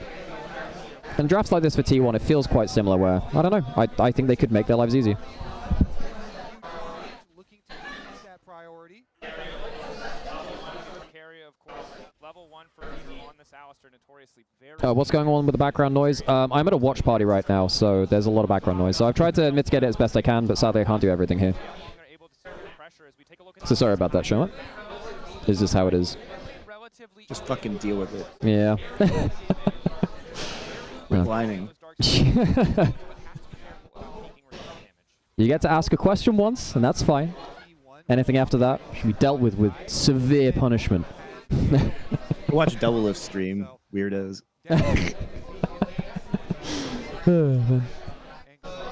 I tell you what, this is another thing as well. I do kind of dislike the decision to make every scaling champion have a stacking mechanic, whether that was Senna or Syndra. Just Victor had it and that was fine. I don't think we needed to have, oh, by the way, Syndra will, once she hits like 20 stacks, she gets 2 Qs on a thing. Just let Syndra be the early lane bully. I feel like League kind of forgot how to make early lane champions balanceable. Stuff like Renekton, I think they kind of killed Renekton for a while. Syndra as well, they've kind of had to make her into a single target nuke bot late game without the early game now as well. I felt like everything just got an Aurelion Soul / Victor passive after a while, and they called it a day. So they're going to surmise that it's just normal clears for both. And I want to draw attention to actually the early laning phase for Faker has been really solid. Actually able to dodge most of these spheres. BDD with the phase rush.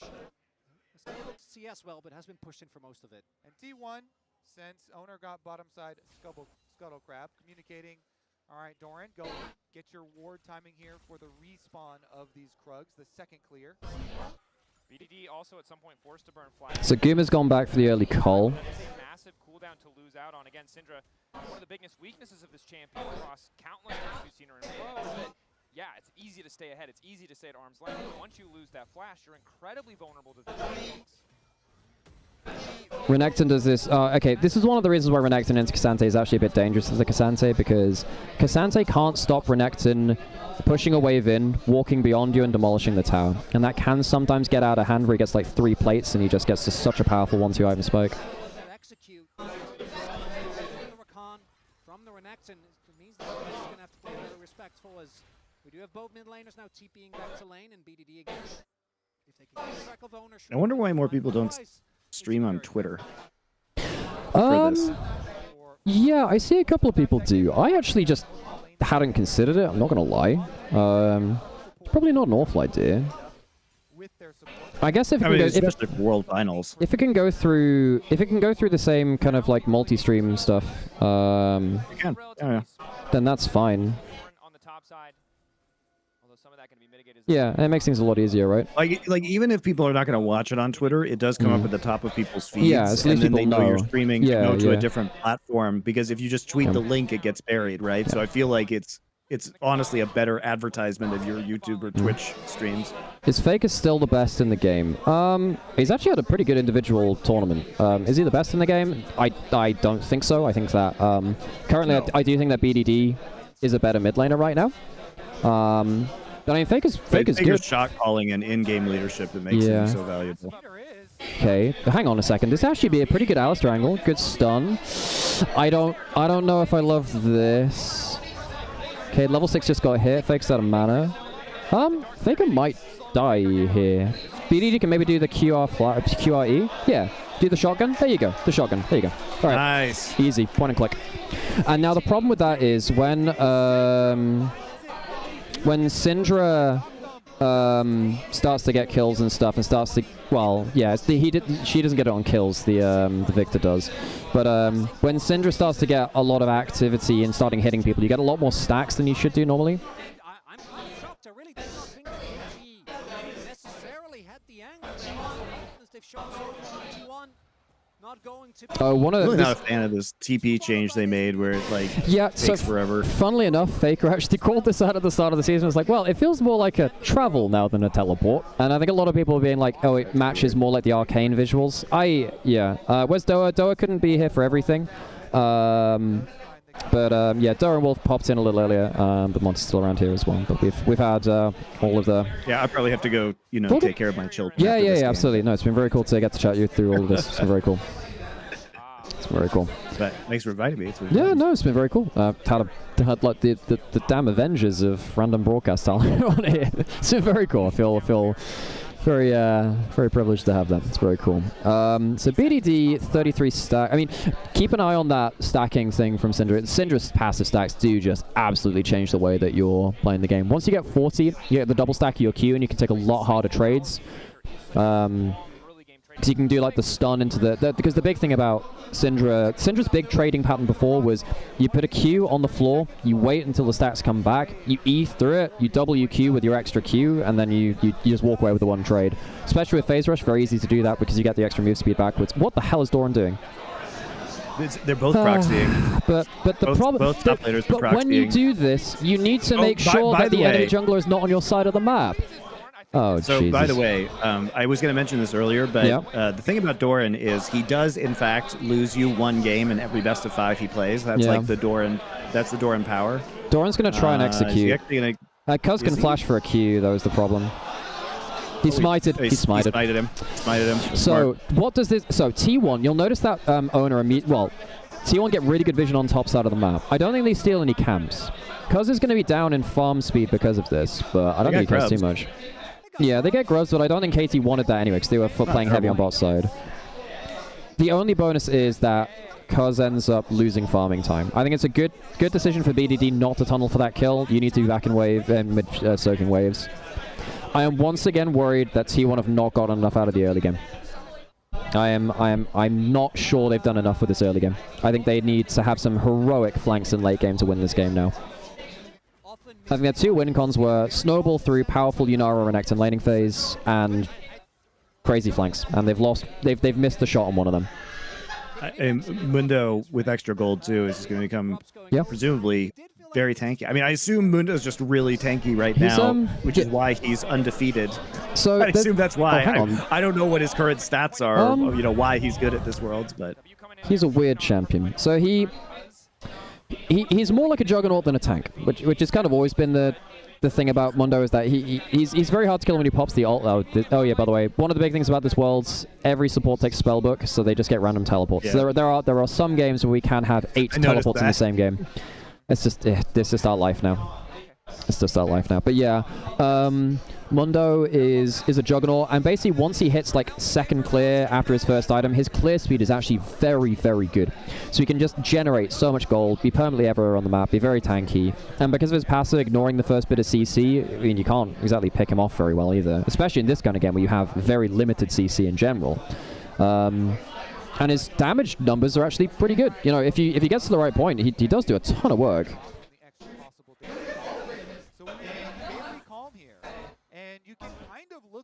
as T1 have... Shouldn't have T1 pick Syndra into Mundo. I remember someone saying she's good into it due to her execute later.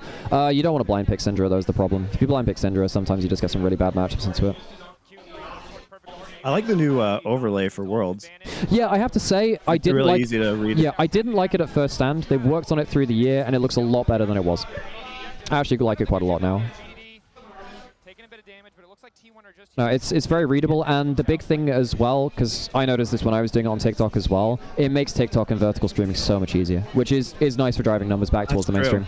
Because all you have to do is take like the central slice. So what they end up doing is they do the gameplay in the middle of the screen. They take the bottom scoreboard, like the middle slice of it, put it at the top of the screen, and then mini map at the bottom, and that's your 3x3 basically. Alistar ult is nasty. Oh, Peter! Oh no. Well, Kerry's ult's down 2. You do have full... No, BDD's quite low HP. I think KT just needs to get the fuck out of here. No, don't... No. You do... Here. No, that's a playable time. I'm not sure about that one. Oh, that's not it, BDD. Oh, Jesus Christ. Why? Just walk away, bro. Why? Just walk away. The only thing you need to do is not give up an early Perfect lead. wasn't there, man. Perfect wasn't there. He has all out. He can actually threaten here. They can actually threaten here now, by the way. They actually... Okay. Oh my god, he steals it. And Dogtime gets a Q over the wall. That's not bad at all. Dogtime can maybe get another 2, maybe? There's... hang on, there's a teleport coming in from BDD. BDD gets like 3. Oh my god. Snap. This is... They're going to clean this up. Oh my god. Hero play from KT, my god. Oh my god. Oh! The briefcases, man. So, do you know do you know Kasha? He's a streamer and a content creator for G2. So he's like a famous Nunu player, but he also plays like the business Mundo skin, and he just makes a load of memes out of it. So he's here right now, so he's going fucking mental. I thought this was a complete infight. And in fairness, it kind of was for half of it. But I am very surprised that T1 stuck around on such low HP after this too, especially with Doctor making it out alive. I mean, early game like this, a Foss Bomb and base damage is just so nuts. Like right there, even just a little bit of damage on the carrier makes a big difference, you know? It's a big problem that Mundo's picked up so much gold from this. It's a big problem. What's the build? Heartsteel, and then HP. Because he gets so much HP, his Heartsteel just does tons of damage. You go like Heartsteel and then, I don't know, like just generic tank after that really. But the Heartsteel turns your tank into damage. You can go stuff like Swiftness boots instead of defensive boots too to give you more access.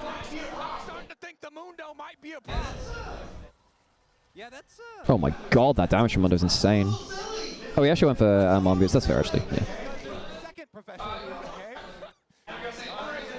Cuz has had a good series, so I mean the first game, his early game was good, and then obviously it went bad after that. Carry misses knockup. That could be... wait, he popped ult for that. Huh. BDD's dead here, I think. Pretty easy. Oh.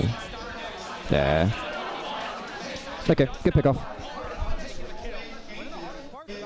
Oh, and it was one of the best Viego players in the world when it came into full meta in the 22. Yeah, for sure. He's also Cuz is a very good Viego player. And then it was Wei, really, from LPL, because when RNG won their 22 MSI, it was a lot of him and Xiaohu being very good at stuff like Ari Viego.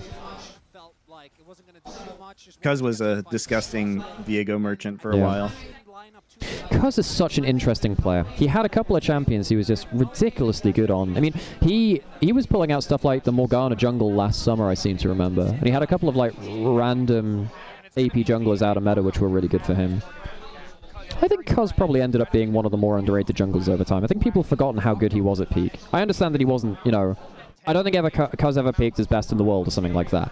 Partly because when he was very good, Canyon was also very good too. But I think Cuz has been... Actually, he's had a solid career. For sure.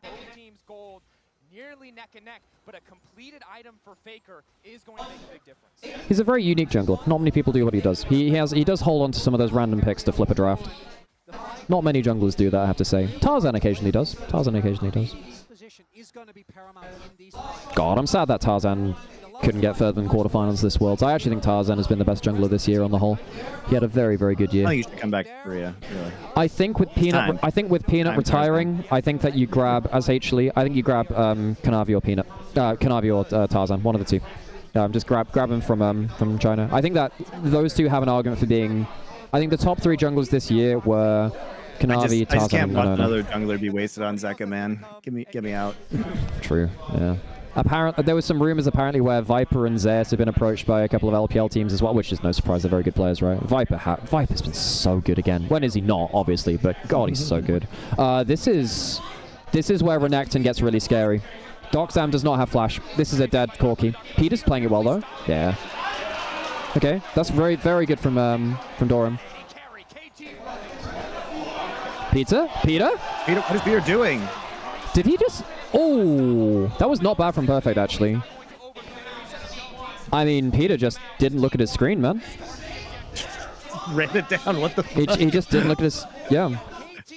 Wow, okay, I mean, he just didn't look at his screen. Peter, the horse is here.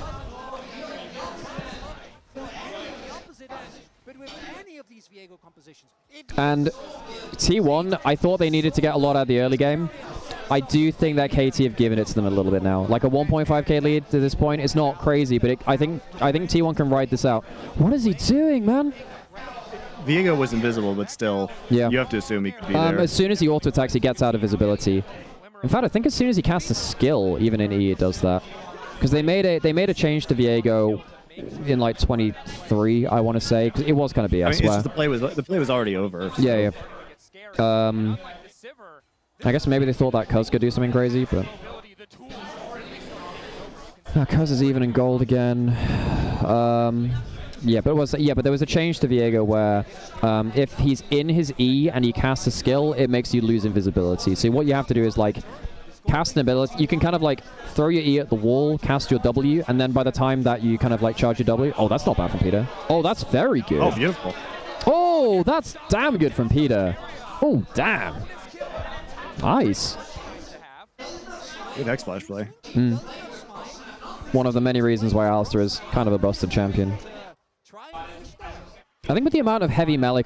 Ooh, I thought it was on target there. Just a little short. I think my favorite Syndra play of all time was... Do you remember, I think it was Season 8 when Rookie won Worlds. Do you remember like the 7-10 split he did under top turret? We stunned 2 people in different directions. That was fantastic. I think that was Season 8 Worlds. That is a teleport. Okay, he's fine. He is Cassante after all. No matter what they change about Cassante, he will still be Cassante. It feels like Cassante falls into that same spot that Ornn used to have in like Season 6 to 10 or whatever. Where like, didn't matter what happened, Ornn was still Ornn. He just couldn't deny this guy getting value. I feel like Cassante is now that too. He does everything. Well, the gold lead is now gone. KT. Wow, they actually, KT in that sequence, they actually got bot tower, but they saved mid because of the TP from BDD. It actually came out net positive, even without Herald. That's good. BDD's got his 3rd upgrade to now, so he's on 80 stacks. Once he gets to 100, his ult executes 120, and then he gets basically a mini death cap. What's the stack timing for Syndra usually? Typically level to have the break points. Typically level 16 you get your last upgrade at the 120.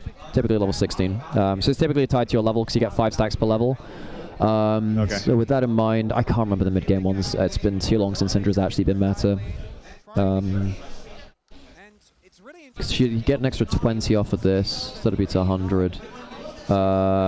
I mean, I'd say he's stacking I'd say it's stacking well right now. Not that... I have to say, Syndra actually hitting combos on enemy champions doesn't change it that much. Because it's only 1 stack per champion. It's only once every 8 seconds, and you're not always getting that.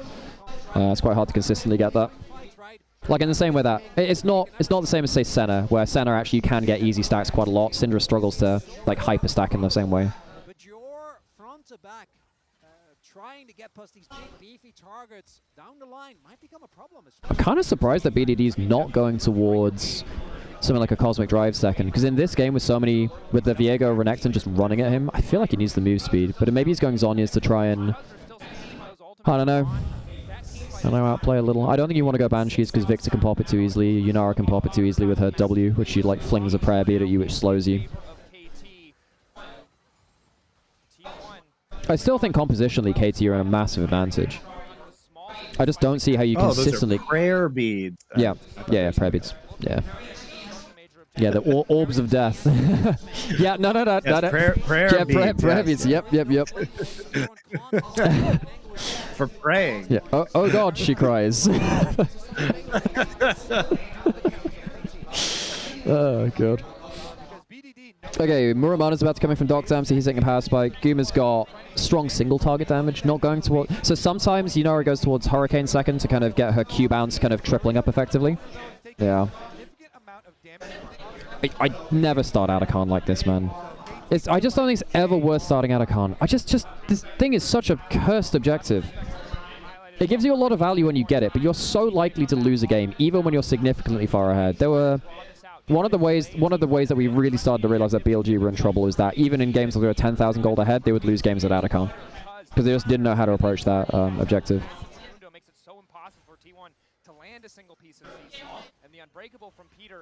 BDD's been laning pretty well into Faker, actually. The Victor matchup can be quite hard for the Syndra. It's doing well to get stacks, not get chunks out too hard. Oh, that's good damage. In this? Damn. And honestly, hang on, yeah, there's nothing else there. But I mean, Perfect is even in CS with Doran. That is completely fine. One of the things which I was thinking about in this matchup heading into finals is effectively T1 had kind of an easy side of the bracket for them because none of the top laners which actually punish you were on the same side of the bracket. You didn't have Zeus, you didn't have... Well, I guess Doran's actually done quite well against Zeus, like in that matchup. You didn't have... I mean, Bin just completely fell off because Bin would just deck Doran in individual matchups. Keen obviously would do quite well against Doran too. Yeah, so... yeah, I don't know. I think that both of these top laners are not considered great laning phase top laners, so the fact that they're both against each other kind of hides each other's weaknesses and means it's much more about their teamfight impact, which is quite interesting. Critical teamfight here. Everybody on 2 items basically. Looking for the setup. Okay, well, KT are on the objective first. They've been very good at getting to the objective first when they have the means to do so, which really makes a big difference. It's one of the big ways they beat Genji, because Genji is so often at the objective first and they get to control the area. KT actually contested with that with them very well. So huge because Otacon and the Dragon both on this side. Baker continuing to poke. In this fight, he might just get Dragon blinded out of here as well. We'll see T1 might. Okay. Okay, Perfect needs to, he gets a good W, that's fine. W means he's safe, I think. Damn, that was decent burst from Nymaera, actually. I don't consider Nymaera being fantastic anti-tank killer, but... Okay, so actually T1 have managed to get control of the Dragon area off quite well, actually. Oh! Oh, wow. Peter Not going sure for the about that Chemtech, one. the Chemsold cone. Yeah. I think T1 just have a massive advantage here now. Redemption's not bad. I guess they still have the... Hang on, Faker's missing a lot here. Good stuns. Doran, good peel. That's very good from Carrier and Doran to save Faker. Dragon's down. I mean, oh, bloody hell. Oh, that's close. Holy shit, that was close. Oh, Guma.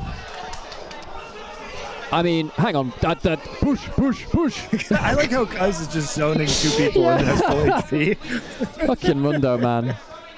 That is a champion of all time. He's literally just walking into 2 carries and has full I also HP. like that Cuz can stick around for just for the extra heart steal stack as well. For the extra just dunk dopamine. Fantastic. Oh my god. Hey, Tane, how's it going?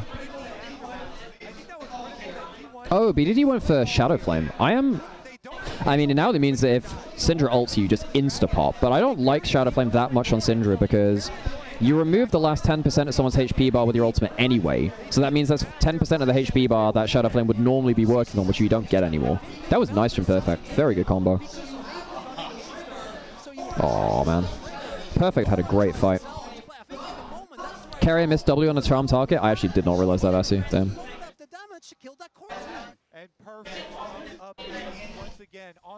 KT lose the Dragon though now, I believe though, right? Yes. But I mean, it's still, it was only T1 second Drake. So. Yeah. I mean, realistically, T1 needed soul point to threaten a lot harder. And again, this is another game where like you have Viego, you have Renekton, and actually Chemtech Soul has some value. It's not a great role, but it would have had some value. Not having 3 dragons though means that the timer on your composition feels like it's getting rough.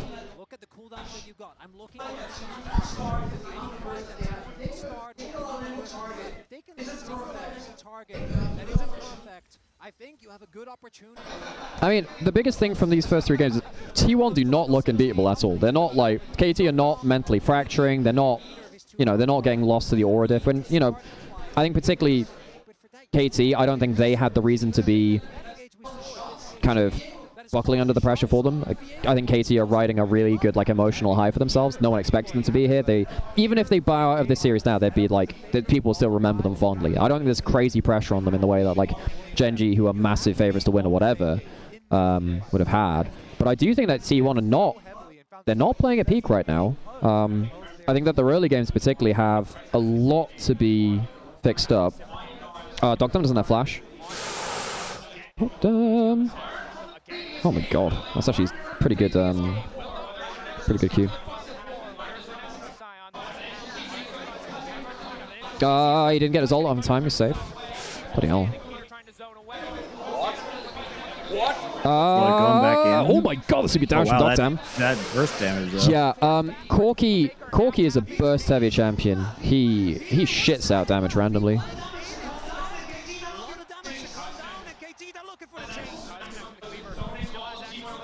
Ghost still has ult. Yeah, he's actually completely fine. They don't stop the Faker's back. God damn. Man, those cleavers hurt. Because I think at max rank, it's all base damage. There's no scaling on them. But I think it literally does something like 25% max or current health damage. But obviously it's reduced by resistances. But just the base damage on the cleavers at max rank is absolutely nuts. Okay, Cuz still has ult. Can't they turn off of this? Oh, they interrupted his dash. Oh no. And they interrupted his dash over the wall. If Cuz hits a Q, this is huge, no? There's no flash on Guma. There's no flash on him. Oh, Guma's in trouble. That's over. This is over. Because now they can just go to Baron again. Yep. Push. This game's over. It just perma slows. Okay, you don't overchase. Whatever, don't overchase. There's a minute till Dragon. Go back. Go Baron. Take mid. You go Baron. Yeah.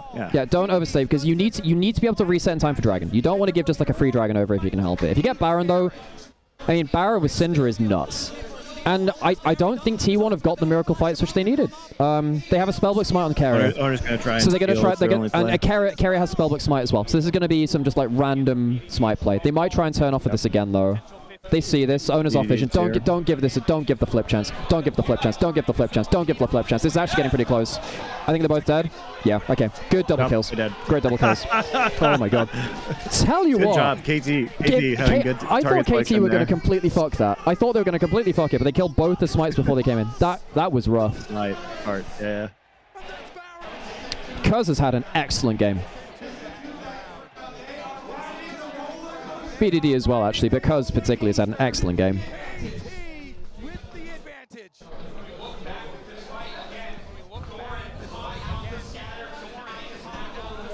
Oh, man. Well... Yeah, it was a really good interrupt on his E. Typically, T1 have been very good at scenarios like this. I kind of liken it to kind of tactical shooters retaking the pit, where like you have to be very coordinated to like retake the site. And typically they've been very good at that. They stop damage though. Yep. And they turn immediately. And BDD with a double stun with that much damage on Syndra at this point is nuts. Absolutely nuts. You doing good, man? You good? Jake's fine. I just saw you hanging out against the wall and I was wondering if you're okay. How you feeling, buddy? Anxious. Alright. Okay.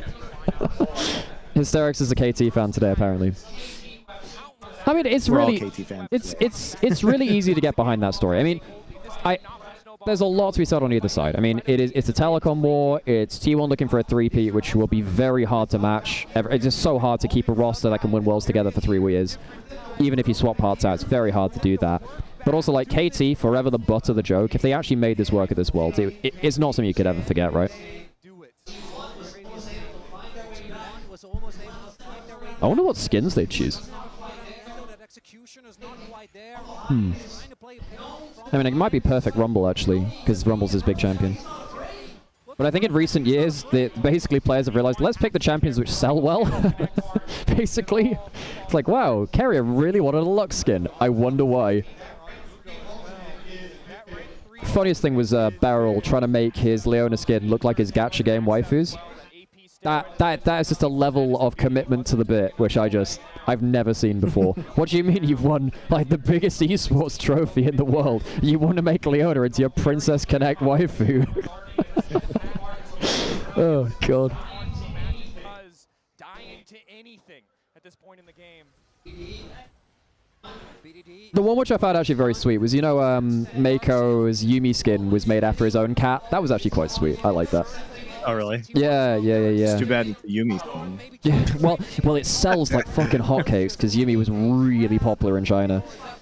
Actually, Yumi's really popular everywhere. Now, I hate the champion, but it's very popular.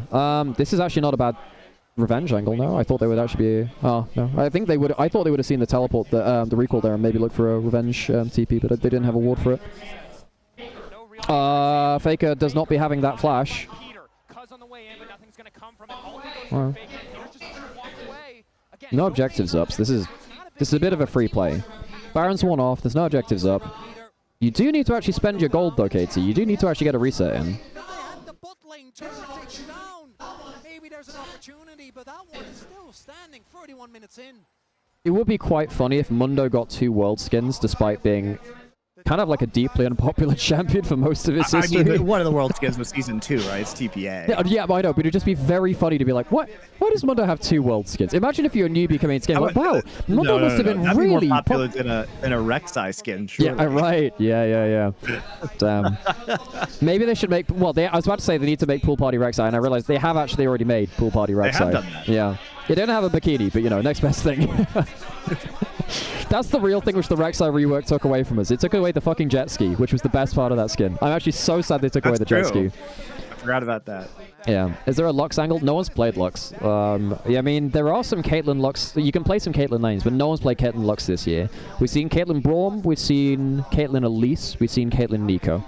I think we've seen some Caitlyn Bard. Basically nothing else. Maybe one Caitlyn Alistair. Yeah. I wonder if BDD gets a Zoe skin, but I guess EDG already had a world skin for that. Maybe a Kali. Oh, yeah, there's DRX Akali. I mean, not that you have to pick it because there's been a world skin for that champion before, but... Let's not talk about KD. Of course, yes. Sorry, which T1 skins are they going to get, of course? Let me not unfairly curse KT.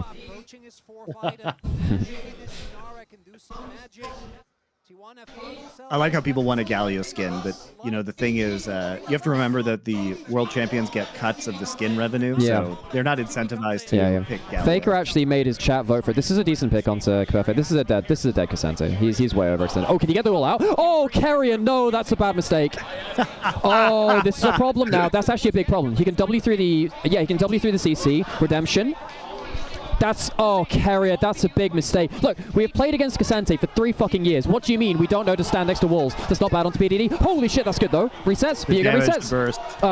Cuz, they killed Viego. The resets aren't there. They killed Viego. Cuz kills them. Cuz actually just kills them. Oh, Faker maybe? Can Cuz kill Guma? There's no flash on him. Oh, he missed the cleaver. I think actually Cuz can't kill him now. Oh my god. Wait, Perfect. Why is Perfect back? He's invincible. Where does Cassante come from? 323 hell, man. HP healed a second. What? But where did Cassante come from? Holy shit, man. What is this? Champ. Yeah. Jesus Christ. Fucking hell. What a stupid champ. I mean, this is a good combo. Oh my god! The Alistair combo onto Owner afterwards saves this. If he doesn't get the headbutt away from the soul, because Peter makes the right choice here, folks. Peter headbutts the Viego away, so he's not in range for the soul. So you can't click it. That's actually insane from Peter. That actually might be game saving. That one Alistair W might be game saving. If he doesn't headbutt him away, that's a reset onto the Syndra, who then immediately QEs, gets like a triple stun, and then probably win. Fuck me, that's close actually. It's probably not going to get better for T1 than that either. That's probably it. With the Chemtech Soul, yeah. Hang on, Oda doesn't have flash. I was actually wondering if there was an angle there. The Oblivion. Oh yeah. Peter has Oblivion Orb on Alistair. That's kind of hilarious actually. That's fantastic, actually. I mean, the thing is, you don't want to go Bramble Vest on Alistair, right? Because that means they have to auto-attack you. You can forcefully apply healing reduction by hitting a Q. That's actually kind of peak. I actually kind of respect that. What do you mean? We've got Return of AP Alistair from Season 1. Keep the map dark. Does his passive trigger it? His passive is the heal now.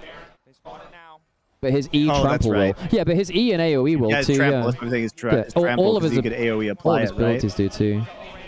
So I guess you now. Oh bloody hell! The Syndra damage. Okay, well you don't have Spellbook Smite for this. I think KT are always looking for the turn hit. Cuz needs to be careful. You actually can't. Look, it's very easy to get overconfident as the Mundo and think you're invincible when you're not quite. All they have to do is play. They just have to wait for the super minions and bot. They don't just need to slow this. Yeah, slow it play down. it slow. You have a really tanky team, and so this is one of the bonuses of having a really tanky team is that you have 3 people that can tank Baron, and you don't feel that bad about taking too much damage from it. Like they can just go back to it. Just go back to the wild. You have shields. You have Chemtech for the extra heal and shield power as well. The Chemtech dragons, by the way, Cuz's ult is going to have an extra 18% healing, by the way. Nice. Did they get the stun afterwards? Bloody hell. Cuz. They can kill Cuz. Oh, it's so close. Chemtech soul diff. Chemtech soul diff. It's Chemtech soul diff. If they can't kill him. Look at Cuz's healing. Oh my god. What do you mean this fucking Bob-ass champion is going to win a game of Worlds? Just healing 600 a second. What do you mean this? Very fun. What do you mean this 2009 champion is going to win a game at Worlds against T1? What do you mean? This is ridiculous, man. What do you mean? Really? You didn't make the K-pop Demon Hunters? It's going up, up, up. No. This is their moment. Like, it was right there, Kobe. It was right there. Come on. Yeah. Come on, buddy. Right there. I've actually heard it's a pretty good film. I've heard it's pretty good. Like, the music carries it. It carries, like, a standard narrative, but it's pretty good. I've heard. Yeah, it's fine. And that's better than many other Flavor of the Month movies. You know what? I'll take it. That was a hell of a game. I'm actually quite enjoying this series. Okay. Oh. All right, man. I gotta go. No worries. Well, thank feed my you. kids, I guess. Yeah, thank you so much for joining me. It's been really, really cool. Why do kids need food, man? Crazy. I know, right? I know, right? Well, no, thank you so much for joining me. Obviously, a big thanks to Doa and Wolf as well. Maybe some people will turn up a bit later. But everyone in chat, if you could give a big thank you to Monte, Doa, and Wolf, helping kind of keep me company on stream. It's been really cool. I'm sure we'll get some other people around as well. All right, see you around, Monte. Great to have you. Yeah, see ya. Bye.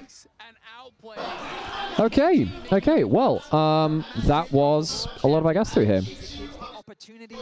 Now I just need to go bother other people for guests on stream now, so I'm not on my own.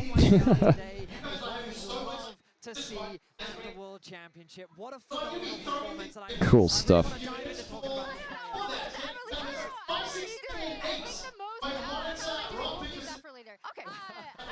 There's a monitor, rock, paper, scissors. Okay, folks, we actually have a giveaway to do. That's something to do. So, if you are in Twitch chat, there is. I need to just quickly edit this.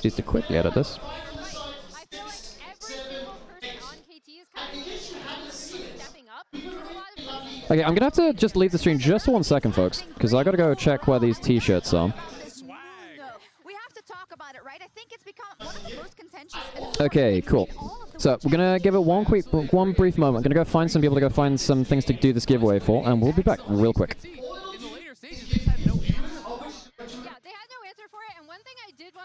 Despite the fact that T1 did have the early lead in this specific game, we'd previously covered KT's early games. KT has been scrapping a lot early. That was the 100% warfare stat was the feat of warfare, and I love to see this coming out of KT, just that kind of aggression. I do as well, and Azale, we were talking about it before, but this is the World Championship final. This is when people make the mistakes they usually wouldn't, and this is where people step up where you usually wouldn't expect it. And I gotta say, this last fight we're gonna see, where T1 could turn the game. Guma fails to flash. Maybe it looks different. Yeah, no, it absolutely can be a series-deciding thing. I think it was a game-deciding play as we can watch this. Eyes on Gumayushi in this play. Faker got such a good chunk onto Docdom, and they've committed a lot onto Perfect.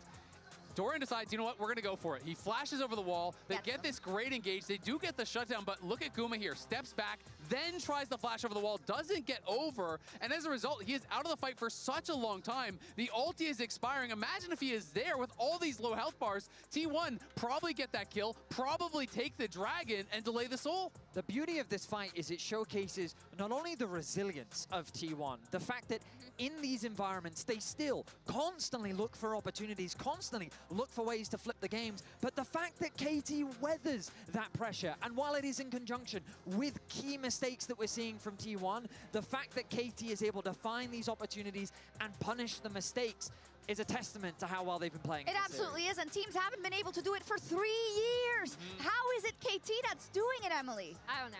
I mean, they haven't won yet. I'll just say KT's MO is to kind of bring you up to the point where you're like, okay, Oh, he muted it. He muted it. I told him, I'll make sure no one goes on your stream. Then I realized, what if I sat here and I did it? I don't know if Monty's just getting me in his ear. Maybe muted. Maybe he's gone. Hello, Sam. Chat, what's up? Monty's gone. Where did Monty go? Yeah, where did Monty go? Chat, what's up? Yo, KT, I said 3-2. But did you see production? They did me dirty. They put me as a 3-2, but they put me in the orange color of T1. They did me dirty, bro. It's 3-2 KT, no malicious, no Raz stuff, you know? No Raz flip-flop. But it's crazy. Yeah, Nymaera, he's looking for someone. If you're wondering where he is, he's gone walkabout. What up, Blade? Handsome version of Nymaera. You know what, mods? Save that. Rewind it and send it to him. You will offend him. You will hurt him. Yo, chat, they did me dirty. They did me dirty on the broadcast. He's going to gang someone. That's what he said. He said, make sure no one steals my stuff. So I thought I'd sit down and make sure that I can monitor it, you know? Chat, there's nowhere to sit. There's too many people. So I'm standing. This is why I'm here. I'm not trying to be a fly on the wall, but I can't see the screen otherwise, you know? Otherwise, I can't see the screen. I can't do anything. Chat, they're painting poros and shit. They're giving away shirts. There's cosplayers. It's cool. Where are you? Without glasses? But he doesn't wear glasses anyway. He doesn't wear glasses anyway. But people got so much more merch than I do. I don't have much league merch. Adjust his chair. It's already low. It's a chair. What do you think? We have a thing? Wait, BT Dubs, Arc Raiders, great game. Okay, you should play. You should play. Arc Raiders. Oh, I got 20 hours and like 2 and a bit days. Oh my god, it's good. Chat, what do you think? I think 3-2 KT. I think T1, they always win the game 4s. But I think this time the story ends at 5. Bro, the roller coaster has to come down a little bit before it goes back up. Battlefield 6? Oh. Oh. What, Red Sec? Is that what you're playing? Yeah, Mecha Fanboy. What do you mean, please end it? Yeah, without the context of KT, man, I'm worried about you. You're playing it at the moment, you're home. Arc Raiders, yeah, it looks good. Chat, it's like 40 euros. Not to be an ad fanboy, it's 40 euros, and it literally, it plays like a AAA game. It plays like a AAA game. How you going, man? Yeah, chat, people come by just saying hello. Yeah, wave at them. Wave at them now. Wave at this person. Wave at this person. Wave at that person. Wave now. Get your hands out. Yeah, wave. I might not be allowed to sit here. Morning. Morning. It is still morning. Chat, it's at 11:30. I got up at 6:50 to be here. Nah, 6:30. It's alive. Your Chronicler's shirt is fire, but I just saw his belly hair. Yeah, I'm like the 1 out of 6 people cheering for KT here. No one's cheering for KT, bro. Everyone's T1 fanboys and girls. It's sad. It's very sad. And I get it, bro. 6-peat sexy for Faker. You know, 3 in a row, I should say. 3-peat sexy. But you can't do that. You just can't do that. You can't get 3 in a row. No one can. I mean, he can. You're tired. It's 5:23. What are you in America? Where are you? What do you mean 5:23? Where are you? Alex. Don't call for him. He's not going to come. He can't hear you. He's walking around. He muted and he thought his setup was safe, but it's not. It's not safe. You know, I could be anyone. They might not know who I am and be like, yo, there's someone sitting at our co-streamer's booth. Yo, Abdox, what up, KT? That's what I'm talking about, man. That's what I'm talking about. That's what I'm talking about. That's hot. 924. NA. Is that West Coast? Good chat. Worlds next year. East Coast, right? It's in Texas. Texas and New York. But I want to go to first stand because Brazil. I've never been to Brazil. That'd be cool. Brazil. on Summoner's Rift. 6:25. Yo, Mabogany, turn the clock forward, bro. Sam got a holiday. Is he coming back or not? Winter Map, big W, by the way. Chat, just tell me if you want me to piss off, and I'll piss off. And he'll never know. He'll never know I was here. You're at Disney? Sam works for Disney. You're good? Some of you have been in my chat, but not many of you. You're new people to talk to. New people. It's cool, chat. It's like the coach room he set up here, and then all the crowd in front. He's coming back. He looked at me. He shook his head. I found out how to unmute. Okay, I'm giving it back. Bye, chat. Wave to everyone that comes by. 1-2-1-2. Is it? There we go. I It can is hear. working. Yeah, we got both of us. I told you just to wave at everyone who came by. They're going to wave at more people. Exactly. How you been doing, man? I'm good. I'm good. It is your stream. I'm about to leave in a second. We have a What'd you giveaway get? to do. These are World's G2 jerseys. Oh shit! Is that what I got? Oh, like big. T-shirts. So we're going to do a giveaway of World's Grand Finals Berlin T-shirt giveaway. Oh, if big. you're in EU, we can do a giveaway for these. It's only in Twitch chat, only in EU. But if you'd like to be part of the giveaway, I need. Where have I put this thing? It's somewhere. It's on Moobot. It's in here. Cool. We'll. Did I lock it? What's changed with this? What have I done? I've never done this before. That's Neither have I. wrong. That's not right. What have I done? That's not what I'm doing. Is that the wrong thing I clicked? It wants you to pay 30 euros a month for an upgrade. Oh dear. What? Slots in use. Business plan. What do you mean that? Edit giveaway. What is this? We giveaway. Does this work? Where is your brother right now? He's in Florida. He said he's at Holiday. Disney. Oh, there we go. Yeah, he's at Disney. Okay, there we go. I just need to full screen. So, folks, if you type exclamation mark Worlds in chat, you'll be entered into the giveaway. If you do that, that's the one. There's an announcement. Cool. So you can go put yourself into the chat, and you can get yourself a couple of these shirts. We'll draw them, I guess, at the end of the series, folks. So stick around. If you're, it's only in Twitch chat. It's only EU only. It is EU only. This is G2. You see that? But yeah, it's very cool for G2 to give me a couple of shirts to give away. I think there's a couple of different sizes, so we'll just have to figure out who's got the best sizing for it. I've got an XL here. I think there's a small, medium, and XL. So there's a couple of different sizes. We'll try and figure it out between you, and we'll run this after the thing. Big. Okay, so yeah, make sure you're following on Twitch for that, and then, yeah. You think it's going to Game 5? I said to your chat, I was like, it's going to Game 5 simply because it's T1. But I think finally it's broken. I said KT32. I'm going to stick with KT32. I feel like I'm going to be the only one right. I'm the only one. What did you say? I said it was going to be 3-0 T1.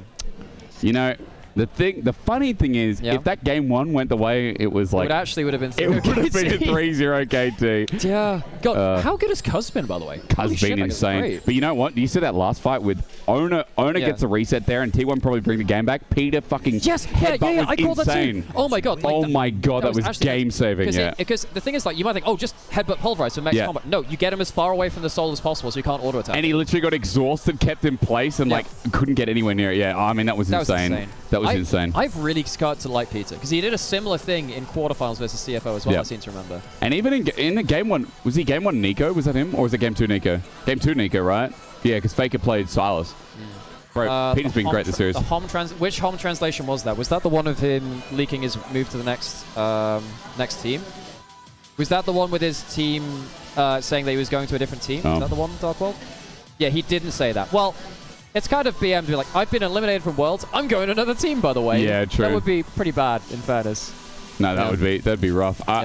Bro, any LPL rumors at the moment, just hold. There's so much going on. There's so much turmoil in that league. Just hold. So the salary cap's changing. The bidding process is a thing. Yeah. So I think basically a lot of players haven't figured out what they're doing yet because they're still reacting to the news. Yeah, okay. You got any plans for off-season? What are plans for you, man? Baby end of month. Oh, shit. Congratulations. Yeah, someone said if I'm married, it's too late to go to Brazil. Because I was like, I want to go to Brazil for first hand. But, I mean, I can go there to enjoy food and weather. I don't have to go to Brazil otherwise, bro. Yeah, baby, and then nesting until hopefully LEC. Hi, friend. Nice hat. Yeah. I need to grab someone because someone actually just waved you at this shirt on, and the back of the shirt looks really cool. Who is it? I don't know. Someone that walked off. Oh, the other guy. There's a guy here. Yeah. Guy called Ryan who has G2 TL collab, the 2019 shirt. That was during MSI. Sorry? So yeah. No, I don't think there's any 1v1s today. No. He wants to fight someone. You want to fight someone? Yeah. You can actually you can just get Hey, dude, excuse me. Do you mind just showing the back of your shirt? Because we're doing a giveaway for those shirts. Are you the shirt person? Oh, yeah. Do you mind if you just show the shirt on camera? Because this is we're doing a giveaway of these shirts, and you're wearing one. So, can you just because the back of the shirt looks really cool. So can you just show the back of your shirt to the camera? Look at the muscles, chat. Yeah. Just look at this.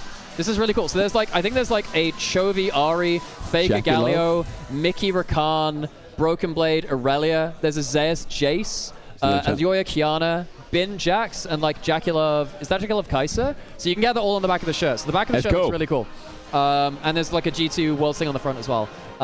So yeah, we have a couple of different sizes. Thank you so much, brother. I appreciate it. I appreciate it, bro. But yeah, that's the shirt which you can win. There's three things, and we'll draw them at the end of the series, I suppose, honestly. Big. And it's technically limited exclusive merch. What do you mean pinned massive messages? Use this handsome version of Nymaera. I mean, I said that was rude. I told them that was rude. I'm going to leave you to it. I'm going to go to the bathroom Well, I've had 4 coffees. I need one more. You need to make 4? No, I've only had 1. I need 3 more and a Red Bull. Oh my god. My Red Bull was my breakfast today. Yo, KT fighting though. KT 3-2. I hope so. It'd be a good narrative, good story.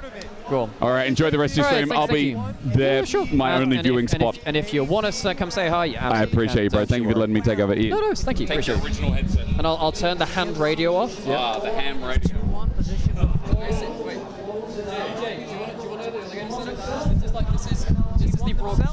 So, you take your headset, you put it into a preamp which powers it up, you put it into a compressor which means it doesn't explode, and then you go into your audio interface. This powers it, this tempers it down. Yep. So you can do it on OBS as well, but basically this means that it doesn't peak. So it basically means that when it gets loud, it clamps down on it. So it basically just means that anything over a certain volume starts to get less and less loud. Yeah, well, I got this for guitar stuff a while ago, so it's just, So basically you do that, I put a compressor on here, and I also put a compressor on OBS, so I double compress it, which helps a lot for shouting. Yeah. Okay, and we're back in the seat.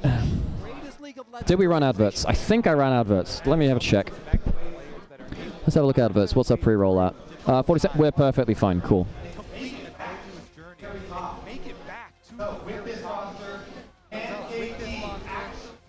Okay, right. Let's get back into it then, folks, shall we?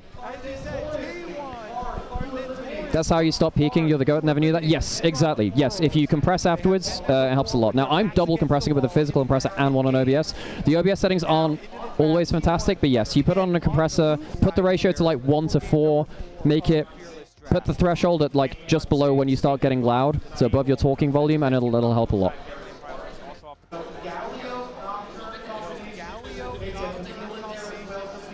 Okay. Just check the gain on the mic. Sam, it's a little bit all over the place with this just because it's, I've had to eyeball a lot of stuff. Okay, it'll be fine probably. Maybe do that. Maybe do this. Maybe that works. We'll do that. Hopefully it's fine. Whatever. All good. We might have anyone's Legend Mundo next year, maybe. God, imagine if this fuck-ass champion gets 2 skins from Worldsman. Insane. Incredibly oppressive champion at early stages of the game. An explosive bot lane matchup, but the Trundle is there because... First pick Callista? Fuck me, that's a bold pick. Jesus. So Trundle for Cuz, that's the last of the AD junglers which are really up and available. You can't, you could pick Sejuani and play for ranged engage, but you can't pick something like Skarner. What do you pick to slow down this Callista now? Do you go Kai'Sa and lane swap? No, probably not. Oh, Caitlyn? Fucking hell. Oh my god, if Peter goes like Caitlyn Lux and ends up winning his Lux against Carrier, that would be so big, bro. That would be so ballsy. Okay, so it is all about Prio. It's come around to Prio lanes. Now, Peter should probably be thinking, well, you don't have Kate Braum, you don't have Kate Nico. Wow, you're going for the Nocturne. You can actually go Akali here, I think, for Keika. The CC from KT is very low right now. I think T1 have a good dive angle available here. You can't go Orianna, but you can go Akali. Akali's good. Maybe BDD goes something like Cassio, or... Yeah, maybe BDD goes Cassio if it's Akali, though.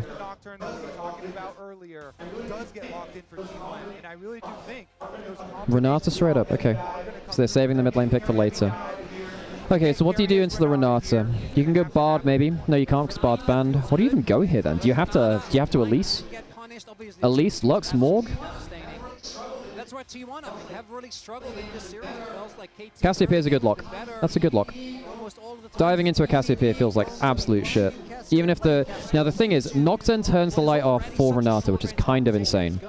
feeling impeccable, and it was this hit that got KT over the line against Gen G. It was, and now against a mobile support like the Renata, luckily has the Callista to bail her out. The Pillar is a massive threat to any immobile champion, so it has to be respected. With the Caitlyn, with the Cassio, getting grounded by that Miasma, having a Pillar placed behind you means there is... Yeah, once again, big thanks to Monte Doa and Wolf, and of course Quickshot and Hysterics and everyone else coming on today. It's made a very fun experience doing this co-stream, honestly. Ban Mel. Mel's been played, Foxy. Mel has been played. Those combinations that we're talking about for the Camille, Galio, Nocturne just will not be there. I like the Ornn though, as far as the berries go. The KT have very strong scaling and are building towards that big. And it feels kind of awkward because Galio's a good ban. Do you ban Camille now as well? Actually, maybe Camille's a big brain ban here. I think you actually ban Camille as KT, right? but it doesn't really synergize that well with the Nocturne. Right? You'd rather play something that can actually dive deep, that can go in aggressively, but trying to play any dive into Cassio, into KT. Wait, okay, so they ban the way. Interesting, okay. They say we're not even going to take that gamble. We don't care about the comp mismatch. We want to protect BDD with 2 bans towards making 4 in total here, setting BDD up for success. And we knew in a world of Fearless, depth of champion pool was going to be incredibly important because getting that wind on Mundo. Owner not able to find that wind on his Viego. Now we're seeing 2 more conventional meta picks get taken off the board. Feels so set up for success here. So, I think the Camille is a threat from T1. You don't have Cassante or Camille to deal with that in top lane. Aatrox is getting more valuable here, I think. No way. It's really good into double range, but no way Peter Blitzcranks in fucking Worlds Finals. No way Peter Blitzcranks in World Finals. No way. No way he does this in World Finals. Oh, what? That's boring. I gotta speed things up, by the way. It's slightly ahead here at the venue.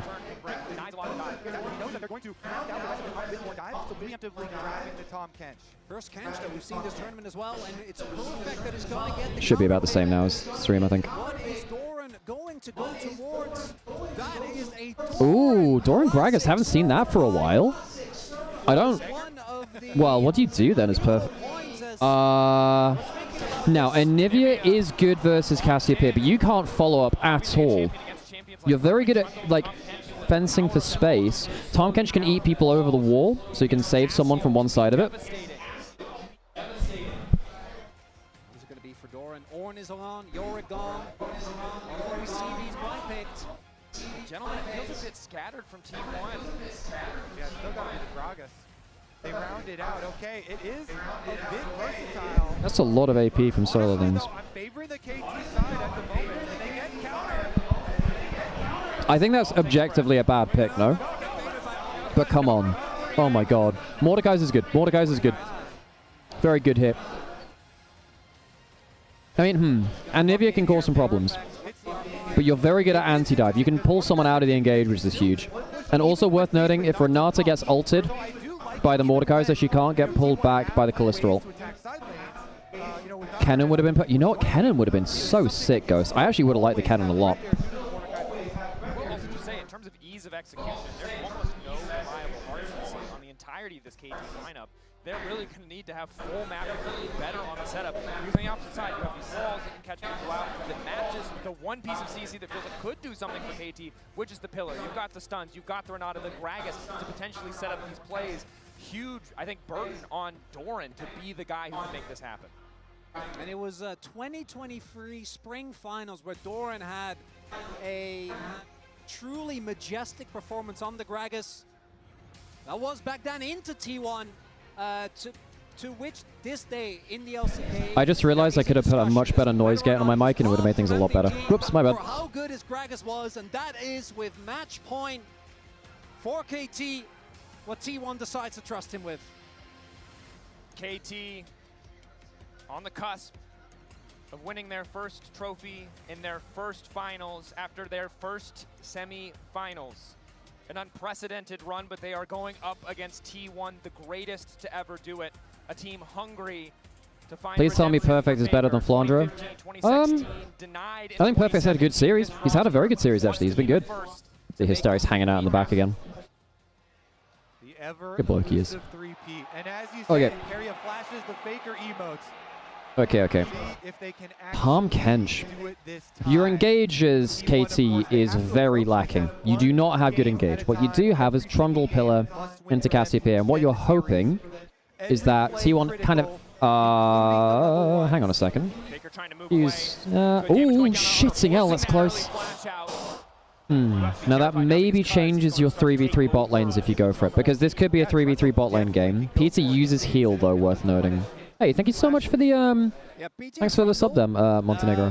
With a flashless Appreciate you. Nocturne definitely big, as we can see. Why do we start E as Anivia? Wait, did he start E there? Huge, isn't it? As we keep saying, in case you know, maybe you just tune in. What happens if I win? So if you win, I'll call out your name on stream. I will whisper to you. Please have your whispers open for the giveaway. I will whisper to you, and we'll sort things out from there, okay? Yeah, we've had Kana originally in 2021. So please have your whispers open and check them after, and we'll find out the winners. They find their backs against the wall. And how fitting is it that it's KT? Which team has the better draft? I think T1 has the better draft for the first time this series, but I do think there are ways for KT to play this. However, I think on the whole, T1 have played better with worse drafts, especially in team fights. Oh, you're gonna be AFK for the rest of the stream. Have your whispers open. Have your whispers open. You can beat the jungle camps. Yeah, And if you don't get back to me, I'll draw someone else, basically. And then your flash will be up in no time. That's how you look at it. Invite the guy from behind on the chat. He wants to watch there with the view-free experience, you know. He's there by choice. No one wants to be too aggressive with their cooldowns. Obviously, if a single Noxious Blast connects... DDD's doing well in the first few waves. Fakes drops a lot of CS, actually. Like a lot. Ooh. That's just nasty. Coming out from Doc Dom. Yeah, the early laning phase from KT's bot lane hasn't always been fantastic. That was a worry for me. I'm so surprised that T1 chose to have less lane-dominant bot lanes from points in this series. Yeah, like the Sivir Lulu, I just don't think that's the way that they win games at this tournament. You want pressure bot lanes. Discord's always open for you. Cool. No. Inevitably follow. I gotta say though, Kench into Anivia and Gragas really doesn't feel quite as good. I think the Nocturne and the all-in from Guma and Keria feels good to play into, but Anivia really makes it hard for you to actually reliably protect your carry, get W's off, and Gragas kind of self-explanatory. His ability to create space. Oh, great flash. Keria tries to get him with the Q Great response. You need to be, yeah, if you get hit by that, good chance you die. Or at least you lose complete control of bot side. Because Keria's trying to save what is actually quite a difficult bot lane situation, because Ona has no flash, and already the Nocturne kind of struggles to get plays done anyway. So now you're playing with no flash on jungle or support. Kind of rough, actually. And it is going to mean guaranteed bot side. Scuttlecraft with the early push there. I actually think Cuz could have fought for this, you know. Well from Doran, who took his time from top I guess maybe not with a closer Renata still pushing. Know that this time around, Cuz has done the same thing he did last time, where he did the clear into recall and then look for the crab. I do like, though, you see, even though Nocturne isn't necessarily like the #1 dive champion, all the precautions are being taken. Cuz actually hovers there to see if they go for the crash, or for the dive on the first crash. Doc Dum's still going to be substantially behind, though. Force the base, and the early game going the way of T1 here in this fourth game. This is going to be a hard game for KT to play. I think T1 have, you know, I think that particularly this bot lane is very hard to deal with. Doc Dum's down 10 CS already. That being said, he's actually done quite well on Caitlyn from behind the game before. Actually, he did that versus CFO, I think it was. Was it CFO? Was it? Maybe not CFO. MKoi, I think it was. Struggling to remember. Early stages of Mordekaiser versus Gragas, not too big. I guess they're not playing with something like a Cape Braum. It is a Cape Time Kench. It's not necessarily about lane dominance here because of the Time Kench. I mean, you very rarely see the Time Kench, right? A little bit quicker, of course, for Owner. Nice dodge by BDD. Little altered path where he goes for the quick recall there. And we'll see once again when the Nocturne. Nice CS with the 90 caliber net there. Nice. Good farming on the turret. Yeah, particularly when you're against pushing lanes like this, you need to learn how to push on the turret well. Fog of War. Then going for pretty deep recalls. Are seeing Faker taking not the best of trades, but not really botted. Has his egg still available. We'll see if Cuz can make something happen. Might look here. Has his Raptors just now done. Making his way over, even getting a summoner or getting... Okay, good ground. Very good stun. Very good stun. Very, very good stun. Oh, gets the egg out. Hang on, can Cuz kill? I don't think he can. I don't think he... Maybe he can. I think that's a lot. Oh no, Peter's here. Oh my god! And what could be the deciding game, KT, they send all resources again towards mid lane to be... Damn, well, that's kill to Cuz. Flash and egg down from Faker. Gets Dragon off of that. Oh, shit, man. Kalista not getting early. You need to fight for this. You need to get the early Dragon as Kalista. It has to be a smite fight. Oh! Holy shit. Yeah, I just realized I'm like very slightly ahead of the... oh, shit. Oh, sorry. I just need to do that just because I'm slightly ahead of people in the room. I think slightly. Hang on, wait, sorry. 1, 2... Okay, perfectly in sync now. I just need to do that just so I'm even in people in the room, so I don't want to like spoil stuff for them. Fucking hell. So that's really important for T1 because they need the early dragons. They really need it. If they don't get the early dragons with the Kalista, they are really screwed. For the flip, getting it for Owner. T1 get the objective, and now they've set up Doc Dom in the mid lane, but Peter a little bit late. You can see how, while BDD was comfortable in that 1v1, it's so difficult for Doc Dom. If a wall had appeared just a little bit more behind him, he very likely would have died like the one. Interesting that Caitlyn's moved into mid lane very early. Knockup will not connect. Nice initial stun from Faker. Procs the phase rush. Give the, you know, gotta get... Oh, Faker's going for boots early. Cooldown boots early. Huh. Guess that means it's much easier to lane versus the Cassiopeia. Indicator for where you need to throw your stun. As Cuz will be able to maintain... What the heck is Faker doing here? Hang on, if they could bop him back into it, it's kind of insane, no? And that is going to be when he comes You're gonna ult him now early, maybe? Flash away. Okay, flashing out the key. Fair play. Play safe. Going into the death realm just to come out a few seconds later. Owner Smite does 1 more damage per world swing? Right, maybe. And I do really love when people play goofy skins in very high stakes matchups. The Gragas burp, a classic. All right, so much riding on this game as I think, oh, I don't know, man. How are KT going to play this? They do have very good disengage. But, like, Gragas and Nivea kind of breaks that, no? Because if you're trying to play around Trundle Pillar, occasional Caitlyn Q, something like that, doesn't a Krask just break away the formation?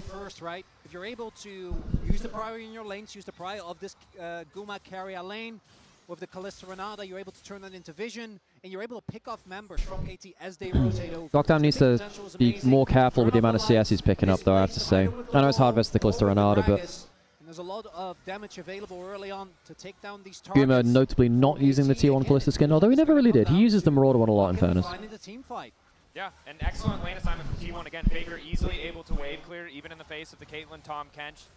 Good lane, mid lane control from Keria and Gumayushi, and now Owner walks his way up top side, immediate 3 grubs secure. Okay, so 3 grubs to T1, early Dragon, Kalista's ahead. Continuing to stack the objectives that they need in They're happy with that. Using Guma and Keria, their priority nicely. They rotate over from mid lane to the grubs, up to top lane. Need to be careful with this, you do need to be careful with the, They got the first Dragon as well. You know, the way in which they CS deficit in this Baidy carry, though. Really they can't allow the Caitlyn to completely fall off. I mean, Owner knew, you know, Because what you're hoping to do eventually is T1 dive in with the Nocturne or throw in the Renata or something like that, and then they just get one shot. We'll see if the emphasis on the earlier Dragon Soul for them does come to fruition. Kalista, of course, looking to be a... I'm really afraid for KT with the Nocturne Renata, though. I'm not going to lie, folks. T1 win with these kind of comps. You know, they just win with these kind of comps, you know? This is a much better draft from them. Should be fine here, but you know, just being able to turn the lights out for Renata engage is insane. T1 keeping these waves shoved in, and plates will be 3 grubs, Kalista, 3 hitting turret. It's not a great start for KT either. Such a clear advantage in the early stages. Yes, BDD has a small gold lead, but Gumayushi, essentially, no one can stop this man from pushing in, from building a greater advantage. And you already talked about Drake stacking, right? Kalista, a champion who very effortlessly can contest the big smites of the game, and when Owner and Guma are working together, it feels pretty impossible for KT to stop an objective. Oh, I really need a Red Bull. I'm starting to flag now, folks. Guma on a lot of champions is pretty good at contesting dragons as well. I don't think Tyr is the play this game for Nivea. I mean, Leandri's is pretty nuts versus the 3 HP stackers on KT, yes, but he always goes this. He's always going like Road 2. That being said, if it goes late game again like the last two have, and you get that build online, it's insane. Insane sponsory, true. Yeah. Obviously, the main issue is that normally we go completely off topic. Sure. We're not going to do that here. No. Professionalism. BDD going with Tyr, but that makes a lot of sense from him. He needs to be very hard to kill. The Anivia's job isn't being hard to kill, it's being disruptive. Looks like double Roa to come through here. It's not like KT have a lot of engage, you know. Close to his. At this stage, however, it feels like T1 just ahead in terms of overall prio. Yes, BDD has mid lane push, but really has to be careful about wandering into Fog of War when Owner has access to that ultimate. Cuz has finished the Sunder. Baker's not exactly fallen behind anymore CS. Dogdam is also kind of staying. He lost another 5 CS somewhere along the way, but it could be worse, I suppose. With this bot lane push, very likely. Collector's actually not bad for Dogdam this game. You know, there's a lot of people who do get collected quite easily. Trying to, I think, scout out, and this time T1, if they can set up again, trying to. How many people played Anivia this world? We had Chovy, Faker, and Caps. Anyone else? We haven't really talked about it too much, but the Okay. from KT, just not Owner on Dragon. Faker's in a really good spot. I wonder whether Cuz has sent things a little early there. They can perma CC him if that goes through, okay. But now you have no flash versus the Anivia. Still on half HP, teleporting in as the Mordekaiser. They're not going to be there early enough for it. Very good Renato. Yeah, this is good. This is probably the play which wins the game for T1, I think. Okay, unless they can... Hang on. Do they have a big engage here? They don't have the damage here. Faker's ulted by Perfect. Doran's not about to. Doesn't Guma just run up? Oh my god, BDD! Holy shit! Oh my god, BDD might have just... but that's fucking insane. BDD might have just saved the entire game. There's no flash and carry. He might die here. They can wall him out. Oh my god. Peter. Not sure about that one, buddy. Not sure about that one.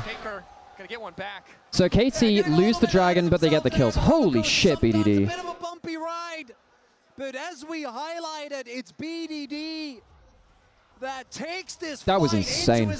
Very hard to get everyone facing forwards at the same time like that. Very respectful of the amount of disengage available on T1, and it's not until this pillar comes through that they're really ready to commit. So what happens with... How does he get this done here? Miasma goes down. Oh, that is insane, man. He gets the Q for the move speed. Damn. And T1 get chased out. And Perfect, while that was happening, took out one of the big DPS sources for So T1. Dogdam now has... Oh god, BDD, that's insane. You can see there, the BDD topping those damage charts, and Faker, he was just hitting a Mordekaiser. Wait, how the hell did he get so much true damage? BDD, the points of pressure that we look at for both teams, Gumayushi does go down in the end, giving a lot of that gold back to Dogdam's now even. For this KT lineup. And BDD now with the Roa fully stacked, even as Faker struggles to complete his. Maybe, well, Peter just threw a random bit of gold extra over, which isn't great. I guess if he lands the knockup, it's good, but... Until that Herald is available, top side still close, mid lane still very much dominated by Guma. T1 would really like to have that prio advantage ahead of this next objective. Yeah, they made the call. Just try and go for Dogdam, you know, Doran getting in there for the knockback, but they didn't have the damage to follow it back up. And so, the extra kills here... I'm back. How's the series been so far? It's been very entertaining, guys. Been very entertaining. So I've been enjoying it. Stacking the Drakes is still there. Roa's in for Faker now. He is going for the tier as well. Actually going to get a ton of value. It makes your side laning so oppressive. There are a ton of champions on either side. Yeah, Ocean Soul. Going to become even more annoying when you become... I mean, I think KT have the damage to get through at Ocean Soul. Is T1? I actually don't know if T1 have the damage to get through an Ocean Soul. Even with the Seraphs, they're going to chew for Not that KT have the dragons right now anyway, but yeah. As right now, KT feeling... Collector in for Dogdam. Blade should be in for Guma now as well. Despite everything that's happened, game basically that even, right? If anything, Oh, he didn't get it on this back actually. Huh. We've seen the Grubs go their way, given that they're currently... Guess he spent the gold on the refill pot, but maybe that's the difference actually. No, it can't be because there's an extra longsword on Dogdam. KT's kills. It is a Beam lot is spotted of heading flashes. mid. It is a lot of full committals with very long cooldown sums and abilities. T1 still have a much easier time setting up fights, setting up picks, and because they've secured those 2 Drakes, they will inevitably be allowed to force at least one fight on their own terms, even now as we see both teams setting up for the Herald. And I think that will be necessary for T1 because KT know there's likely a play coming through. They know that they're looking for the play. It's very obvious that T1 are looking for a big play. It is around the Herald as well. Minute and a half till Dragon. Doc Dam, he just got hit by like a million different things. Right now, speaking of Siege, He's looking for the random pick attempt. Doc Dam needs to recall. He's taken too much damage. He got hit by a couple of Calista Qs. That's going to be Herald to T1. That likely means with 3 grubs, that's mid-turret. Probably feats as well because of that, because first turret is the last marker left for it. So it's going to be feats of strength for T1. Doc Dam's staying in mid lane. This is dangerous, no? Can't Owner just run at him? Maybe not. Okay, he's got enough HP now. Don't know where he got the regen from. Don't think he had a pot, did he? As a possible play onto Doran here, a dive with about 50 seconds left on the clock would be big. Owner on the way. Okay. If they can get the dive on, I mean, he just wave clears. No, he's got ult. I guess he just wave. Okay, so now his ult's down. Do they kill him anyway? I'm not sure. Okay, where's it going? Where's it going? Go on to Peter. He has cleanse. Okay, that's fine. Cleanse is actually pretty okay there. Oh, a handshake could have put him in some issues though. First threat on top side. They still have Herald as well, so they can still use that. It's so hard to force anything, and T1 continue to trade up. And T1 read them like a book. The 5-man rotation gets Yeah, this is a much better game from T1. The draft is much easier to play than KT's. KT have a very hard draft to play. They get themselves the kill lane, bot lane. They've done well at getting an advantage through Guma. Good play in the 2v2. Hitting the person with a pot and I don't think it's right putting the Caitlyn ult onto a person with pot and lifesteal. Okay, Cuz has flash. You can actually play this. Poking their heads and they don't really have the vision, but they do have a ward on the flank to perfectly find his way in. We'll just take the more conventional path through the mid lane, however. Starting up Dragon. I mean, T1 really want to get towards Sol. I don't know. Doran's ult's coming back up. Do they spot him? I mean, Perfect can take someone out of the play. Good E back from Doc Dam, but now he's E's down. He has flight. Doran should be spotted here. Decent. Oh, it's a very good E from Perfect. Perfect gets hit by somehow by that. Oh my god, he steals it. Fucking hell, man. Oh, there's too good. And a good flash over as well. Not bad from Cuz. Guma gets carryover as well. Oh, good from BDD. Good from BDD. Faker's out of the play. Doran can't survive here. He has no flash. Okay, Peter actually wants to get onto carrier there too. Flash misses. Perfect hits an E. This is, I mean, they have flash from him. Doesn't Perfect die maybe? Does he have a pillar? He has flash. Okay, so once again, Owner gets a really good smite. Yeah. I don't know. I think T1 getting Ocean Soul is mega though, no? That's like three dragons which KT could have gotten. They've lost all the smite fights. It's just a classic Owner smite game. It's a classic T1 smite game. So how does this hit? What do you mean that Renata all hits? What? Damn, that's insane. I want to look at the amount of flashes that are blown as gets taken down. Carrier make a mistake there. Hey, it's good for BDD again. Stays alive until BDD gets on top of him, but the stalling here is a big deal. Trades are classic smite gameplay from T1. Here for T1, and with that objective going their way, so many summoners were blown there for KT.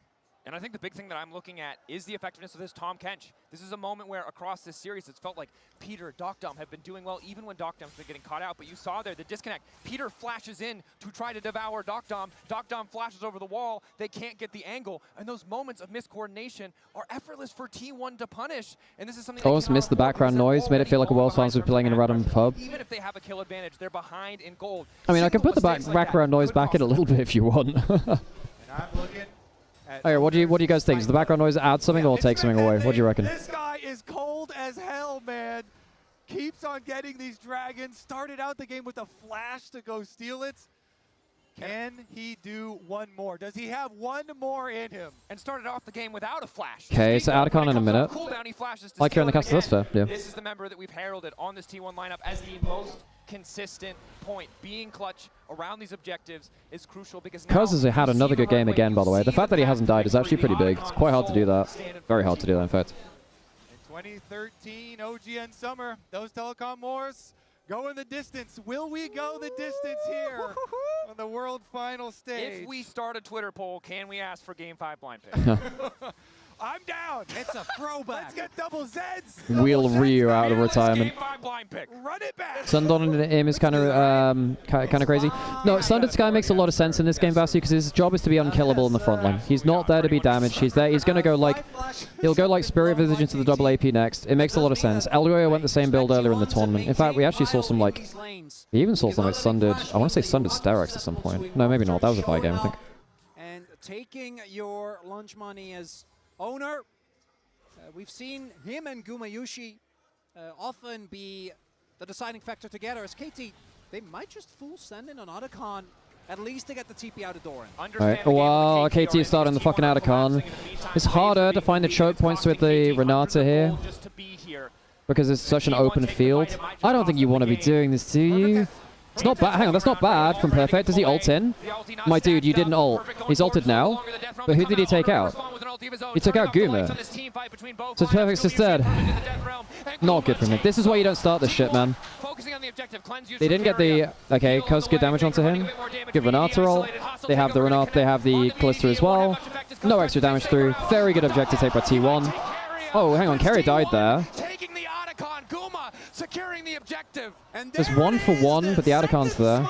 For T1 strikes again as Otacon goes their way. But like, there was no spike contest from KT. That was always going to T1. KT, I don't know. KT after losing the Dragons, I think they felt very pressured by this. But look at Perfect getting kited. The Anivia does so much work. Where did that damage come from Docdam actually? You just headshot him or what? Trying to delay, and then as what happens with Docdam here? Down there, they kite it back out. Otacon resetting. They put so many spears what happens there? Ult comes through. Does he just hit an E onto him or something? Oh, the Q hits him. Right, okay. And I think it's a Time Kench Q as well. The damage, that they have the items, they just cannot put it where it counts, and ultimately that just means that T1 are even further ahead. 23-9, the score in terms of the pedals. 1,000 gold advantage, and 20 seconds until T1 are set up to take the soul. It's going to have to be a miraculous team fight here from KT. Okay, 10 seconds. 1k down's not crazy. They're just so out-comped right now, right? He doesn't, Perfect needs flash, I think. Perfect needs flash. I also don't think that the Time Kench has had almost any value, by the way. Ooh, he misses. Good chunk from Faker. He doesn't have Leandries yet. Doesn't have the craziest damage. Good poke there from Goom. Goom been very accurate with his Qs. Oh my god. Hey. Good wall from Faker. This Anivia is doing bits, man. Where's that going? Where's that going? Perfect can get Doran out. Okay, really good Anivia again. Very good value from Faker. Oh, not bad. And he's in the brush. He didn't get in the brush. Perfect had a bit of a bad game here. Canal. Perfect. He can teleport back if they leave it long enough. But then hang on, the second Renata ult's going to be up in 5. That's a huge ultimate to have. There's no flash on BDD either. Oh, Docdam. Oh no, good devour. I don't think it's enough though, is it? Hang on, Ona's going to die. Ona's going to die, maybe? Fucking hell, that's close. BDD. Oh, it's not bad. They get Pete. Who gets it? And it's the soul. Wow. How does Doran get it? The fuck does Doran get it? Oh my god, man. Oh my god, KT. This is a mess. Holy shit. How does Doran get it? Huh? Jesus Christ. Holy moly. Oh my god. Holy shit. Stand up, get the Ocean Soul, and they have made every person in this stadium stand Jesus. up. Docdam gets hit with the carrier ultimate. Well, I think KT had a very difficult comp to play, and then they lost like a million smart. How the fuck does Doran get this? I guess it was with the Rend, right? I guess they still had Rend. Docdam's had a rough one as well. And it's Guma skirting alongside the fight, and the fact that Faker, even though good play from Doran on the Gragas as well. With the stun, so he didn't actually get to do the damage that he needed to, as the double. Oh my god. And the Mastercard prize at the moment of the game, Ocean Soul secured for T1. Plus, in the lead up to that fight, Faker was kiting so well with the Anivia, and there was a moment where the Mordecai pull him in. Holy crap, Faker's having a good game on the Anivia. The Anivia's worked very, very well. I mean, the Anivia's been great. The late game Anivia, the kiting here that he's able to pull off, really created so much 5k lead, Ocean Soul. Docdam's had to go for like more reminder second against the Ocean Soul. Can they win this now? 5k down? Don't know about that. Good tools to force picks. So T1 get to stay in this fight at 20% health, 30% health. Because once they see that pillar go down, they know there's no way anyone else is getting on top of them in the back line. Now, Soul in their Quickshot prepping for Silver Scapes. 5k gold lead, and they're set up to take the first Baron of the game. It's again costly when it comes to summoners for KT. And T1 called See, the this is T1 Baron. Gold leads there. Ocean Soul is there. This is the magic behind the scenes, you know. I mean, Carrier has a really good ult angle here. Cuz is really, really trying to... Oh my god, man. The CC is insane. Hang on, no, that's not bad from Cuz, actually. Okay, Perfect is just out again. This has been a bad game from Perfect. It's been his worst game of the series. He's actually been very good until this. So Perfect's very dead. Okay, so Baron is up. You did use 4 of your ultimates, and the Nevian one doesn't count. You can't. I don't think you can Baron without your ultimates up, no? Ooh, close from Carrier. Carrier's Renata is fucking good, man. Okay, he didn't hit the Q there.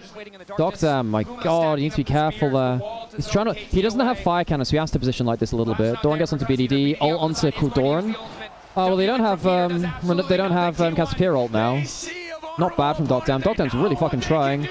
Oh, bloody hell. Doom is fucking gliding on him. Okay, that easy game for T1. Easy game. Mid gap better than the Observer Modius. I think BDD's been great. So, but I think in Faker has been too. I think actually both have been playing well this game. It's a pretty unplayable draft for KT. I think they picked the wrong... Look, I don't see what the Time Kench brought to the draft, really. And when they lost all the smites, it became kind of dead in the water, right? Secure the objective. Here's another look at it. So Doran had just body. I think Peter's had I think Peter and Perfect have both had rough ones. The rest of them can then chase through the river here. It's zero engage into Anivia, which is a problem. And they were on red side, so they could have seen this coming, you know. I think they were afraid of a dive comp, and then it became less about dive and way more about zone control. And basically, it ended up being a setup comp for Renata, where you have like Anivia walls and Nocturne ult setting up for Renata, just killing KT around objectives. And he's on the opposite side of the rift. We knew it was a gamble. And that, plus the blind Cassio, I think really getting punished so nicely by T1 in this game. Yeah, imagine Blitz in this game, yeah. I actually think Blitz might have been better. It gives you kind of the, kind of Trundle Pillar into Blitz combo, right? Which is really, really scary. We'll see as we progress in this series, if we progress, because T1 still have not done it yet. They've got the Dragon Soul and a 9,000 gold lead, though, so they definitely should be able to. 20 pedal lead, they have Krubs. We haven't taken a turret yet, Kobe. They got more items. They got more money. Yeah. It's looking like a hard road for the side of KT. And now, but it's good news for us. When a comeback happens, if KT can make it happen, then it's something to be considered. Maybe a okay, well, 10k lead, Ocean Soul, easy one. We're going to Silver Scrapes, folks. I don't think KT have nearly enough damage to mount anything crazy here. Perfect and Peter looks very uncomfortable in this draft. Which is a problem, because actually I thought they were having a very good series before this. I think that largely Perfect was better than Doran, and I think that actually Peter was very competitive with Carrier. Even with some misplays, I think he was very good. That being said, KT will have blue side for Game 5 if they want it, which could potentially help them a lot. T1 are... I don't know how they always end up go 2-1 down and somehow bring it back. I don't even know if T1 really wants to wait for it. With 2 inhibitors, they can just decide to back off. No pressure on them. I still think Cuz had an insanely good game, though, by the way. Like, considering how hard this game is to play as a Trundle, Cuz has been insane. But it's perfect. Again, this is the problem. No matter who TP's in, it's so effortless for T1 to just walk Elder in 10. Well, he can't do much about this, can he? I mean, maybe a freak out. I don't know. So he has to pop the ult early. Oh my fucking god, BDD! Is that enough? I don't know if it is. Oh my god, BDD really tried. He really tried. BDD tried, folks. It's not on him. BDD is very good at League of Legends. It's not on him. It's not on him. Oh, BDD, that was awesome. That is about the only play you can make. Ocean Soul and stat diff. Great draft from T1. Great play, I think, particularly from the bot lane. BDD really tried. BDD really tried. All right, we get silver scrapes. We get silver scrapes. A reminder, folks, if you type !worlds into Twitch chat, this is an EU-only G2 giveaway. We have a shirt which has like a lot of artwork on the back of it for various different champions and players and their favorite champions. So it's like Faker, Galio, Chove, Ari. Has like Mickey X Rakan and stuff like that. Has a bunch of very cool stuff. Oh yeah, that shirt. Oh man. The fact that at every single objective they looked like they could lose the game, but somehow they secured and somehow they stayed. Hang on, let's go. Hang on. Let's go have some fun here. Let's go have some fun. I can absolutely believe it. I've seen this happen at Worlds several times, and I've seen it happen to my team so many times back in the LCK and in OGN Champions. Okay, I'm gonna go to have some fun with this, folks. I'm gonna have some fun with this. In this building, that when Faker absolutely popped off on Anivia and they showed the damage Okay, folks, we gotta get ready for this. 568. This entire place was cheering just for that graphic alone. I wonder when they'll stop playing it. He's deep in thought. He of course has said This is gonna go fucking hard, folks. is something I regret, right? Let's look at this. I mean, the players have got to stay locked in. We see them reviewing in that moment, and here is one of Oh, it's Worlds with an exclamation mark. Exclamation mark, folks. Exclamation mark, I think it is. Yep. Oh, there it is. There you go. See there. Cool. That is kind of the fight, it felt like, decided in a lot of ways. It was so many tense fights that T1 just kept getting the better. 1 sec, folks. 1 sec. Let's get this on first. So many of these moments, if they just swung slightly the way of KT, maybe things could have been different. Cool. But under this situation, to be down against KT, who's at match point, T1 are just too good. It's crazy. Yeah, very, very good. Pressure. Yeah, and I think the big thing for me that happened in this early game is that whenever T1 looked like they were in a bad spot, even when KT was coming up, Oh my god. Okay, I gotta go switch cameras and shit. yeah, we were chilling until their Nivea just comes online and destroys absolutely everyone. And again, I cannot understate how strong of a pick Anivia was for Faker in this draft against what KT. It's gonna take a while. It'll be at the end of the death segment. I asked for like a super cut of all the objectives just Quickshot egging on the crowd. right, and how at this level that does happen. But how does this happen every single time? Is that plot armor? I mean, it's kind of crazy. It just feels like they're able to step up in Okay, folks, I'm gonna go walkabout. I'm gonna go walkabout. Barely didn't have his smite, didn't quite get it off. It was at 619. Owner flashes in, Okay. auto smite, steals it away.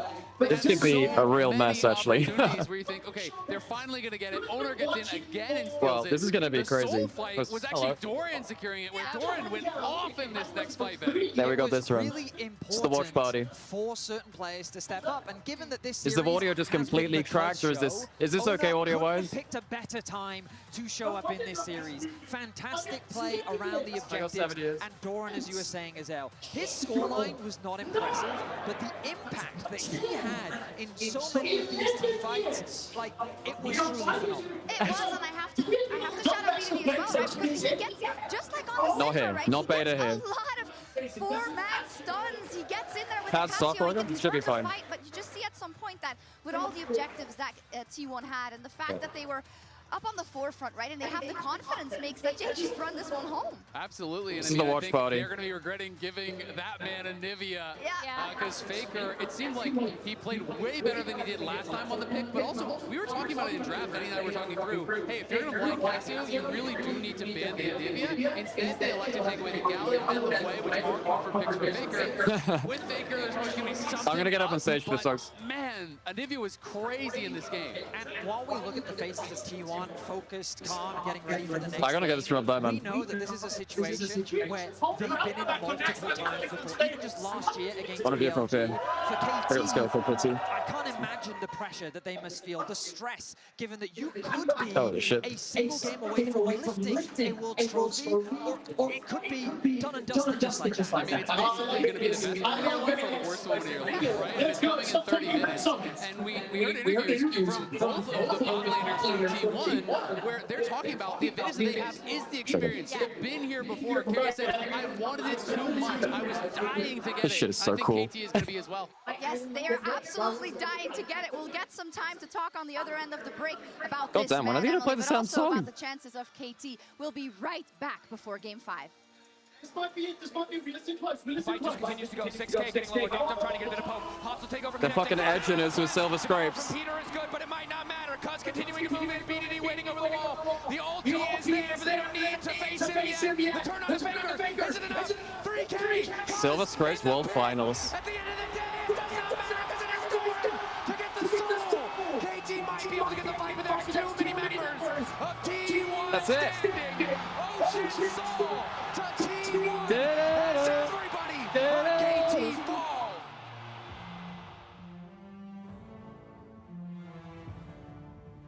It's the World Finals! Silver Scrapes! Still phones up picking up the lights! Shit's so cool, man.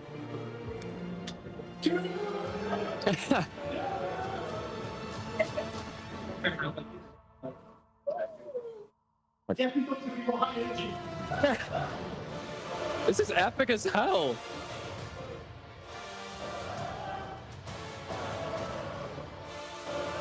Holy shit.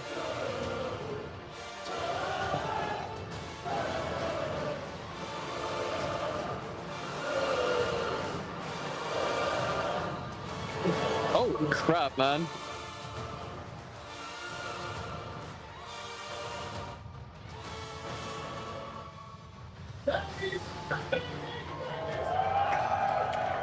Good stuff, Trevor. It's JF, but it's a guest. But let's finish the one to figure out who's going to be winning. Holy crap. Okay, he's got some stuff to do with that.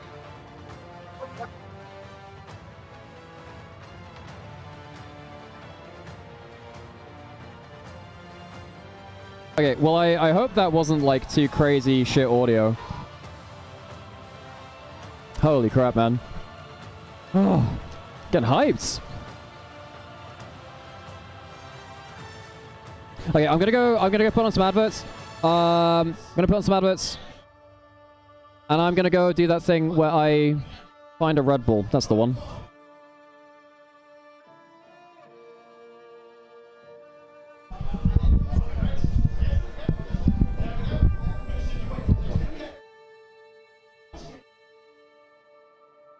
Regular one in there? Like a regular one? I find another one there.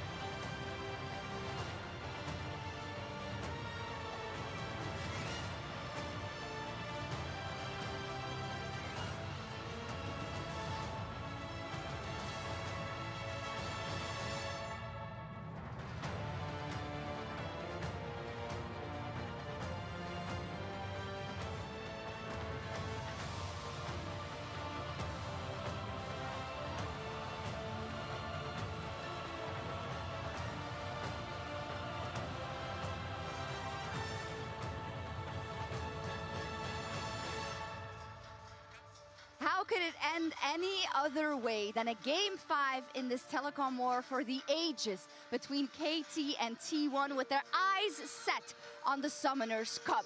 We have been blessed with the series so far, but now comes, Azael, the most important game of KT's career. Absolutely. I mean, you can really say for a lot of these players, their entire life has built to this one moment. There's so much pressure on being able to perform in this moment. This is one of those things where you are going to be thinking about this as I said before, the best moment of your life or the worst moment of your life. And it all comes down to how you perform in this next game. And that's why I really did like what BDD said to Cuz, right? Where he was like, it's just one more match. That's what it has to be for them. They have to be able to shrug off the pressure and play like it's just one more match, as we see their friendship going back all the way to 2017 Longzhou Gaming when they first started playing together. And the other person who's been here is Score. I don't know if that was necessarily the worst day of his life. Maybe it was the 2 HP Baron fiasco against Rox Tigers. But as the coach of this KT roster, I think they should also be looking to him, who was on the 2018 team. I mean, he's quoted this moment personally versus IG, who would go on to win the cup, as where they left it all on the Rift and they didn't do enough. And that's what we saw that he tried to instill into this roster. But again, this is when all the floodlights are on, right? This is when you've had time to think about it. And you know it's only one game. Only the best survive that. And if you want to look at some history, across the 9 full 5 games that these two organizations have had, it's 6 to T1 in game 5s and 3 to KT. The odds favor T1, as has been their history. But again, every time we have to mention that it is the magic of Worlds that we love to watch. And on this day, history will be made, whether it is the 3-peat for T1 or whether it is KT who is able to upset the dominant giants. And BDD, who was in our featured matchup today versus Faker, how could he not be? And we started off the show by talking about the eras from Faker, right? And we have here his rookie era. I also want to say we have the actual final. But the two that are most important currently are these two, Azael and Fetty. Why? Yeah, I mean, it's the question of, is it that heartbreaking moment for Faker, being distraught after having lost the finals? He thought he was. Hello, everyone. I'm back. I'm back. Oh my god. Oh, I found myself a Red Bull. I found myself a Red Bull. We still got this kind of a reaction from him when he finally fell. Man, they have a lot of photos. It's a shame that they have to do them like. Oh no, the physical photos are nice actually. I like that. Not only has he found a way to, I mean, people will argue that back in 2015, 2016, this was his prime. But this feels like T1's prime, the era of T1. And today we could witness him doing what he couldn't do in I mean, the past carrier exists is the thing, right? Marking his mark on history once again. Do you see it? The little Easter egg, it has Yep. 6 stars on the bottom for if it does come true. And let's just stand still with this for a second, right? Okay, and now we wait. Reminder, folks, if you're on Twitch chat, EU only giveaway. Just try put in exclamation mark worlds in chat. Exclamation mark words. It's GT jersey. Keep your whispers open. Once I let you know, we'll figure out details through whispers, and we'll work it out through there. Because I've never done a giveaway before, so hopefully that's fine. So you'll have to bear with me. And if you don't check your whispers, I'll just have to pull someone else from. I'll just have to pull someone else from it if you don't respond like after a day swing. How much to just mail me a shirt? I need. Well. Because he has been fantastic in this series. Fair point. I don't know. It turned on shipping, I guess. In this series, how much of an impact that he has oh my god. tried to have. I'm flagging, folks. I'm flagging. He deserves such a massive shout out. Imagine walking back on the stage. Seeing this, Emily, KT, looking at the cup, thinking Oh my god. I'd pay it legit. I can see if they have. Look, end of the day, Blade. I can look into it for you. Like, end of the day, I can look into it. But that man, Doran, I think, encapsulates what. Like after I'm done with stream, I'll see if they got any left at the merch stand. Has brought them here, right? Because it's not that they haven't made mistakes. Doran, I feel like, has even made mistakes in this series, but then has overcome them to have fantastic plays, helping bring this to a Game 5. And I mean, we talked so much about T1 and rising to the occasion, but we also have to give that credit to KT in this series because I think I think that on the whole, KT have had the best draft in 3 out of the 4. When things have gone wrong, but KT has consistently played towards the rain conditions, played 3 out of the 4 games. That game 4, I think, was their worst draft yet. I think KT have been. I think they have been the best drafting team at the tournament. That needs to happen in Game 5. Clearly, Perfect and Peter did not look comfortable in Game 4. Their dynasties, they've almost been the best team in the world, but they've never been able to prove it. Today, they've demonstrated that they, at the very least, stand shoulder to shoulder with the greatest that we have in our esports, but they can surely T1 can't do it again. The 3-peat? And to do it against T1 would be incredible. Would be incredible, and is also the most difficult task that can be laid upon your shoulders if you are KT. Not just for the fans that maybe have become a fan of them during this tournament because of what they've shown, but so many, like the one here next to me and the one I can see there, Lore, who have followed this team for so long. I think it's T1 favored. I mean, so KT get blue side. It really depends on whether Perfect and Peter can. It really depends on whether Perfect and Peter can settle in for Game 5, because they looked really, really out of sorts in Game 4. I guess Dogdam did too, but I think that was more important that Peter and Perfect were out of sorts. They know exactly what it takes to win that Summoners Cup. Will it be BDD with his first after a life of longing for the Summoners Cup? Or will it be Faker's 6th trophy? Back to you. All right, on to draft. And it's important to remember On to draft Game 5. Fucking hell, man. If you're not hyped, I don't know what to say. I don't know what to say.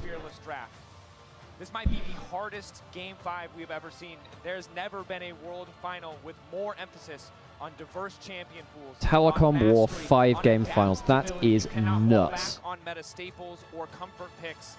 This is where you have to put everything on the table as we get ready for Game 5 pick and bans.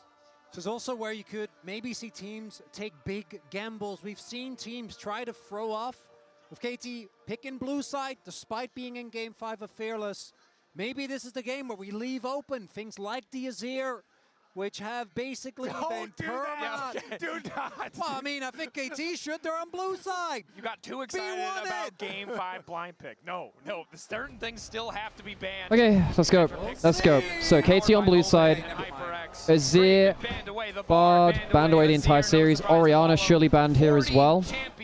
Off the board, 6 more. I wonder if we get something like an Akali out from either of these players. Silas is already gone, I suppose. Yone could also come up as well. We could see Yone Akali mid lane. We could see Yone let through for the first time. The Akali come to answer. Game 5 here. World Grand Finals elimination. What else is up and available? Well, we're getting to the point where stuff like Skarner, Sejuani are your choice junglers. Game 5 of Fearless has meant scaling. Champions like Ornn, Oh my god, cosplays are so cool. Come down to that backline hyper carry, making all the difference. So KT wisely eliminated. Yone banned. Okay, so there is Akali, which I think is actually a power pick in mid lane now. There's also stuff like Hui. Does he have left in the pool? Akali, Aurora, Ziggs is pretty big, actually. Docdam is a good player of this. That's actually pretty good. You can now do something like Nautilus for Peter. There's no Poppy to answer it. You can also Leona if it gets taken away. You could Kai'Sa Nautilus for T1. Kai'Sa Nautilus could be the play here. Kai'Sa, I think, is pretty big for T1, despite the fact that I don't think it's historically been their best picks. They showed a lot better gameplay on it before. 4 years ago, couldn't make it then. Pantheon's left up. That's an easy pick too. That being said, I think Cuz is happy to go something like Skarner. You could also Kiana. Was that fun to play into as the I think Skarner's pretty good here for Cuz. I think it's looked very good on the tanky junglers. Tankier ones, you know, Trundle Mundo. Because I do think if you go Ziggs, you need a big AD threat. Kiana could be another. Kiana could be there for Cuz, yeah. Chronix is calling it out. Zoe Skarner. That's a good call out, I agree, actually. Faker Galio, Game 5 World Finals. Faker Galio, Game 5 World Fuck yes! That's awesome. Now, can BDD go Zoe into this? Maybe you can. Faker Galio, holy shit. It's good into the Ziggs as well. It gives you the magic shield. Nautilus is fine here for KT. Yeah, Nautilus is good. It's a comfort pick for Peter. If you do Yorick, that gives you the AD. There aren't... Wait, what tanks can you have to go into this? Well, there's no Cassandre, no Ornn, no Sion, no Rek'Sai. There's not that much tank... The Ambassador's another kind of matchup that you could have taken as well. And there is a fave being I mean, what do you do as Doran? I mean, you can Jax. Jax is fine into the Yorick. You're probably Jaxing here, right? Jax isn't fantastic into Ziggs Nautilus. I think you Jax for Doran here. I think you Jax. But then you're leaving all of your bot lane picks out. And then I think KT ban away, what, Xayah? They're probably, unless you pick Xayah now, you might die Xayah here for T1. Fuck me! Doran Camille in Game 5, Camille Galio, fuck me! What? The Camille Galio we were Camille Galio. I mean, Doran's not the best Camille, folks. It's not been his choice pick. Number 5. Now BDD feels a lot worse going something like the Zoe. That T1 have drafted here. Now I think KT bans Xayah. They have to ban Xayah, right? What else? I mean, I guess you could ban Kai'Sa Xayah, ban both of them. Then I think Guma has to go towards something like Jhin. I think that's the play, right? Then I think Cuz might go something like Skarner. I think Skarner's good for him here. Not in recent times, but there is a lot of short range on T1. Maokai ban away. Yeah, that would have also been fine too for the setup and the extra kind of disengage. That has been something that in Game 5 Fearless we've seen. Kai'Sa's gone. Yep, makes sense. And the ability to get excited gets banned away. Despite the skepticism of Guma Yushi's ability, maybe you leave the Xayah up and you ban away Jhin. The potential for that champion to wreak havoc with this incredible dive frontline. Yeah, full dive comp. Fucking hell, man, I'm tense now. Skarner banned. Okay. So now Cuz, what's he thinking about? What's he thinking about now? I don't think you want a Kiana into this anymore. Too much point and click. Sejuani's good here for Cuz, maybe. Melee from Nautilus, melee from Yorick. Looking at that Neferi But then you're pretty low damage. Jin banned away, so they can Xayah. Yeah, we did call out that Jin here. T1 have had some incredible success on Jin comps. This comp. What? Misfortune? That's a gamble. It's a big wombo. Just needs a lane dominant champion. It's not about him on a Jinx. Sejuani for Cuz? He's there to follow up on the wombo combo setup. What else could you do? Exactly. They have a lot of CC to lock someone down. Oh, remember, this could be a flex of the Pantheon to support, and you could go something like, I don't know, Ona Lilia. Yeah, in fact, I'm actually wondering, folks, I'm wondering whether we get the Pantheon flex to support, and then we get something like a Lilia jungle. Sejuani in, that's fine. That makes a lot of sense. It's tanky. It gives you a great combo point and click with both the Nautilus and the Ziggs. You need some big damage here.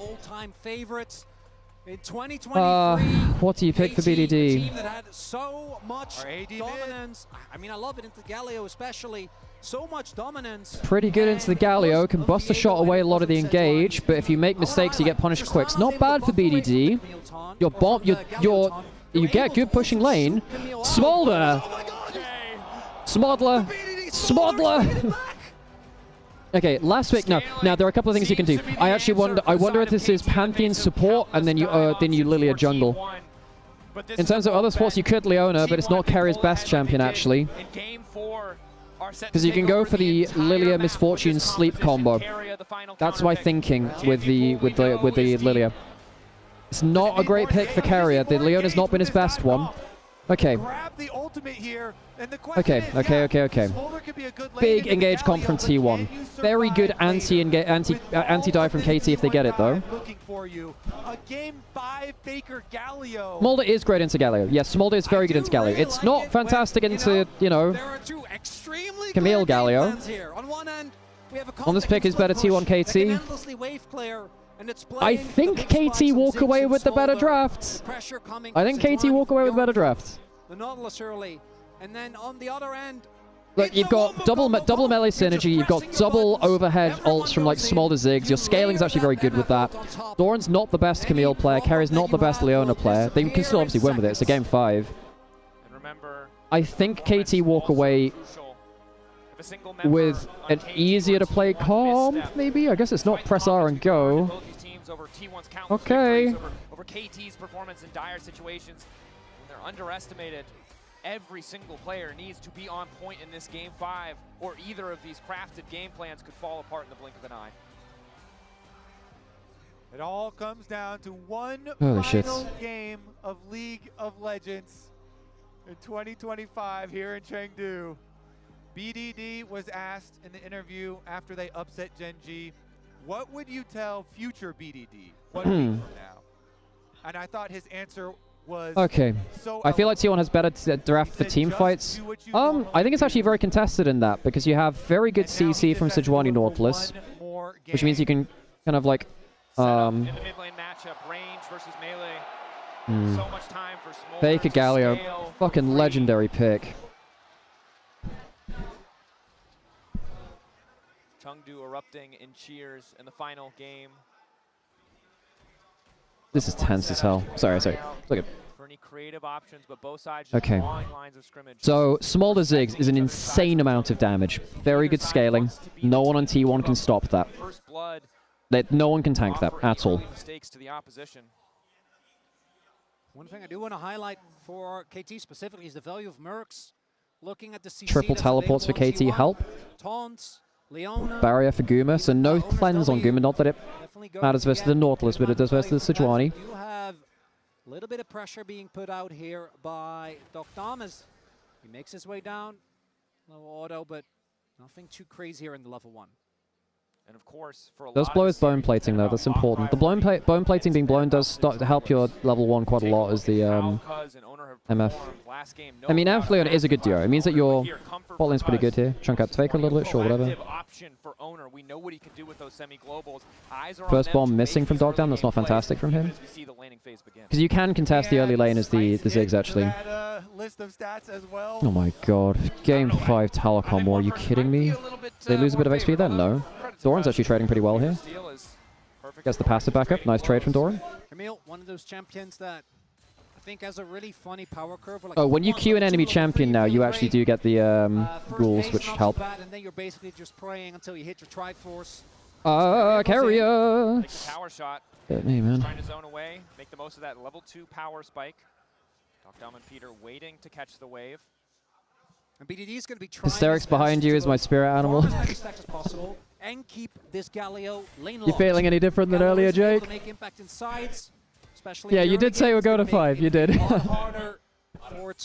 So, chat's reading into your body language right now. Yeah. They say you're their spirit animal. This is a good gank onto perfect, isn't it? Oh, this is a dead Yorick. Dead Yorick. He shouldn't flash this. He's dead. He's dead. No point. Yeah, yeah. First blood, easy first blood. Okay, good from Ona. Now you can teleport back up top. Perfect had a bad game 4. He cannot afford to have a bad game 5.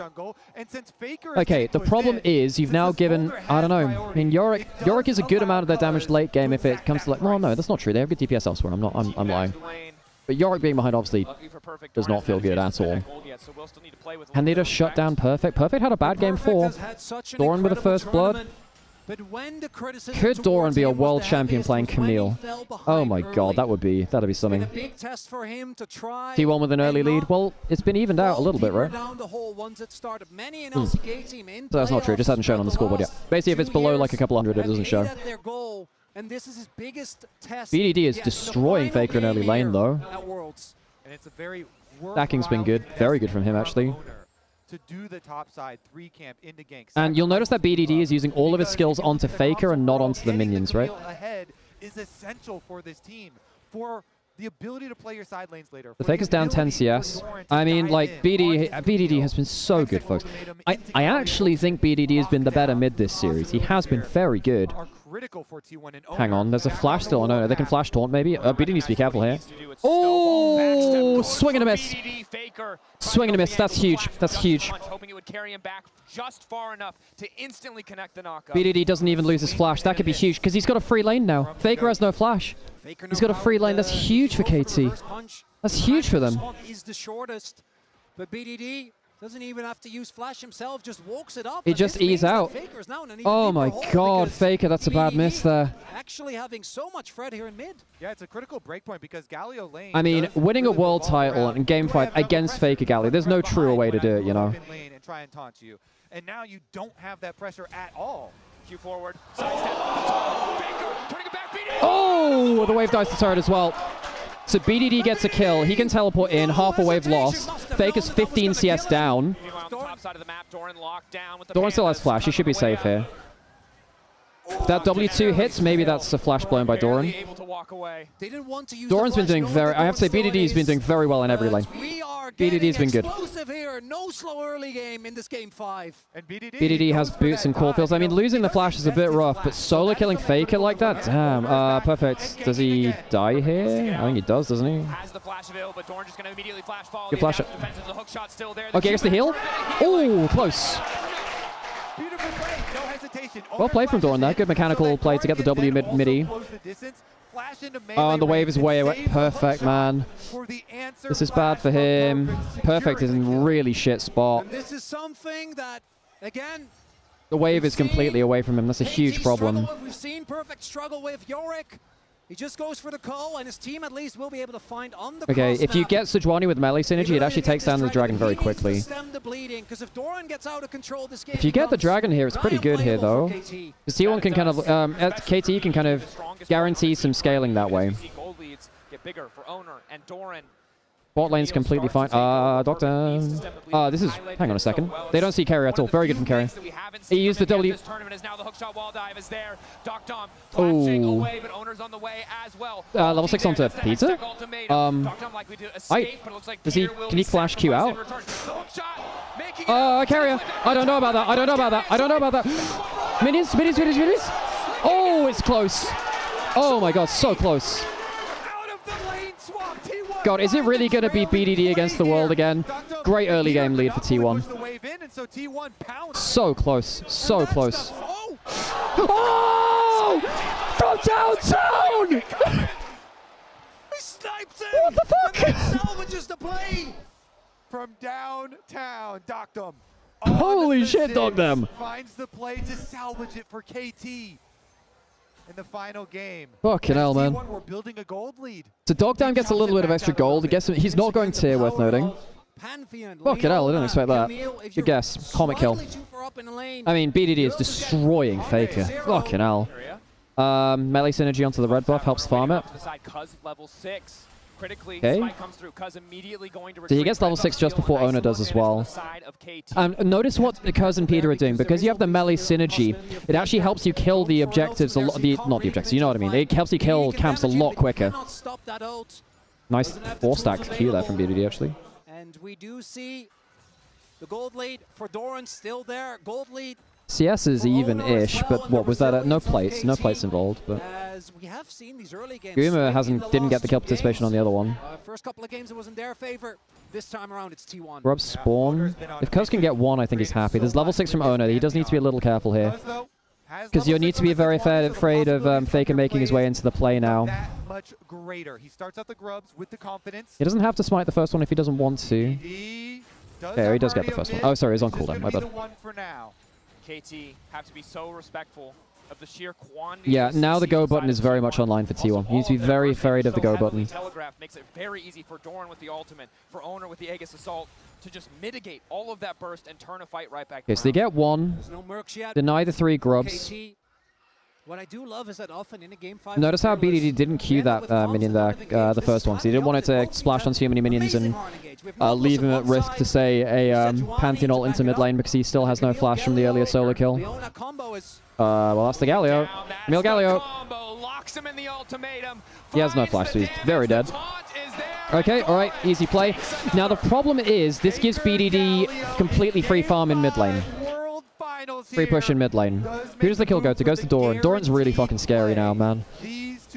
I mean, KT have not been as on point with the macro in Game 5. Typically, the early game roams have been going to the side of KT before this. But they're not going to get much out of it. It's just not going to compare, right? Look at Perfect State. 1.5k lead before 10 minutes. How much can BDD do? How much can he do? Sitting on a 1k gold lead, and that is such an insane spike. I mean, Perfect has just been his laning is just his wave state has not been good enough, really. Perfect, he needs to find a way to make an impact. Perfect has had a really bad game 4, and his game 5's not looking great either. That he is. Luckily for him, the Trinity Force completion does not come through for Doran because very rapidly Doran is going to be a problem not just for. He's gone for the cull to try and buy some space from behind. Buy some time. As we get ready for these bigger fights, you can still split farm. I mean, if you get so far behind, then the Camille might just kill you. That's the problem, right? Like right here, Doran's freezing the wave because Perfect overpushed again. So many forms of dive from T1 will be looking to take them out. And it's the entirety of T1 also playing, right? This is like Perfect has overpushed the wave again, and he's going to be denied more. Like Perfect has not been managing his wave well at all. Owner at 2-0-1 as well, hurts. He's at Sundered Sky already. Not really going to be able to make anything happen there, and instead, just paths top. The CC combo between Leon and Gallo is kind of insane too. We'll get back when he gets to tower. Thing is, the longer you delay the 2-item spike on the Yorick, the worse it is, right? Because you need 2 items to be relevant. BDD stacking well. Very well, actually. BDD can carry this game. He can carry this game. He needs to be so careful of the combo. If BDD loses flash, it's a huge issue. Ziggs is doing fine too. I mean, the carries of KT are actually very scary. They are. And I have to say, no one really... It is an AP Galio as well. So if Ziggs or Smolder hit good damage on someone, they do fucking explode, folks. T1... Peter. Okay, safe. Look at Doran, though. He's moving down. If Doran comes, that's the... Faker's ult is almost back up to... Oh, that's a really good roam from Doran. He's trying to spread his lead elsewhere now, which is important. Galio's coming back from base. They spot it on the bot side. Doran spotted here now. BDD zoning, poking while he can. Dodges out on the tactical sweep, but uses the flap, so needs to be careful for at least a few more seconds. Dragon's down, but KT took the first one. Got the first one, not the second one. I think KT are just happy denying 1 dragon. They can scale up. I think they are the better scaling team. You've got Smolder, Ziggs, Yorick as well. They're all good scaling champions. Consistently do this. He just builds full damage, right? We've seen him both go for like a more hybrid build where you go for Zhonya's and main utility, but he is not afraid to just full send it, and it does make the itemization harder, right? If he goes for tank, then you could stack a lot of armor, can make actually finding Fucking Cloud Soul for game 5. backline a little bit more tough. Where's Atlas when you need him? Which feels apt for a LCK final game 5. I don't think we've gotten one yet this series. Oh, he's in the cage. That's actually pretty good for Perfect. Oh, maybe not. Well, you don't have that Triforce, so that kind of sucks. He now needs to be afraid of Owner can dive him. But Docdam needs to hover topside right now. Docdam needs to hover topside like right now. There's a Pantheon ult potential incoming. Yeah, you have to hover topside like immediately.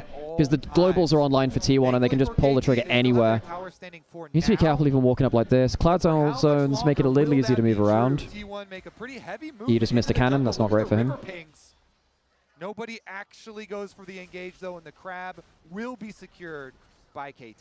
Dangerous move there from... That was a good threat from T1. Perfect actually missed the cannon there too. I think Perfect's nerves have been showing a lot. His wave positioning has just not been good enough. BDD's at 100 stacks in 13 minutes is pretty good. This is the problem with like Galio into Smolder when you play in that matchup. It's just such free farming. He's gone Merc Treads, which makes his life a lot easier versus Pantheon, Galio, Leona as well. Now, what does he go next? Does he go Shojin? I mean, I know that the biggest build is, of course, Infinity Edge, or Fire Cannon. Maybe Fire Cannon's the play here, actually. And Yorick is one of those champions that I think always will get value if you get a little bit of time alone inside, but T1, Pensias leading 80 carries, whatever, who cares? Doran is very scary, though. And I foresee a future where the value of Yorick gets given over in gold to T1 if he's out there in the side lane. Yep. They very well could just pick it up.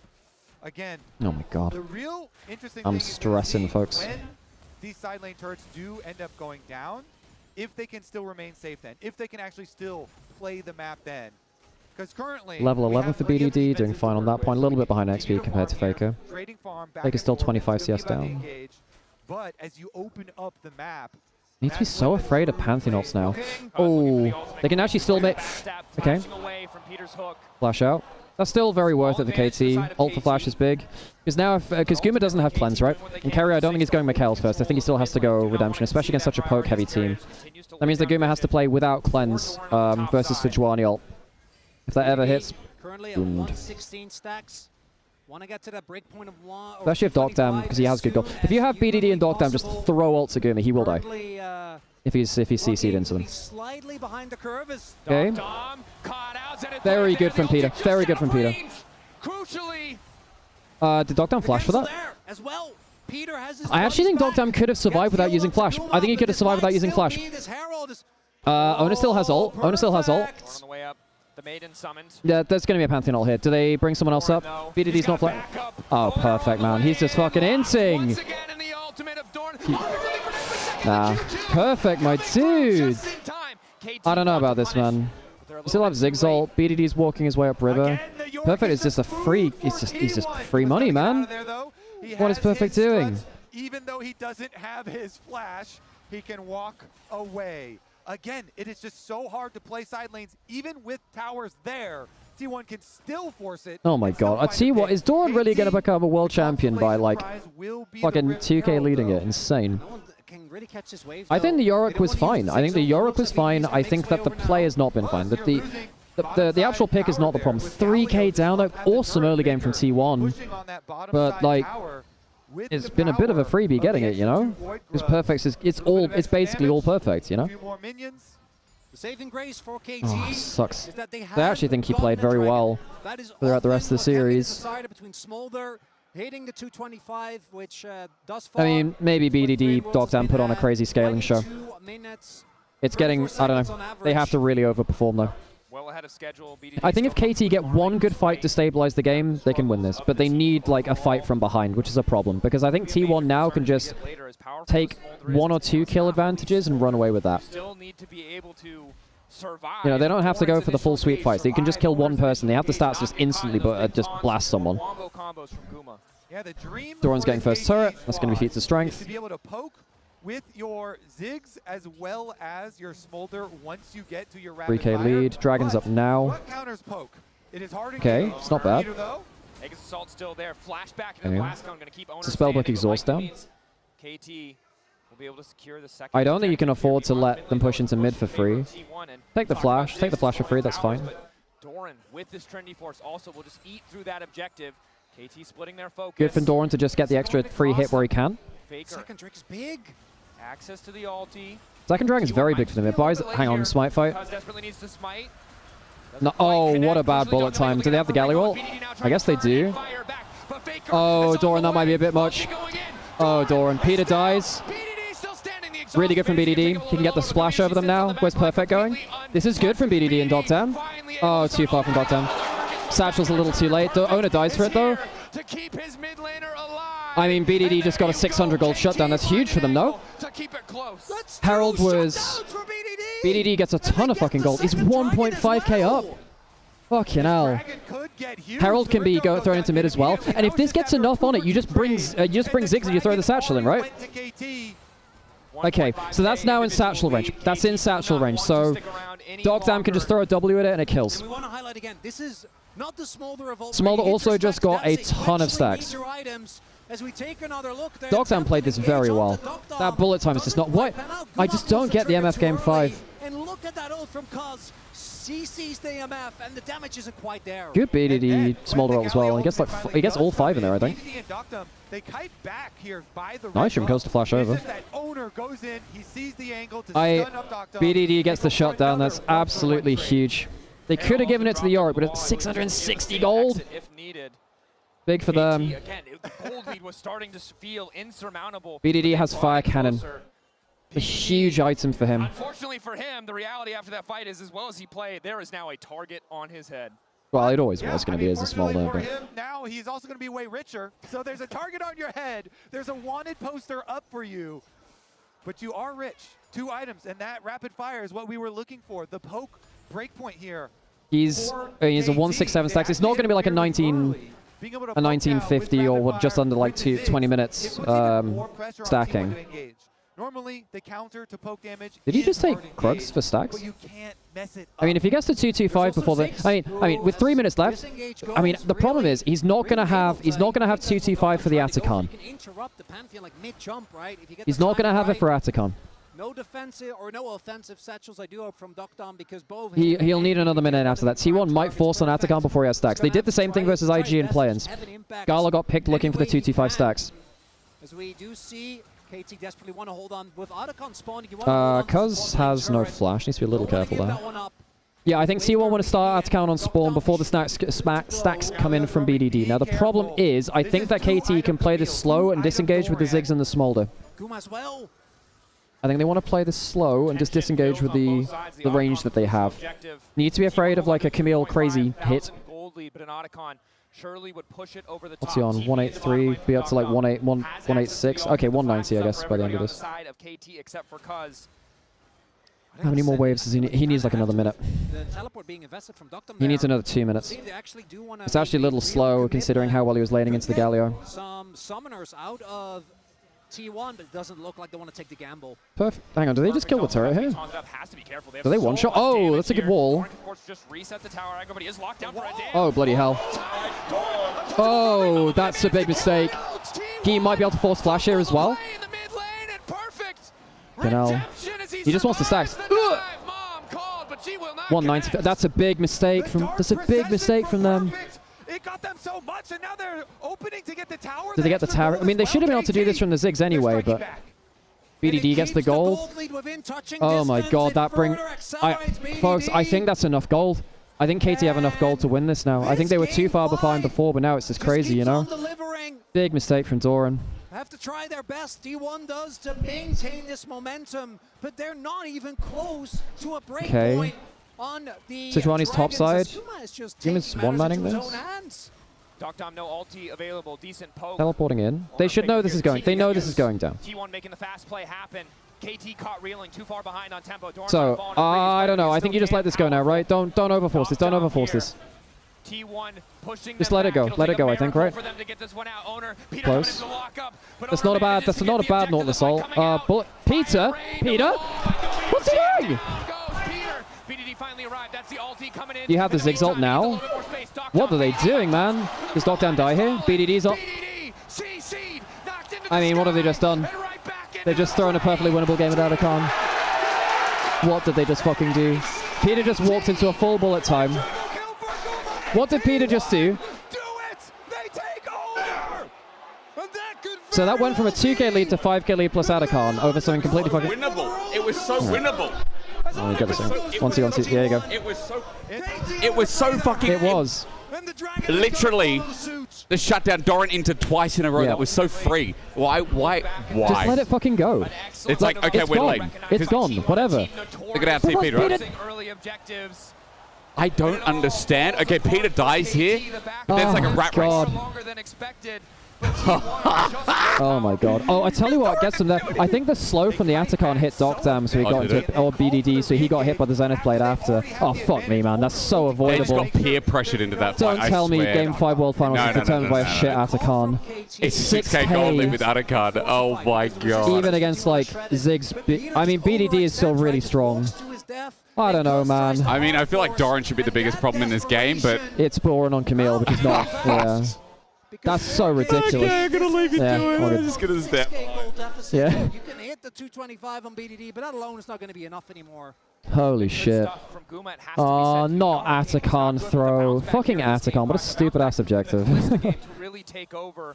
This man, again, he was willing to see the Ziggs on the other side, and now the MF that he picked so late in the draft is doing so much work. There's a bottom side play at the moment. MF that he picked so late in the draft is doing so Okay, much cool. work. Wait. So I just have to do this just to make it synced up with the room. Looking for a possible play onto Faker, Cool. Just because I don't want to change it with the stuff in the room. My bad. He's not going to become a liability. I mean, this is... And it's Fuck me, man. Start up the Otacon and try and draw KT into Yuma's got 3 items now, so bullet time does actually just kill everyone. Very nicely. It's in these moments, these big moments. Game 5, just... What a disastrous Atakan. Entire world watching. And T1 claim a huge advantage in the game, but it's not over yet. No, it's certainly not. No flash on Guma after the previous fight. No flash What on up, Faker. my- Doran has access to his as well as the Hextech ultimatum. BDD completing that third item. 4 stacks away from that crucial 225 threshold. Behind schedule So we can get 225, but they should have just let the Atakan go, man. was delayed by T1. Just why? So avoidable. The luxury is that they have dragons, so they don't need to be... That's true. They can let it go. Well, they might have to go like super late. Maybe if you go super late. Fuck, man. T1 is going to start Baron. I mean, they have a Ziggs and a Smaller. They can stall. The problem is if T1 start forcing things around around Baron. Because if they take Vision Control around Baron, then you can just get this huge wombo combo out of nowhere. So they can actually find the engage onto BDD. The hope there. T1 want to force them to Baron. If you get Baron, then they can't just wave clear for forever. He may be the one with 3 items. But how do you take Vision back against a MF station just in the bunker here? That smolder. Feels so difficult now for KT. Feels like they're forced on the back foot. Sorry, one sec. T1 don't overplay their hand. KT always forced to respond. Realized that the website reloaded itself. Once again, Their Baron damage isn't fantastic. But now this That's one thing which might help KT a lot. 3 items for BDD. Has Shojin, which helps him a lot with his uptime. Again, who has been the center of attention in this crucial game. Oh, that Atakan. It was just so avoidable. They're starting it now. What's the HP? What's the HP? With MF on it, does it change things? Okay, it's 2 HP. Oh, Faker. I don't know about that one, buddy. Not bad. Oh, that's Dogdam's dead. Coming in from owner. T1 don't even need the objective. They're happy to keep pushing. Yeah, save the flash. Wait, he doesn't have it. BDD. BDD, 2T5. Okay, that's 1 there. Okay, that's 2. Okay, not bad for KT, actually. And also, like, Dogdam doesn't blow flash or anything like that. That's a lot of flashes Yoon from T1. Can they force Drop Baron now? I mean, you have MF and you have... I don't think you can. I don't think you can. I don't think you can force Baron. Yes, they get Dogdam. Why is Dogdam alone? Because he walked up to put the minefield down here, and it was a teleport on the other side. I wonder if he blasts... I think he can blast go. I think he can blast go into the left and maybe live. I'm not sure. Able to take him down, but it's an overextension on the flip side. Yeah, T1 are just too split. Oh, Zoran has actually been... I don't know, man. Barely cannot finish off BDD. Shut down for perfect. Gets him a little bit more into it, but he didn't even go Shojin second. He went Hysterics. Again, all eyes on BDD because who else could it be? 3,000 individual gold lead. BDD has flash. I mean, everyone on KT has flash now, and T1 doesn't. That could actually be a big problem for T1. They need to be careful of the flash economy. If you don't have flash on your top side, you can't consistently close down the carries. Not always. And, I don't want to be disingenuous. It has not been the story of this Worlds, but it has been the story of this year for KT. This gold graph right here is something that any KT fan has watched throughout. And Can KT do it? Is on the line. It might have to be BDD that carries them over again. I'm looking at Doran. He doesn't have flash, but if he can get a node onto BDD, that could be enough to win the game. KT could choose not to fight here, but it looks like they're going to do so. Okay, well, there's no flashes from T1. Maybe they want to fight while their flashes are down. Now, Carrier does have flash. That's pretty big. They went for 2 angles at once. How much poke can they get? Flanks coming in. T1 entire. Okay, flash on Leona. That's huge. Can they get into the backline? Hang on a second. Hang on a second. Big engage coming through. Oh my god. Okay, it turns out that the mainstream is way far ahead. Hang on, Doran's gonna die here. Good build. Huge fucking build time. BDD's alive. BDD's alive. He doesn't have flash. He's dead. Fuck me, man. Well, that's it. I think that's it. That'll be Baron. I think that's it. Huge bullet time. Huge bullet time. Yeah, 1 sec, please. I need to like click it ahead again. Whoops. Whoops. Sorry. I'm like now behind whatever's happening in the room. Super stupid. Sorry. As it's, oh, look at the setup there. The Leona ultimate, nailing its target. And then BDD gets found. Whatever, that'll work. Locks him down. Well, that'll be it, I think. Actually, they ran straight to Baron. I'm sure they got Dragon with that. They're not wasting any time here. 9,000 gold. See what they can do with the Red Bull Baron power play. KT. Oh, KT. I actually think, but I think this game was so winnable. The Atacam was just, they didn't need to do that Atacam. Awesome from Guma's bullet time. You knew from the start how the script goes? That's very reductive. It's very reductive. Okay, so KT chose to fight the dragon. They lose it. They could have stalled. The big fights have just not been it. This is not Worlds anymore. This is just who can beat T1 publicly. Exactly. Exactly, Angie. Oh, KT. But we get into the point where I don't even know if they have the damage, even if they're able to absorb that initial engage. And Dark Dam is just on complete life support. Perfect gave way too much gold over early. To secure their 3rd World Finals win in a row. They don't want to give BDD the time to get that Infinity Edge. KT don't have the luxury of defensive No Infinity Edge for BDD. They can't wait for it. Even with Faker getting blasted this game. This has not been Faker's game. This game probably denies Faker getting Finals MVP, actually. I guess Owner's Finals MVP, maybe? Yeah, it's probably Owner for the smites and the ganks in this game. And T1 just have so many forms of engage. Yeah, I think it's Owner MVP, actually, for this series if they win. Carry of finding those KT carries and allowing. I say that, I do actually think Cuz has been excellent as well. I think if KT win, there's actually an argument for Cuz as MVP. Are boxed into their own territory. A comeback at this stage in Game 5 of a World Finals. How the hell did T1 do it again? This is such a win. Not BDD. I think BDD for the tournament, but it's Finals MVP, right?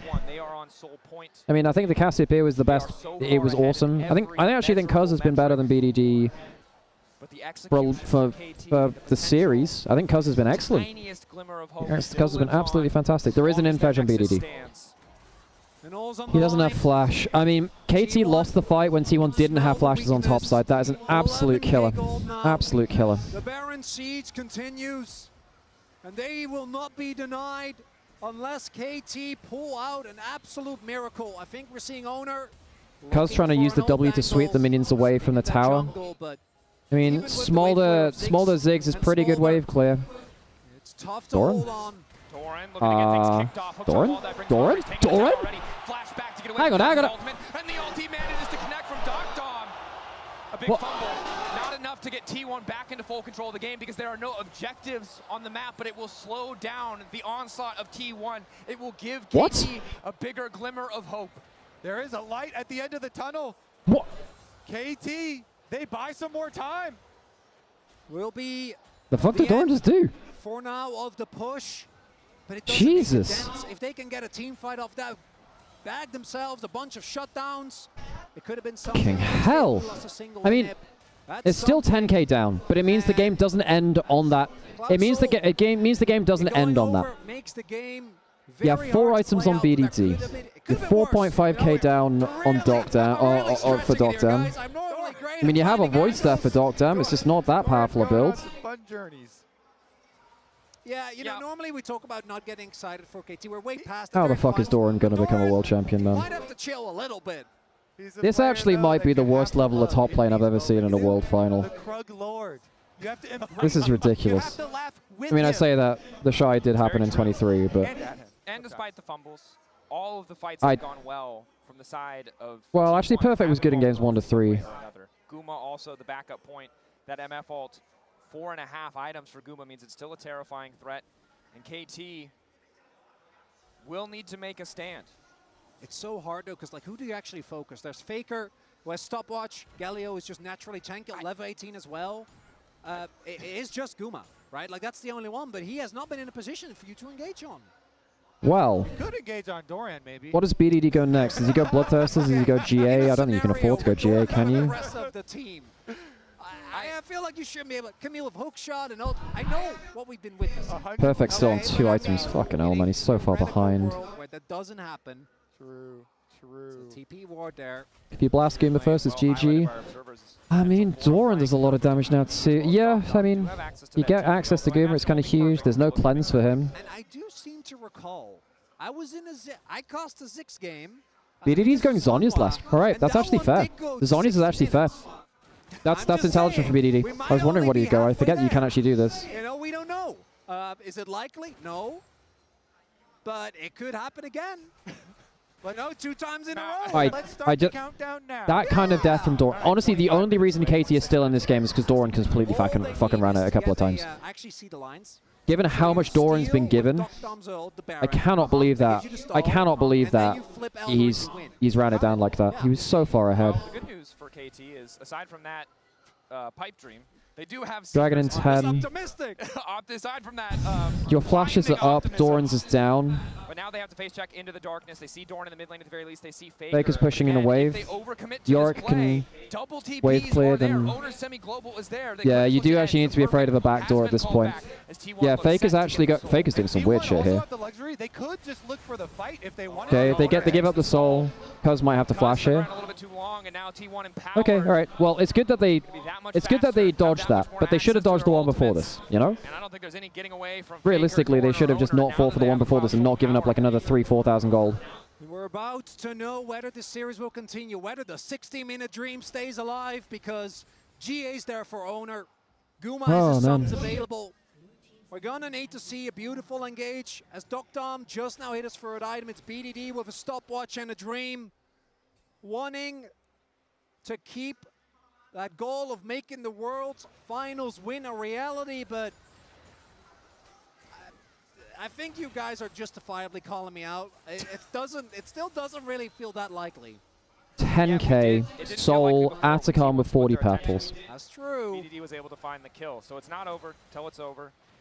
But now with the Baron spawning, don't even have 3 items on you, Yorick. But again, it's the waves in favor of T1 that make this so hard. Cuz has flash. Let's use it. Okay, carry, that's a bit far. Cut! King hell, needed to do that. Hang on, Goom. Oh my god, Goomer! Fucking hell! Oh my god, man. That's it. That's it. GG, T1, 3-time world champions. Yup. Yup. Hey.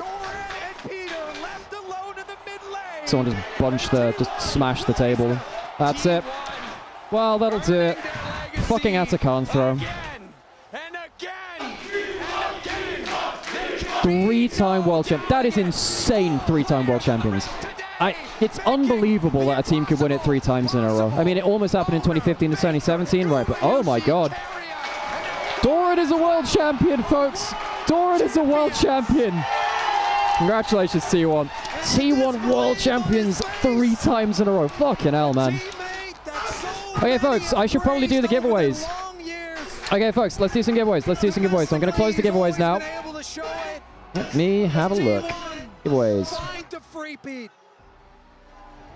Manage giveaway. Okay, I'm going to go start drawing some giveaways now, folks. So keep your eyes posted on the Twitch chat. The three-peat is Okay. real. So we've got 37 total entries.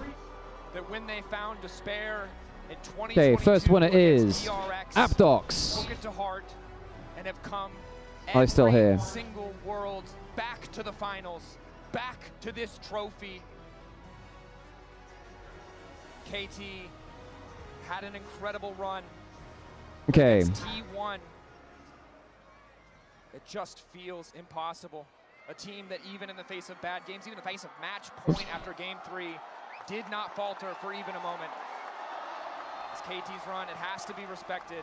Hearts out now to the players. What a run this roster has had. Here now we check out. Please check your DMs for the giveaway. Passed before. Congratulations, you got one as well. For these players in front of this, and again, this is T1 to its core, right? There is no arena, there is no stadium where they do not feel at home. Just check your whispers, folks, and we'll do one more winner. Barely believes it. Faker keeps giving him the shoulder. Kenji also won as well. That's our 3 winners. T1 shows us again and again and again, as you highlighted, Dracos, why this is the greatest team in the world. Chengdu erupts.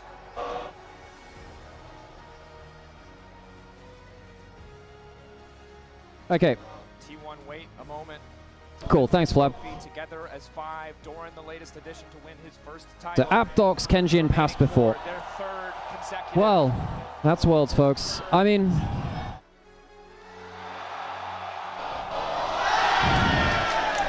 three-time world champions.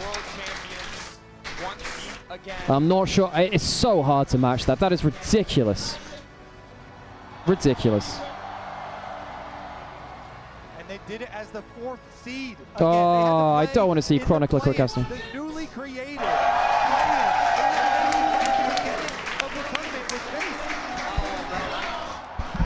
Doran lifting that trophy after all was said and done. As Doran is Oda is flexing. One-handed lift as the GOAT in the 2nd time. Holy shit. Loud in here. Does it again.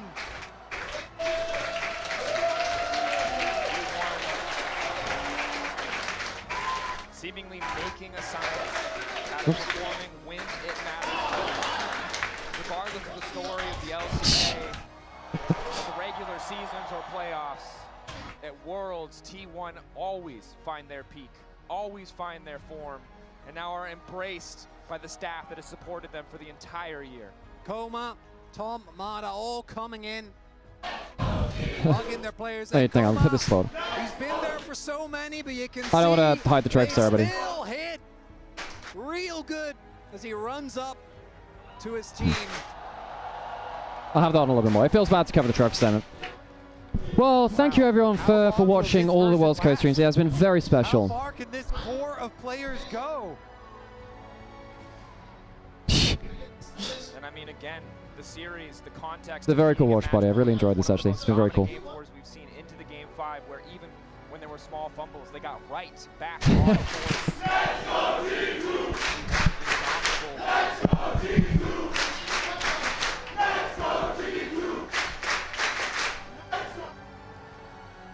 Very cool, very cool. Well, thank you everyone for watching. Folks, I'm not gonna lie, I have no idea what our plans are for co-streaming next year. It is a hell of a task to put on what we did this year. I hope you've enjoyed what we've done with LPL, what we've done with Worlds here as well. I hope you've enjoyed it. Because it's been really cool getting to meet new people through this and get to keep up with some people who know more as well. Keep an eye on our socials as to what our plans are for next year, because Sam and I, we need to have a think about what's feasible and what we can do. It'll depend on what we're doing in terms of work as well. But yeah, hopefully we'll get to do a lot of it.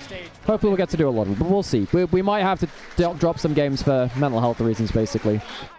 Oh my god.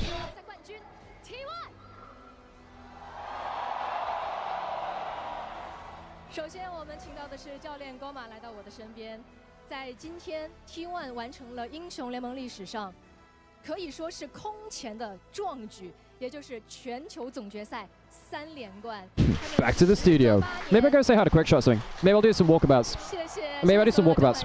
Maybe that's the plan. 时隔8年之后 Sure, why not? I'm gonna go say hi to some people. 战成功，作为带领队伍一路走到这里的人 Okay, hopefully this is fine. 是感慨万千的。我们来问一下，此时此刻感受又是如何的呢？네, 먼저 꼬마 감독님 우승 축하드립니다. 네, 감사합니다. Congratulations. 感谢各位。那我们来问一下他这个问题。 오늘을 통해서 T1이 거의 전무후무한 성취를 달성하셨죠. T1 바로 롤드컵 우승. with this victory 다시 한번 has 축하드립니다. achieved the world's three-peat. Congratulations one more time. T1과 같이 뛰면서 여기까지 올라왔는데요. 기분이 어떻게 되시는지 How are you feeling right now? 일단 여기까지 오게 된 건 너무나 좋은 선수들과 스태프들 때문에 여기까지 왔다고 생각하고 있고요. 또 이런 인터뷰 자리까지 또 선수들과 코칭 스태프들이 만들어줘서 일단 선수들과 스태프들에게 너무 감사하고 고맙다는 마음이 가장 큰 것 같습니다. 그리고 정말 힘든 순간도 많았는데 마지막까지 선수들과 스태프들이 포기하지 않고 이렇게 최선을 다해줘서 너무 고맙습니다. 그리고 또 그렇게 될 수 있던 계기는 팬분들이 마지막까지 끝까지 저희 T1을 믿고 응원해 주셔서 이런 결과가 나왔다고 생각합니다. 다시 한번 저희 선수들, 스태프들, 팬분들에게 진심으로 감사드립니다. 好，首先是 I am 他觉得 very, 说 very 我们能够 grateful 走到 right 这里， now. 站到这一方舞台， It's 完完 all 全全是我 thanks 们有着 to 最棒的 our 选手、最棒的 excellent 教练团队、 players, 最好的 our 工作人 coaching 员。 staff, 所以 the 在这里 staff 非 member 常的 that 感 works 谢他 for 们 the 能够 team. 让我站在这里， I'm 作为 able 其 to 中 do 一 this 员 interview 来 with 接受 them 采访。 because of their 这次 hard 也非 work. 常 There are a 感 lot 谢 of hard 在 moments 这一 throughout 路 the 并 year, but 不 we have 容 never 易、并 given 不 up 顺 a 利的旅 single 程当中， moment 一直都不 because 得 we 不放 all 弃的所有的 tried 选 our 手们， best 他 until 们 the 是能 very 够 end. 我 We 们 were 走到 able 今 to 天 make it 最重要 happen. 的原 Thank you 因， so much 以 for 及 working so hard 还 for 有 this 最重要 moment, 的 and I want to add that it was possible because our 一 fans 定是一 believed 直 in 以 us 来 until 都 the 相 very 信我 last 们、支 moment. 持我 So 们的粉丝 for 们。 one more 你们 time, 的支 I 持 would 给 like 了 to 我 send 们 my 莫大的 gratitude 动力 over 与 to the 鼓励。 players, 所 the 以想 staff 在这 members, 里 and to the 给我们 fans. 的选 Thank 手， you 给我们 very 的教练 much. 组以及所有的 T1 的粉丝们，再次表达衷心的谢意，谢谢。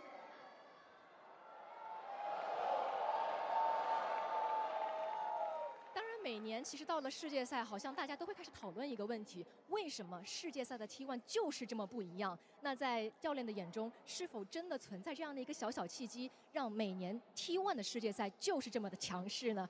저희가 항상 이런 토론을 듣는 것 같습니다. We have this debate 롤드컵이 every 오면 year. T1이 완전히 World's 달라진다. T1 is a 혹시 complete different 감독님의 team. 눈에서는 이런 In your 계기나 아마 perspective 이런 거 as a 변화가 head 실제로 coach, 있으신지 do you 들어보고 also 싶네요. believe that T1 tends to change when Okay, there we go, folks. There we go. Cool. Alrighty, I'm gonna go say hi to some people, I think. See where Quickshot is. Holy shit. See where he is, actually.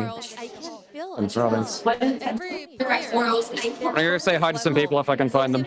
higher and up and more. Excuse me? Concentration is even stronger. Excuse me? Okay.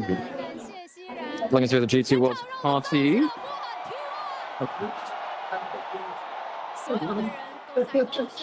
Oh, I'm not getting through that. Sorry. Holy moly.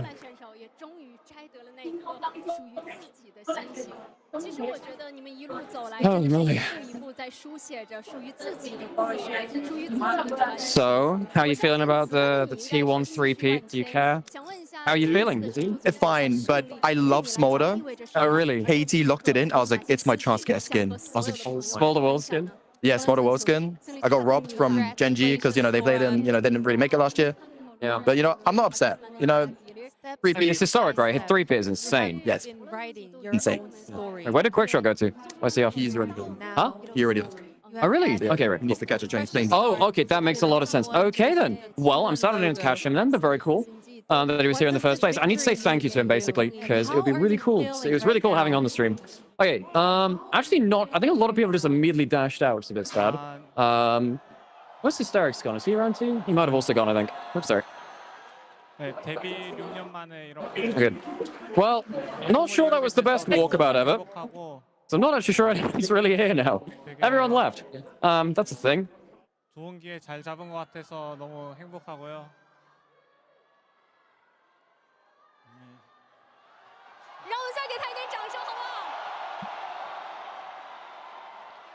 괜찮아요. 천천히.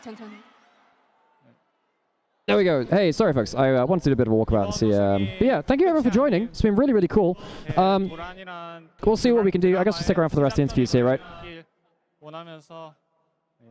And yeah, thank you everyone for watching. It's been really, really cool this year. It's been really, really cool. Oh man, how did T1 do it this year of all years? KT should. I mean, that's gonna be that game 5 was like horror Atakan. It would be very funny if Atakan came in for 1 year, gets deleted, and leaves. This championship, this title, is not the end of my story. With this championship, I hope the story of Doran, the Doran's own drama, starts now. And with that thing in mind, I hope I can enjoy every moment of this victory. 和队伍们一起，你们创造着属于自己的奇迹。那么与此同时，当然了，对于 T1 的队员们，他们一定有更多的话想和大家分享。接下来把时间交还给熙然。谢谢珊安。那现在来到我身边的是 T1 的中单选手 Faker。Oh, is he? Wait, really? He's MVP? Huh. I am surprised it's not Owner. I think Owner deserved this one, folks. I think Owner deserved this one. 欢迎 Faker。其实，在决赛之前，很多人都在讨论本届全球总决赛对于 Faker 选手的价值与意义。是连续4年进军到全球总决赛的决赛，也是本人的第6座冠军的挑战机会，同时也是队伍可能完成全球总决赛3连冠的这样的一个契机。但这些都是我们。Who got MVP? I think it's Faker because he's got the. Is it Faker or what? I think it was Faker though. 这一次的全球总决赛决赛是怎样看待的呢？결승 전에 사실 이번 결승은 여러 기록이 결리고 있는 것 같습니다. This finals had so many records on the line.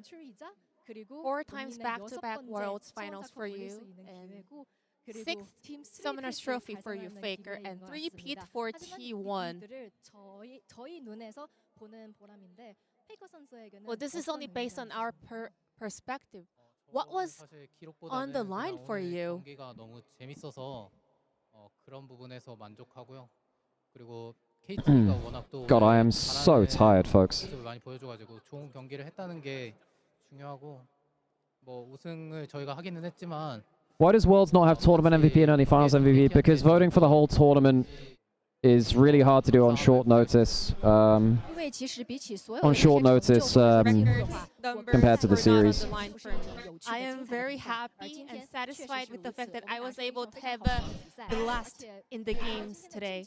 Well, Faker won one of the Worlds. Was able to put up a great performance, and together we were able to make such a great game, and that's what matters to me.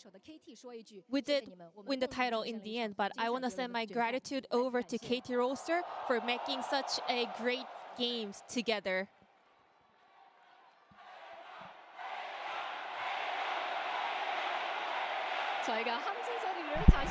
And I will say, folks, like this series wasn't like ruined or anything for Fearless or Game 5. This was ruined, not ruined, but like KT at the end of the series clearly were just, yeah.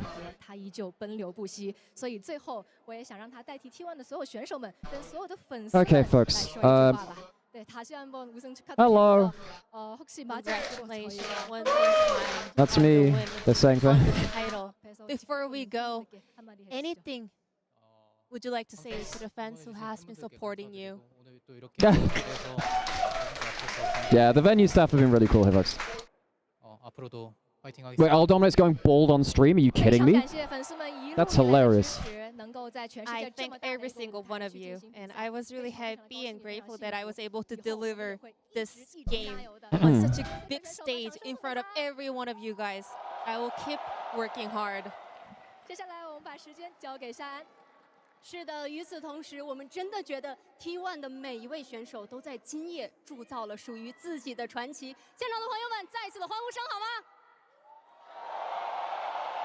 当然了，在此刻，我们也要把所有的聚光灯聚焦于一位选手之上，因为他创造了整个夺冠之路上的璀璨时刻，而他也将荣获 OPPO 2025年全球总决赛 FMVP。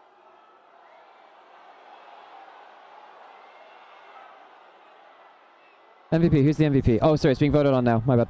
与此同时，也让我荣幸的为大家有请英雄联盟史上的传奇选手，入选2025年英雄联盟名人堂的 UZI 选手来为 FMVP 颁奖。让我们欢迎 Uzi。 Okay, who's our MVP? I think it should be Ona. I think it should be Ona. I think Ona should be MVP. Who's our MVP? Here's our MVP. Did I miss it? Here's the MVP.